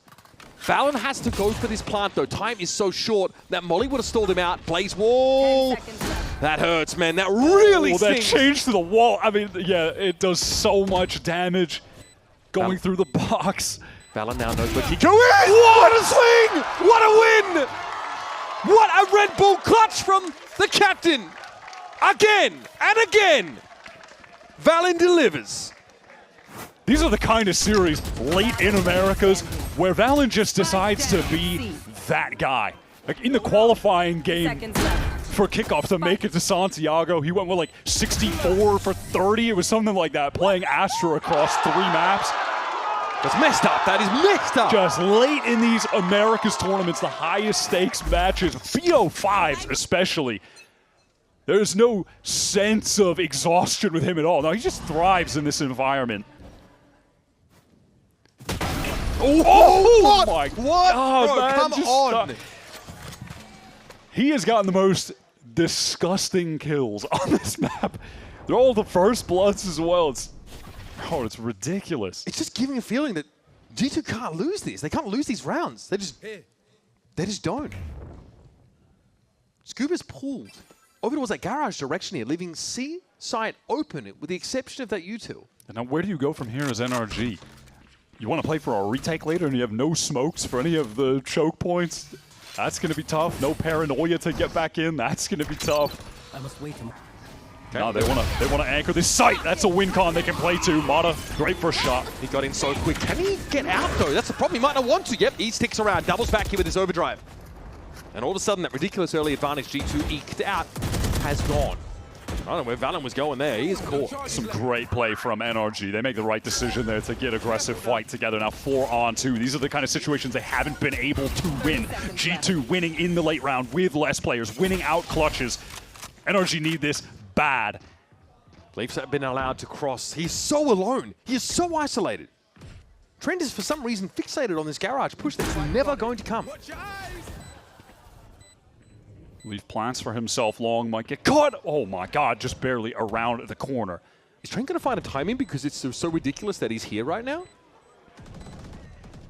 Surely there's just no way, right? Surely there is just no way. No, here we go. All right. Oh Leaf. my god. He gets the flash. Had the flash, but didn't have the health. Scuba's going to be able to get this game evened up again. The kills get him the reflash. Oh my god, he had me sweating. They always make it close. They always keep it dangerous, no matter what. Round opens because Bebe gets this ridiculous shot. But then NRG make a good team fight decision here to just surge into that C site as soon as the pressure was coming through the choke. Mata gets the kill with the op, switches to the overdrive for a second. That's beautiful from him. Frustrating after just a bizarre opener gained by Baby Bay. For NRG, these rounds have been few and far between in this end of the match. But that's crucial. It's going to mess with the economy of G2 in a big way. There's just some incredible play from both teams, and why would you expect anything else but that? One of the most consistent teams globally in the world in G2 and the reigning champions winners. And yet somehow this is in the lower bracket final. Maybe we'll talk about that later. But it's, again, execute into C. Scuba, perfect timing with the trip. Happy to play up that Cyber Cage trip combo. Now going to be seized towards the back of the side, spotted by Leaf. He has a rifle, but there's going to be a trade easily enough. Valen somehow gets away. Hopping, skipping, jumping. He's out. Stunned up low, tries to swing it. Mata's there with the op. The long barrel of the law prevails. Felt like we haven't seen as much opping from Mata in this stage as we have at different points in his VCT career, but one of the best in the league whenever he picks it up. This NRG team, again, doing a great job just fighting towards this C-side. The backside trips that are playing for giving your ability, giving your team the ability, to flood. Just like that, right? They get back in. No one is able to break the one trip, so even with even with the delayed ping, Scuba still just gets that free one, right? We were promised a scrappy game, and we are getting it. Looks like NRG are going right back to this A fight. Flash with the stun over the wall. That is sick. It forces Baby Bay away. Do they know it's possible that someone slipped the net? Yeah, it's Ethan with the op, huh? But he gets the kill. It's crazy that he's so aware of that. Leaf tries to get through that garage spot with the run it back. Now he might come back with some backup. At least George taking up that position. It's a pretty shallow owl drawing out towards C site. Oh, good. We got my opping IGL on the case. Oh, okay. Scuba just 1 for 1 there, but that's going to be enough, surely. It's B-side now looking open for G2. Wait a minute, George getting active out of garage. And that was Ethan out in the open on the angle as well, so he can't even kind of glide back, stay alive. Brock getting flashed. Oh, back on the re-swing, he gets it. Fall blind doesn't seem to matter. Hold in one for the boys is the game plan. Brock trying to get involved in the rest of this round because Trent is the last one standing. Planted at the back of the C site. This is actually awkward for Trent to try and hold from. Surely not, right? Up against the Neon that's just going to jump around and then the Odin spraying you. It's a terrible post-plant position for Trent. It just can't feel comfortable. Mata can easily jump peek and confirm. Oh my god. I know. Oh my god. I mean, my heart dropped for a second. That is crazy. I thought it too. Now, though, NRG get up to 12. That is just like an uncrackable 1v2, though, against the Odin, Sova, and a Neon that's just going to be jumping around while you have low HP. We talk about Baby being really willing right now as this Sentinel main lurking on attack to try to push for timings. And it was working out early in this half, but we're seeing in a crucial round like this, it's just not paying off anymore. Scuba has the awareness, he understands that that gap is there, and he closes it. He ends Baby's life on that round. Now the last dregs of credits left. G2 have to make a play for overtime. NRG firing on all cylinders now with the Hunter's Fury at their disposal. Yeah, this is elite gameplay from NRG on defense right now. This is that world-class, world championship pedigree level of play that we're getting to take this to map 5. But crazy enough, if they win this game of Haven right now, they would have more map wins in this series against G2 than in the last 5 times they've had matches. And that includes another BO5. That's crazy, that's man. Right, that's that is ridiculous. And G2 have their backs against the wall. Obviously got to be pleased to have taken that result away on Pearl. And honestly, felt like a couple of rounds ago they were poised to run away with this. Just frankly leave NRG in their dust. We had a break in play, a chance for NRG to recuperate. And now they're looking sharp. They're looking ready. We've seen Josh RT give the team a lot of set pieces out of timeouts over the last couple days. Is that going to be the case here for G2? Okay, not a full committed push here from Kiko, but trying to condition that there could be a push-up out of B. Hunter's Fury off the rip. Wow, I Pretty love big. this from Brock. Yeah, just kind of a disruption ult to whatever the plans might have been out of the timeout results in a ton of damage. And now you've got to recalibrate a little bit and ask yourself whether the game plan you walked into the round with works now when Valen and Trent are both at 45. Just look at how susceptible they'll be to Odin spam at some point later in the round too, how frustrating that could get. Importantly though, it's not the duelists that get knocked down in terms of health.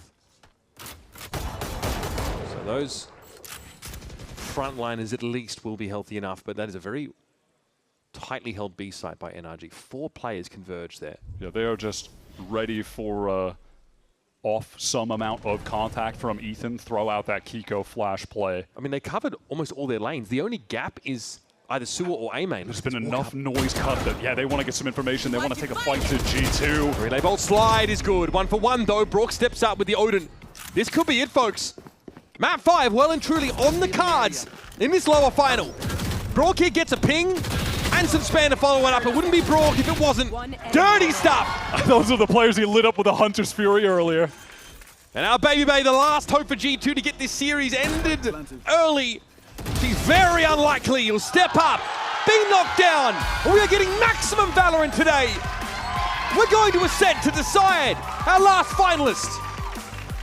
Both teams winning on the maps that they've picked.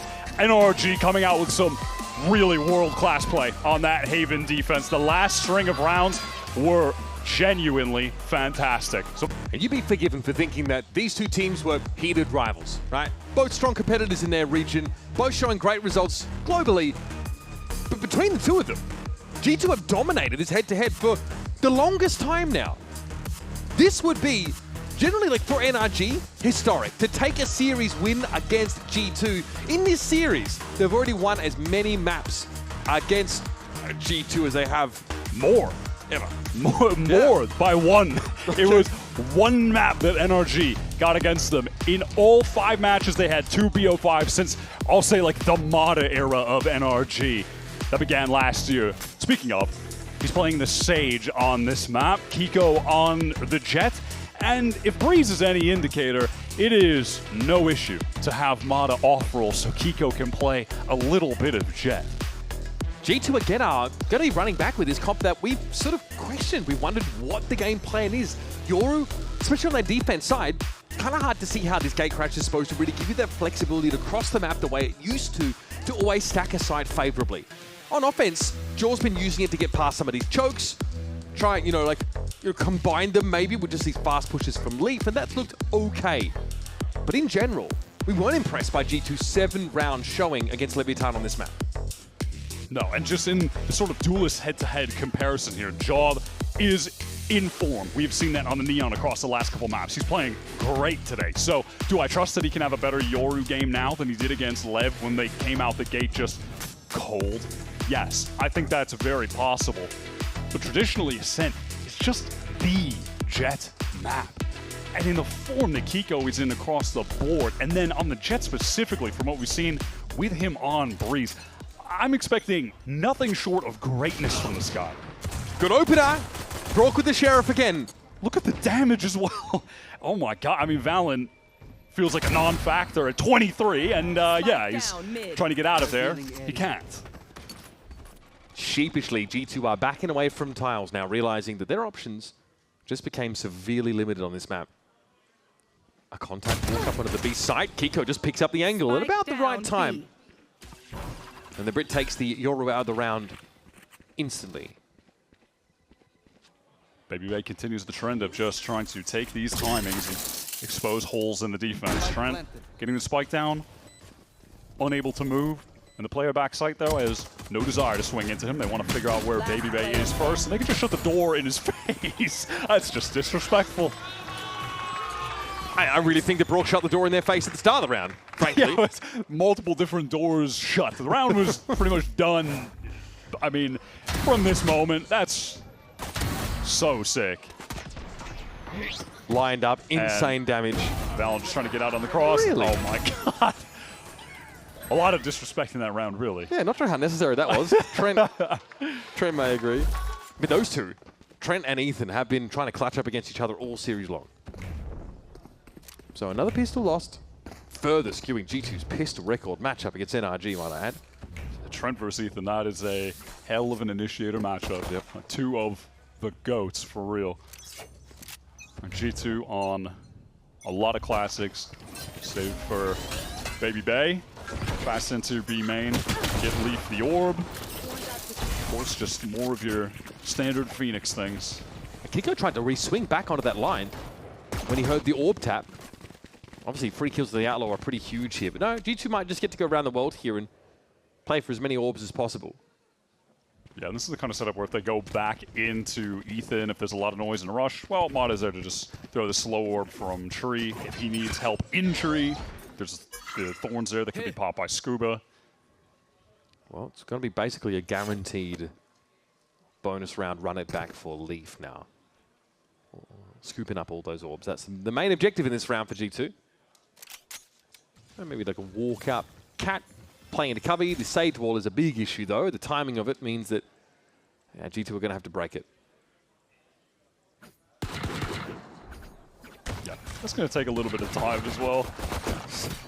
I mean, it's again, now, guys. Yeah, run diagonal, so you've got to break every section of it really to get through. Back to my Minecraft days. Yeah. 30 seconds left. Extremely troll. Okay, well, there's a sheer wall as well, also stopping G2. Again, this is just, you know, a hint of what could be to come from NRG's defense side setups on this map. Goober up and logs. And G2 almost pass one when they see him coming. The fourth is crazy. All right, dominant from NRG. And just a side note, since we're on, you know, Brock's cam for that last skill there, send back in the pool. Brock on your team playing Sova. That's kind of nice. Now, they did remove some of the spam walls like towards B main in one of the patches last year, but this is still a Sova map as well, through and through. Absolutely. Hey, what agents are you thinking about being great on Ascent? Sova, Jet, like. Just your go-tos, your old hands. Obviously, the sort of Vice adopted on this map last year pretty extensively. Sheer wall, that diagonal sheer wall inside the B side is extremely troll. Kiko's no problem posting up a little bit further here. Won't be able to one-shot Babybay though, so it's possible he gets the one-shot off and then he'll, I mean, fully expecting his presence there, force him back. Obviously, sheer wall triggered. Cue, yeah. Okay, so this re-clear now. DL drone, but spot Leaf. Unclear if it managed to spot out Babybay either. Slow going here, but you know, G2 pushed up on that B-side extremity. They start to get some progress in mid. This is Jordan now testing the smoke, but NRG wisely know that, yeah, this is probably another of the levers that G2 are looking to pull with this very slow B presence that's being scaled up just now. These B players from NRG are pretty active on the map. Trying to prod towards mid a little bit, then going back into the B site to anchor, and Scuba wants to get there to help from spawn. The really good molly there. The angle. Denies the push upstairs on that far side of the switch house. 30 seconds. Sheer wall though, yeah, there it This is. is like a cross map slow orb as well. I mean, Ethan caught on the cross. Jaw is just exploiting holes in the map at this point. Kiko here waiting. Better weapons though for G2 is starting to chime in now. Looks like Jaws trying to pull people over towards the A side there, but now we'll have a chance to set up. CT spawn. One enemy remaining. Scuba loves it there. Add logs for sure. Yep. Leaf here's the reload, and that's a free kill. Here comes the mage. Any amount of damage would have been nice for NRG, but that's good for G2. They come out of that pretty much unscathed, just losing the one. I would like to know where the slow warp came from. You might have been right. That has to be a lineup from opposite side of the map. Maybe we'll see some more stuff like that in the future. Nice, Alex. Come on, baby. Hot dog, boys. Hey, good. Yeah, a lot of that round obviously is Jaw slowly getting up mid with 3 players for G2, just kind of sitting B main, waiting. Probably were hoping to punish Kiko for that aggressive line he took early. That didn't work out, but they still had a nice B split. Now on this full buy round, you've got the operator, you have the Odin, you have every tool for NRG that they want to just create a brick wall on defense that G2 cannot run through. Going up against the Vice, Obnoxious, the Odin as well, and then whatever part of the map you're not dealing with a Vice, dealing with an Odin, you're walking into an op crosshair. Yeah. There's not a lot of good options for the attackers at the moment. They are prepared, though, to cover off mid. They need to make some moves. You know, so G2 will have moments where it's like, all right, well, we want to take some space on this side of the map. We'd love to create a little bit of pressure, maybe get some of this Vice util out, but you can just get caught by Odin Span doing that. You could get caught by an op doing that. There's just danger looming at all times. Marta with a slow orb here, able to stall this. And they follow out of the wall, so this is buying a lot of time. He actually tries to boost up on it, but again, G2 are looking for this. Very aggressive there from Marta, hoping that he can get the drop on them. And they want to capitalize. Leafs run it back, is at least dealt with by Brock. They Can't spam on that angle, that's nice with the Molly and the shock. Brock trying to come forward now. G2 actually really slow things down now. Again, just tentatively scaling 30 seconds left. in towards the B side. Oh, NRG go for the team fight there with the players that they've got, but there's no real utility of substance to supplement that play. And with Jogmo teleporting forward towards Boathouse, getting on that line, one of the benefits of still having the Yoru, that gate crash is nice on the attack side for getting into the sites on this map still. They are just able to create crossfires and destroy NRG when they try to push out of the smoke. I feel like G2 with their control util is happy just to smoke market, smoke CT spawn, and wait the sheer wall out. They know it's going to be there. And so this first full buy for NRG just up in smoke, right? Mata goes for that aggressive play on the Sage wall. Little greedy trying to get a kill. And honestly, I think G2's like operator or outlaw protocols have been pretty good so far. Kiko has been looking for some action here. Didn't get any in B main last round. Frankly, they just avoid him in this one. Until now, that could have been ugly. Stick to your roles and we'll crush. So there's Marta, makes that play right, walls up, and then jumps up on it. One enemy remaining. Yeah, look at that. It's just swings out from Scuba off the arc rose, but it does nothing to Jaw because he gets that gate crash into Boathouse, and that was the only piece of util. Really just not substance there from the team to get in on that fight. It's just numbers, but mostly just from the same angle too. It's tough. It's tough. I mean, I get why they want to go for the flood there, but you like compare that, and obviously it's early days, to those late rounds in the Haven match when they're flooding into the C site, and you're like, oh my god, this is devastating what they're doing to G2 on the entry there. But compared to this, night and day. And we're starting to see some of the idea with the Yoru here, right? Being able to bypass those chokes, get into, you know, switch house, and then have the rest of the team sort of play through that sheer wall.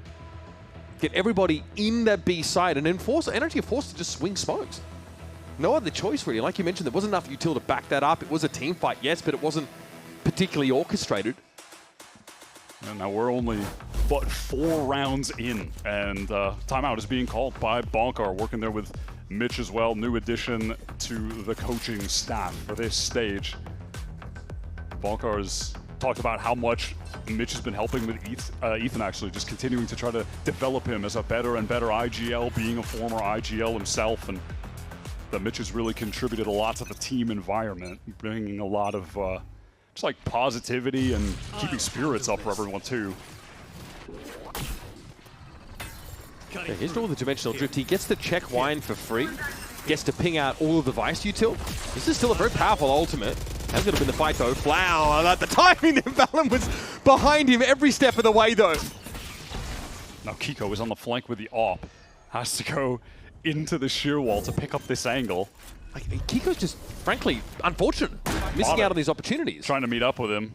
Obviously though, these are just players with classics. There's a player in Wine. Baby Bay's also sat right here. For NRG, there's a gate crash as well in A main. You just want to get out of this round with the AWP again. I like the paranoia setup. That's nice though. That was the tailwind that had to be used. Now you tuck your player in towards Wine. I think Trent knows he's going to get pushed. He's just trying to dodge any potential spam, and he gets rid of Kiko. Now if you're Marty, you know you've got no choice but to try and keep your eyes over towards main, and eventually Leaf claps him. From hell, 2 G2 players poised to spring forth here. Ethan and Brock just don't have the health between them to outlast this. No time for Brock. Trying to fight his way out. Tooth and claw. There should be a double face here from G2 that will send him packing. And end the round. I like what NRG tried to put together there with the limited tools that they had in the situation. Ethan getting onto Cat for the paranoia into main and the double swing. That was nice. It gets him a kill. But after that, there's just not a ton to work with. Having to try to get out of main when G2 are entrenched in this site in hell, holding that cross. And it's just classics pushing closer onto site. That's tough. It's not the first time, though, you pointed out that NRG at these stages of the rounds are not having a lot to work with. Right? That B retake attempt was the same issue. Placing wall trap. Raw contacting smoke seems to have been their only option these last couple of rounds. So Kiko is able to get into another AWP, just lower on armor. And everyone on energy, lower on armor this round. We've seen this already from Kiko. There's a protocol for this on the G2 side. It's another nice bonus of having the Yoru. When back in the day, you would run a Vice, but every team had a Yoru and you would just be sending clones at the walls. Oh. He's forcing the issue. He's really trying to get something going, Wyatt, and it's not working.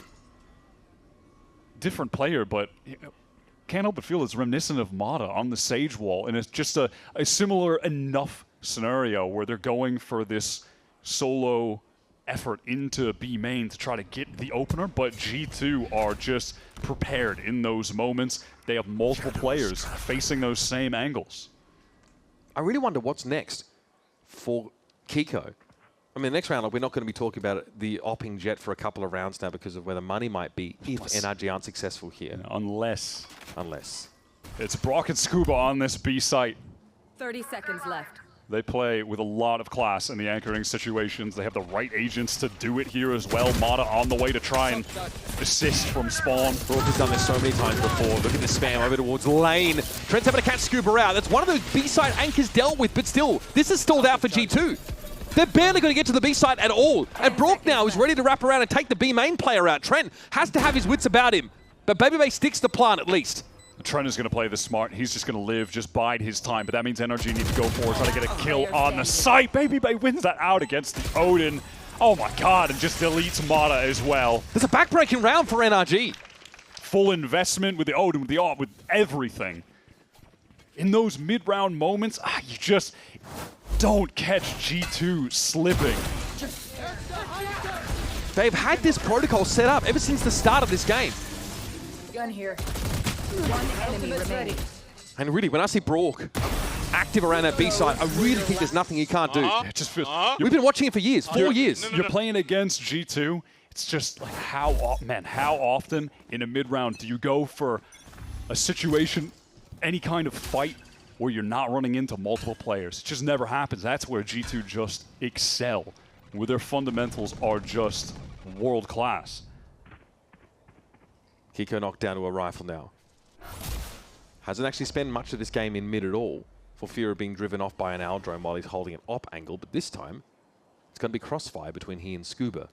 This leaves the B main presence nil and limited anchoring presence on B for NRG as well. Yeah, at this point, they're getting that loss bonus up too. They're getting enough to just keep throwing together these buys. Mata's going to be left with bad guns in these situations though because the utility Presage is so expensive. Yeah, nice moves there from Trent. Yeah, just eats the one ping. That's not going to be enough. That Hunter's Fury is just sent off the back of the wall going up and hearing the spam. All this pressure on A, just a ruse. The G2 team want to work through B main. They've got some info about where Brook is, where the Odin is. Oh, Trent picks up that angle late in mid. That's huge. Yeah, that's the util on B, just irrelevant now. Ethan is back, sight on his lonesome, has to tuck. Gonna get to keep his primary for the time being. Sharpshooting from Kika though, picks it up with the Guardian. And wait, how does he have his primary out? Little gap played in there by Ethan. Now Kiko steps up. Doesn't matter what gun this guy has, he is going to do work. And now he's got himself an upgrade. Trent just slowly making his way through the site, but there is such little time to play with spots out. Mata Leaf gets one. The pressure is being applied. 7 seconds on the No clock. way! There's no way, man. Mata can't do anything about this. He can't intervene. He's going to run into Trent if he's not careful. Player standing. Leaf gets it down. He's so low. This Stinger will blow him over. He's playing it safe to get the res in mid, though. They can go back together. They know Leaf is low HP. He doesn't have any util to heal himself back up. That's one of the best applications of the res I've seen. Will NRG be aware, though, that all of this time spent is giving Leaf the moment to switch up his positioning? Surely they know this. I mean, Mata knows it's possible. He's looking at this angle. Timing. He saw both of them. Insane. Sees him dancing on the side, but Scuba whips around. There could have been a moment, but enough time elapsed. Scuba could have been concerned about a wrap from lane over there. There's so many possibilities at that point that these NRG players just have their heads on a swivel. That is such an important Red Bull clutch for NRG to have found here. As off Mata, who is in a very dangerous situation. Yeah, so Ethan is able to just tuck in the corner, avoid that steel guard, and gets his. The anchoring is looking good. But then the last two players on site exposed. What a clutch from Mata, though. Really smart. Close range, Stinger gets the one, has the ult, gets the safe res on Scuba in mid. Also, Kiko finally finds a way to get involved in the game, and it's with the Guardian just walking around. 2 big kills from him set the stage for NRG to clutch up. Very fast take of B main from NRG, and now they know if they want to go any further, they have to deal with the Odin. They're just going to go ahead and leave that shear wall in B main so they're aware if there's ever going to be a re-clear coming, or if they can just work back to that space for free. Take flight. Kiko still trying to work towards another op. The bulk of the spend this round was to get Brook another Odin. I can understand the priority. Ethan might get some early warning on a player in this smoke. I like this from NRG, fighting towards mid, leaving the Sage and that util on the extremities. The spam is just ridiculous, okay? Well, Leaf was lit, I think, by the Owl drone. Easy kill. So and now easy. what, right? If you avoid mid where NRG were putting the player emphasis, now you're going into the util dense region of the map. This is where the Sage is at, where the wall is at. There's a Thorns in main as well. All right, and Mata just dispenses all the stall utility he needs to. Lose out the raw gunfight against Valen, though. Uncharacteristic, I feel. Right, and G2 moving on to the side. Good for that trade. 30 seconds left. Yeah, we know Making a bit of noise. Yeah, no committal, just waiting for his teammates. Doesn't matter, they can get the plant. That's all good. They're going to have a player coming from main as well. That's Ethan, so this retake coming from far too many angles you would imagine for G2 to be able to manage. Surely there's just no way, right? Look at where they're at in the site. I mean, it's such an awkward position to be stacked up by. Brook's going to have his recon cycle back through soon, I'm sure. There's also a paranoia to send at the site. Oh, wow. Kiko dinked though early. That could be big. A rotation here. Look at Baby Bay tucking. Player standing. But I think they're going to be ready for this. There's enough spam as well to deal with this player. Baby Bay has to fight his way out, and oh, man. Got to believe in magic. But NRG have gotten themselves to parity. Some lightning fast shots, but the Odin in that situation is always going to be a little bit better when you're tucked around that corner. So that's Brock going up. Yeah, gets the ping with the drone, and Leaf tries to tuck behind the little, like, whatever, the square on the right. I don't know what you call that little jump up, but... Yeah, the Brock Odin. It's a problem. It's always going to be a problem. Just a cool setup adjustment from NRG there. How they use the Sage and Vice util across B main and A main, and then really fight heavily in mid together to get the kills. I think G2 understand they've got to play more to these extremities. They can't mill around in mid till they get pinged by an Owl drone or picked by Kiko. And now, NRG switching it up again. Util density over on the A side with the Sage and the Vice both there, and it's pressure towards B main from NRG. Kiko with the knives on this round. Wants to at least get that sheer wall out. So if G2 go back towards this B side, they have to be apprehensive about just walking their way into B main, contacting. There might need to be some util expenditure, like Trent still has that drone, for instance. get something like that out of the equation. I'm sure they're also worried the Odin player could just activate off someone else's contact inside B main. So cross map, Jaw activated the clone over towards A main to get the wall out. B main execute is coming through off the Astral. Brock can't spam anything on account of it. Yeah, trying to swing. Ethan, nice little pocket there though. Also knocks Leaf inside, run it back. Leaf though got a double back here. We kind of like this idea, but Kiko is ready, poised. Man, there is a hole in that game plan from G2, and it's exposed by NRG, who are now retaking from every angle. B main, not a concern. That is so crucial when you're trying to get back in towards this B site. There is a ping though. Kiko looks like he was hit by the recon bolt while he was sailing through the air. But yeah, the spam, it's pretty good. You just got to imagine there's going to be someone playing in that smoke in this situation. Where can G2 even go? You know exactly where they are. They're collapsed on by NRG. An inevitability in that situation that they lose the round. It's a great retake. But this is just a gap in the game plan from G2. The way they drew that up, if they're going to push past that wall, there needs to be something obscuring that angle from Market. I don't know what's happening. How So are we winning rounds and I'm halfway done practice? Okay. But yeah, it's just like some level of miscommunication in that situation, misunderstanding of where the wall was going to be placed, or misunderstanding of the fact that they wanted to push through it to try to kill Brock versus just kind of circumventing the, or not circumventing, but rather just having no desire to push through the wall, getting to the site, playing from B main. The game plan is just scrambled there from G2, and that gives NRG the opening. Thinking there had to be another piece to the plan there. And this is early days for teams that are moving back and adopting Ascent once more, especially with this kind of composition. Yeah. Yoru, who we thought was a relic of the past, being dredged up, exhumed, brought onto this map alongside the Phoenix, which has been prolific.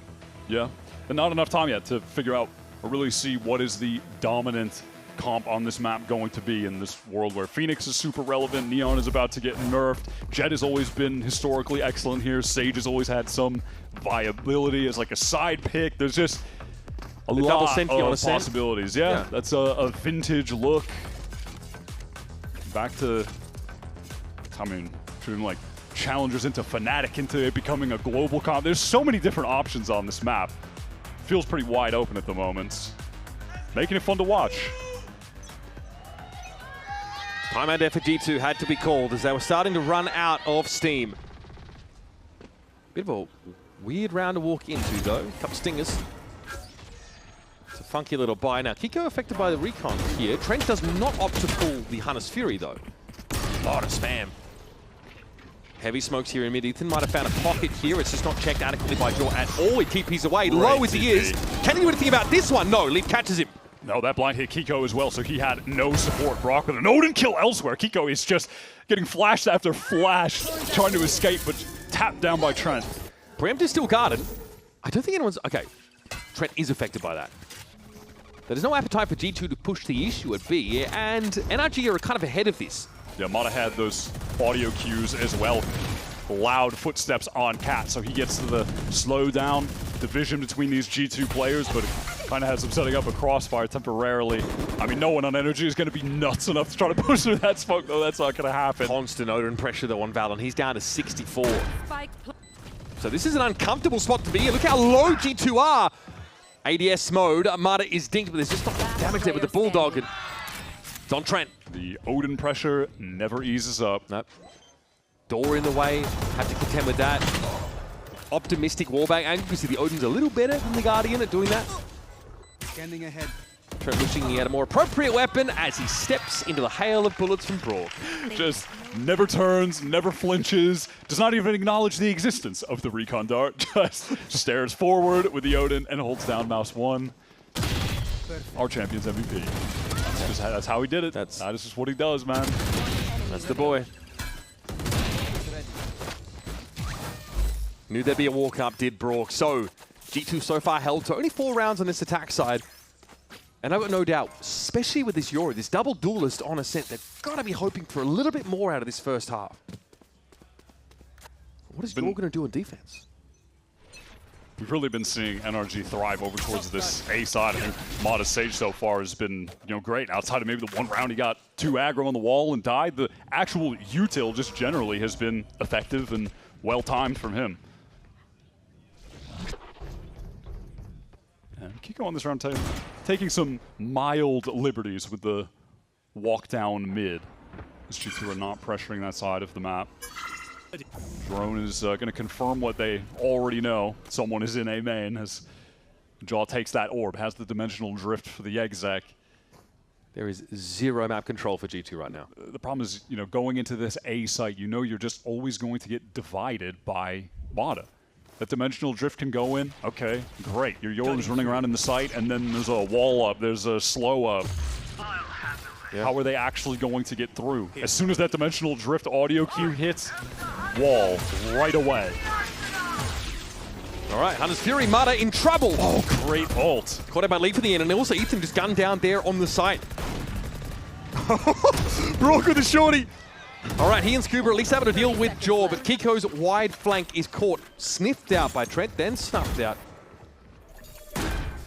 There's some solid entering there from Leaf getting into the site. Now, save for Brock, finding an opening with some Odin spam. I don't really know what the opening is for NRG into this round. Leaf a little bit exposed, actually. It's going to be Vandal spam in the end. Brock trying to clear hell. I mean, that's kind of that's like a, chalk that up as an assist for Brock, honestly. Just forcing Leaf into the open there. Coming on his Fury here. And a 2v3. Oh, that's nice from G2 though. Again, those fundamentals getting out to fight together. Look at him. How could they deal with this, man? It's ridiculous. He's playing the double bass in a marching band right now. He's just jumping around a corner, setting up. Jumping around a corner, setting up. Listen, and by God, it has worked. Oh, Valen, finally, someone does it. The amount of damage, though, is absurd. They all die. It just keeps jumping in the same corner. Nuts. I mean, sure. Some serious weight of kills. This also keeps a cap on the economy of G2, who are still trying to fight back into this first half. Yeah, they do a great job with the exec out main. No one has their eyes on it, so Mada is exposed, and Leaf gets a great little 2-piece entry in the midst of that exec chaos. Let's go. We're about to get 6, actually. He didn't push the glasses up the nose. Come on, bro. Pretty deep smoke here. Oh, that's just the one way on the A side of the map. It's more G2 concentrated around this B main tiles area. Me and ranked type dart, bro. That's why I don't play Sova. That was rough.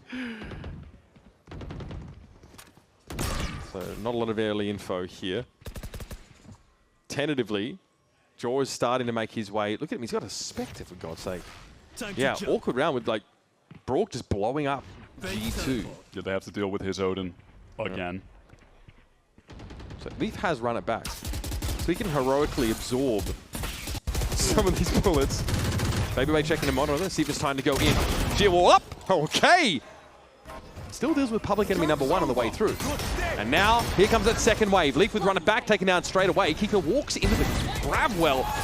That's such a nice posting for Scuba. I love that. Arc Rose is huge for Kiko. Plays off it perfectly. Now Scuba is just trying to live backside play around the smoke, play safely. 30 seconds left. Teammates not going to be here to help. Fully flashed up. It's a free kill for Leaf. Yeah. And that's the bonus of having all these extra flashes to work with. Leaf might even have another if things go his way. Cosmic Divide, really? Yep. That's going to be deployed here. Of course, last round of the half, and we're going to let it go. I like this from Mada, though. He's going to emerge at a weird angle. You're never ready for that one. Very inventive. And he even gets the res after. That's so sick. Oh my God, the timing. That's devastating. Leaf, wow. Oh man. Back against the wall, to be fair. Sick res. That is crazy. You know, because I'm sure Mada has drilled so many retake scenarios where there's a Cosmic Divide in play. That was just great intuition. So I'm saying his util on this stage has been nice. It's been hilarious to see Mada picking up the Harbor and now picking up this Sage in this stage, but he has been good on both of them. Better than good. He really just has a knack for the util on all of these different agents. That was a silly round, I'm not going to lie. But as the dust settles over this first half, it's another genuinely close affair. G2 are hoping for more than 5 rounds if you, take Leaf seriously but they lost the pistol, were still able to fight back in. A good showing here means that we are set for a compelling end to this series. We're 2-2, we are tied, and we are headed to the halftime break with a 2-round differential.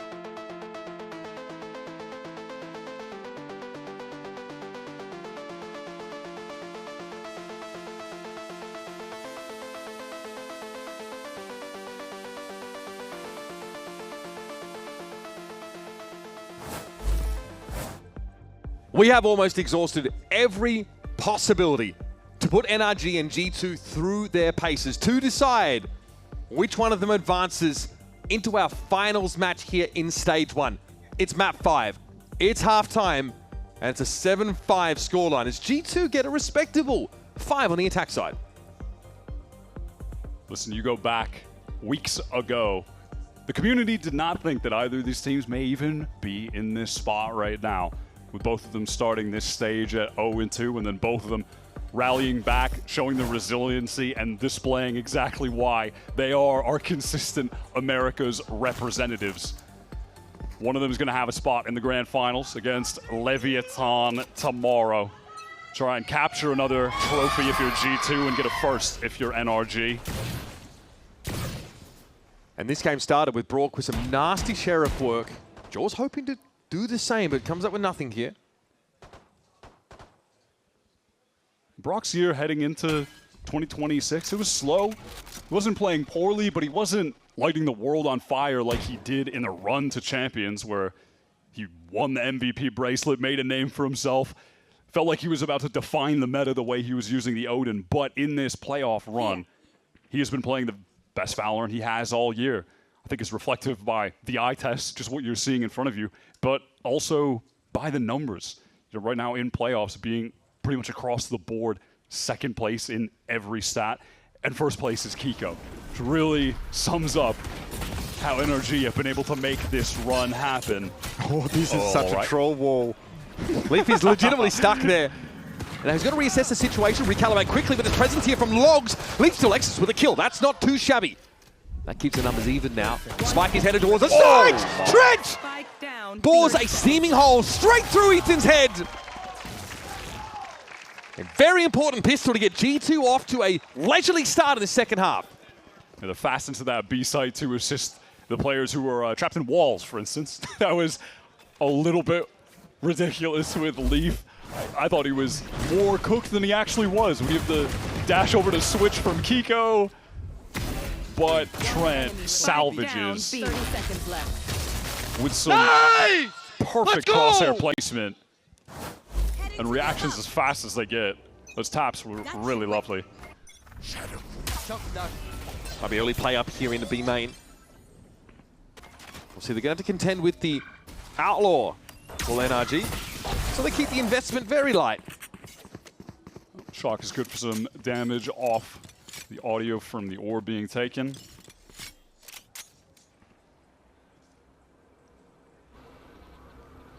Aldrin re-clear of B main. Tells G2 that they might be able to distribute some of their resources a bit more towards mid and A side of the map. There's a couple pings though.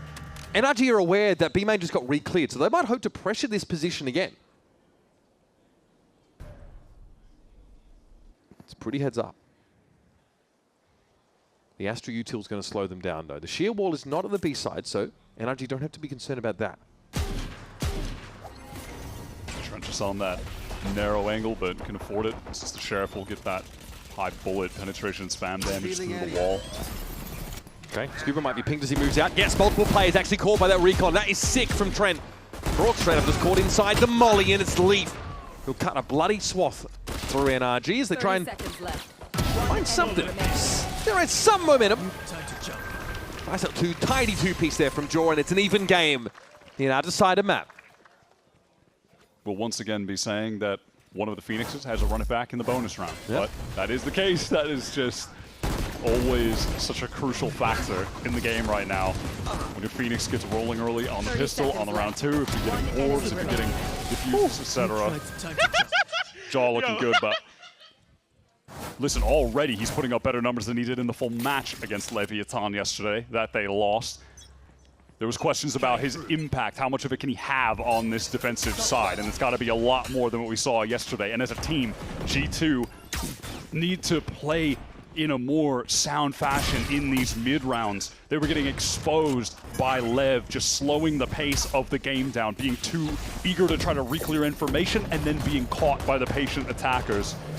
NRG are way more active in the early rounds than Leviatán were, though, to be fair. A lot of noise towards B main. Attempt to draw out some util, specifically get the shear wall out of the map. And hey, they do succeed in that. Minute left on the clock, now into the mid re-clear with the drone. They leave someone in B main after making all that noise so they can work back into a B hit later if necessary. The shield wall gets triggered, that's going to be annoying for NRG. Trent always wants to take some calculated risks at the right moments in rounds. That door is shut, there's no market presence here. G2 hunkering down. And that kind of tells NRG that they've given mid control. In we go, straight into the cloud burst. Here comes that Vice util that'll slow things up, but Kiko's still gotten quite deep here. Pinged out though, that could be a problem. Runner back, active, Jaw sees a wall. And that's not great, he ain't gonna get past that anytime soon. Trent's gotta be careful, keep his head down.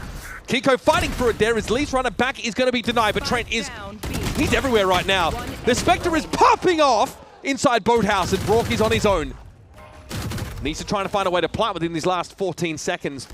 And G2 will be salivating to finish him. There's just no way he can get away with this round win. It's impossible. G2 just displaying so much aggro in that flood situation. With the wall in their face, doesn't matter. They gather up, they're fast to break it. They just try to get right back in to help everyone. Leaf pops the run it back immediately to get in through market. That catch was so nice onto Ethan. And when all of that is going on, when those G2 players behind the wall, coming out of market, are making it feel like for NRG that they're about to get backstabbed and they need to look behind them, those players all the way back in Boathouse, they're just jiggling out with the Spectres, just dealing damage, shooting them in the back. That's a great hold from G2. This has got NRG reeling, sent onto the eco. And G2 looked pretty restrained in that first map. They weren't getting too excited or anything like that. Now that they're starting to feel themselves, they know that the end of the road is close. Leaf sees Ethan, attempts a TP forward. It's cute, but he's cut down inside tree. Now wall up, just trying to get this plant in. Okay, all right. Mata is able to get away with one, but he can't recover the rifle. Valen just made a movement, I think, to give away that position. They tried to double swing it. Brock also got pinged immediately. In goes Jaw. I think he was a clone running straight forward like that, but no. That gets G2 yet another round. This is pretty big bounce back. G2, perfect start on the side that historically has been a bit more straightforward. But G2 do have a couple of issues. Like, they've got to find ways to really get that Yoru value. Like, try and be present around the map. Yoru can't just sit a gate crash for 30 seconds now and turn up where he's needed. Jaw so far is, like I said, he's having a better game than he did against Lev. That is for a certainty. Leaning into these scoped weapons on defense, this is an Opera's paradise kind of map. You have so many great lanes to pick up, and your primary Opera Baby Bay is playing the Vice, which makes sense for this map. So yeah, you want your Yoru to be opping, and Jaw has opped a lot for G2 in the past. I think he's a little more streaky, a little more hit or miss than someone like Dre, but definitely more dyed-in-the-wool rifler is Jaw. Even still, he can take over the game playing the Yoru. You're like, in a situation like this though, yeah, you're looking at the gate crash, it's back in heaven. It doesn't have a whole lot of time to actually be tucked in wine, but maybe just enough time to get a shot and get away because NRG are applying the pressure. Another gate crash being deployed here. Jaw should have a way to get on out. Okay, he's got a TP back to it now. Valen and Leaf getting it done. This is devastating for NRG. They can't get anything started. It's an attempt at an A split that is, frankly, just shut down in tree.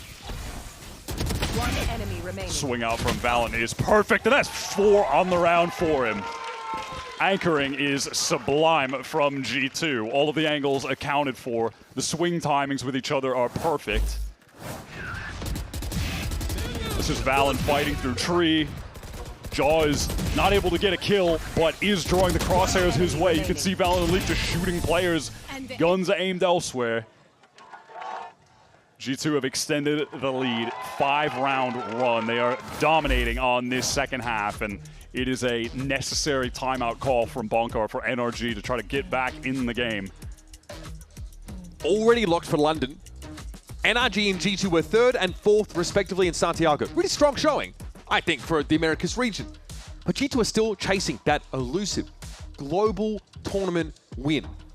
NRG, we know if they've had it. They had the biggest one last year. And G2 pulled up tantalizingly short in Bangkok against that T1 team. And then in Toronto fell a little further short at 4th. They're always there. They're always in these playoff matches in Americas. They're always at these globals. And they're competitive. They're respected. But never feared. And just thinking way back to considering like the history of these G2 players, where they came from, having to go to challengers, fight through, make it to the league, consistent podium finishes, winning America's trophies, all that. And then guys they were playing against in challengers way back in the inaugural season of it, like Brock on an MXS, for instance, joins the league much later than they did and is able to win champs on the first attempt. There's so much history in this server too, just Jaw, Ethan, winning with EG years ago in 2023, and since then Ethan able to get a second. Best Jaw in that moment. He can't teleport away just fast enough. That's what happens when 2 world champions collide. That's pretty punishing for Jaw. Really expecting at least a 1 frag off that scenario. Now Leaf is forced back a little bit by the slow orbit. Ethan lingers out in the open. Spike, by the way, was in his hands. What is going on lane right now? They're just trying to pressure into the site and then wrap back around. Yeah, just deal with one thing at a time. Let's get the site players out of the picture, and then we'll reset and work back towards spawn. Now, unfortunate situation with trying to get the spike is that they have no smokes. They don't even have a cloud burst. They've got nothing right now. Maybe, I don't know, a Hunter's Fury or something crazy could be used in this situation. But they're just going to go for the multi-swing, and it's all good. They've got the numbers. They feel confident to just lock it up as a team, playing it out for the trades. Pretty important timeout we saw there for NRG. 5 rounds in a row they'd lost in this half. Finally signs of life here. Yeah, I like that decision in main. Rather than using a util piece to try to clear someone off the angle, they play that for, let's get a kill. They slowly walk up, make no sound, jump swing, human drone, and that's how they get the opener. Just a slight variation that Jogmo wasn't expecting, and Yoru can't get out of there fast enough compared to something like a chamber. Trent does have that Odin. He's still going to be a nuisance. Jaws picked up this mid spot here as Scuba tries to go for the orb. He'll get it. For a price. Oh my goodness, Kiko is ready. Jump scare central. But Leaf is the one that comes off second best. We might need to see this market door closed in a moment as mid control is being handed over to NRG once more. Still so much time left on the clock as well. They're doing a great job just sequencing working parts of the map and then getting into that exec. It's just the execs themselves that have not been coming together. The anchoring has been too good from G2. Oh man, Jaw is just getting served these last couple of rounds. Exposed by Kiko. Opener, back to back. Now dashing in, creating space in the site even. Good intuition there from Kiko, who's about right. Scuba's going to be brought back into the fight. That makes it a 5v2. Long odds indeed. Trent trying to work it in with the Odin. That's pretty dirty stuff now around the corner of Scuba. 3 is all he's going to get. HP as low as it gets for NRG. What a sick round from Kiko. Just fitting into this NRG team perfectly. It was great with them, I think, in kickoff in Santiago, but now in stage 1, they've got him in a position to be better than just, yeah, he's a great piece of this team. He's replacing a key component in Psalm. He's doing a good job. Now they have him in a spot where he's thriving with this team. I feel like you've got to be watching Jaw in these early round moments. Double doorless comp on defense. Jaw clearly is trying to play up for an early kill, and he's been punished 2 consecutive rounds. G2 knocked down to an eco, or a bit of an awkward buy at the very best. Okay. Oh my God, shot a little They're going to keep going. wide. It's Kuda. He's done. Now this has got to have to provoke an acceleration towards the A side of the map, but that's what the Vice util is. That's a devastating miss from Kiko. It results in the death of 2 players. 5 versus 3. NRG need to claw this back. Everyone entrenched in the A site. Retake coming from multiple angles, and the classic ult combo, the Drift of the Hunter's Fury.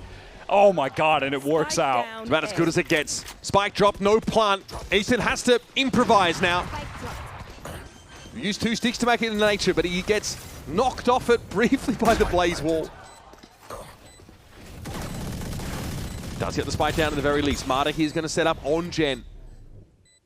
It's Cosmic Divide here for G2. Sets Valen up noiselessly. He's in position. Nova Pulse dodged. Marta with the footwork. Ethan will be biding his time. This round is crucial here.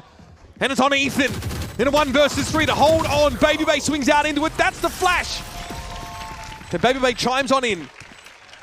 G2 now nose out once more by 2 rounds. Listen, those are the kind of plays that were all G2's like last year, going back thinking about the whole Yoru meta, the amount of games Jaw has on this agent, just syncing things up constantly with Trent, dimensional drifts with all. It's just too easy for them. That is some vintage G2, some real 2025 G2 gameplay in that round. There are just too many of these thrifty rounds that G2 are being able to manufacture. That was the catalyst of G2 winning on defense back in the first map on Lotus. And it might be here too. This time NRG just leaving 2 players over towards that B main area. No mid presence. Jorgamo's got the orb again, so he still wants to be playing in that similar style with Gatecrash back up, play an aggressive line. For all of that noise and effort that NRG put into getting into B main early, some util pieces like the Recon as well, they don't actually manage to get the shear wall out on that side of the map. Working back towards A, where Leaf is playing in a position that that Phoenix Flash can get a lot of value. No check of why, not enough time to do so. So Leaf undetected for the time being. There is a moment to chime in here, still Garland about to be active. George has to get that first pick though. Broke with the Hunter's Fury, Kiko deep on the side. Shot goes wide for Jaws. Kiko is just fully entrenched in hell. Ethan gets the door shut, and that might be a moment of respite for the team to actually get the spike down. I don't know. Kiko in the open! Sprayed down by Valen. That's devastating. Brock and Ethan have to put their heads together. There's still no spike plant. Paranoia needs to be used early to get it down. They can't use that Paranoia now when the retake is actually coming in. It's going to come down to the gunplay. 1 for 1. That's going to be good enough for G2 now, as it is all on Brock. Champions MVP has to fight for his life. And G2 take 1 more stride towards that Stage 1 final.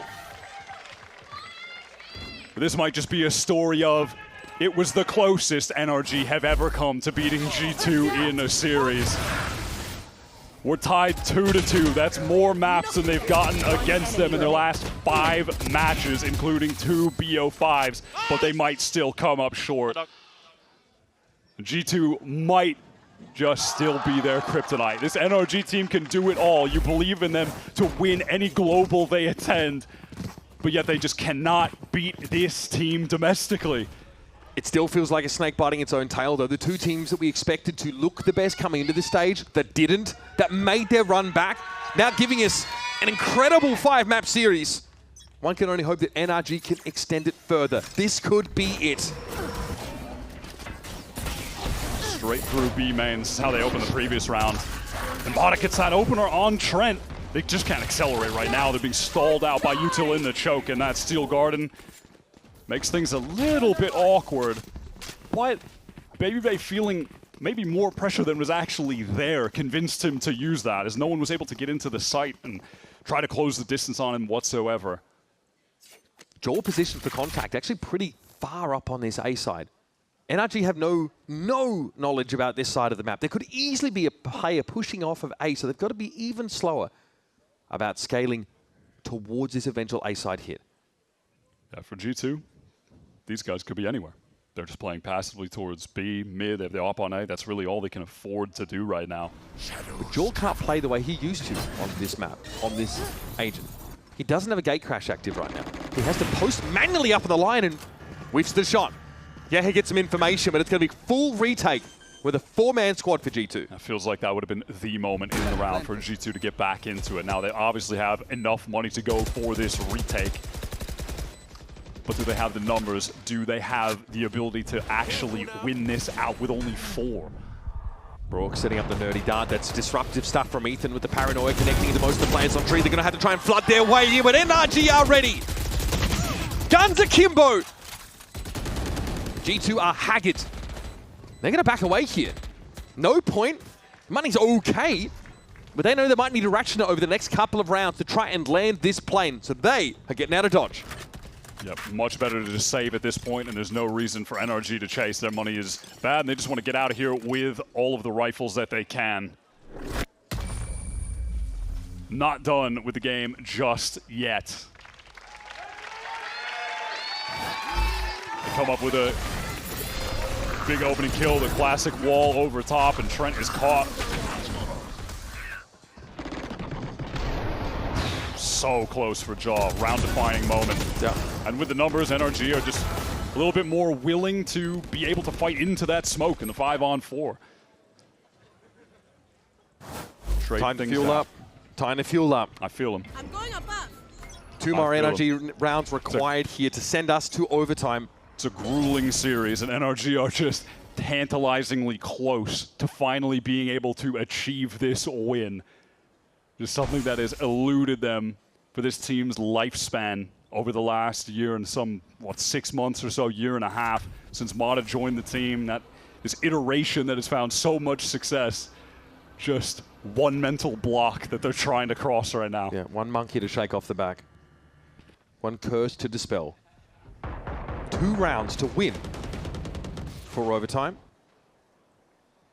NRG parking the bus here over towards Cubby. And this is a situation for Jaw that he can't get out of. This is a real gate crash nerf kind of moment. You're looking at him in wine, and there is nothing he can do but stay steadfast on this angle. Tree is going to get busy over there. Jaw sees a little leg. Ethan does get hit down low. Look at this wrap. They're going through heaven and trying to flank into the site, walling it off. Okay, this is going to be 3 players for G2 that can defend this. That is it. Ethan could be a problem now as well. He'll be licking at the heels, but Jaw strikes with the op. Now on the site. 3 players up for NRG. The last gasp for this team to dispel the curse. Valor looks imperious there from upper. And Brook and Mata, alongside Scuba, have to put this together. 3 cardinal points around the site. They hunker down and gotta hold on. Belief steps in, steps out in an instant. Finds his kill. Scuba's able to double down, but that is the end of him. So close came NRG to finally besting their regional rivals, but G2 show us a true bounce back from yesterday's play. Hard fought, grueling, extended series. They booked their ticket into our Stage 1 final. They always have the resiliency on display, and G2, it's just no surprise to see them in another stage final. Feels like that's their home, that's just where they belong, and they'll have an opportunity for revenge against Leviatán tomorrow. They're heading into that game, we referenced something Baby Bay had said where, yeah, we lost to Lev earlier in this stage, we were experimenting, but today we have no excuses. Well, no excuses, they lost, but tomorrow it's an opportunity for revenge, an opportunity to get a 4th stage trophy, an opportunity for Dre to lift one as a player with the team. Grueling series today, but G2 come out on top. They just know how to win. It's a simple statement, but could it be more applicable to any team when it comes to playing in the VCT Americas? They know how to win here. They know how to win here. Still chasing that first global title. This is a big step forward. First seed heading into London would be a massive boon to a G2 who have come so close to the global title and still pulled up short.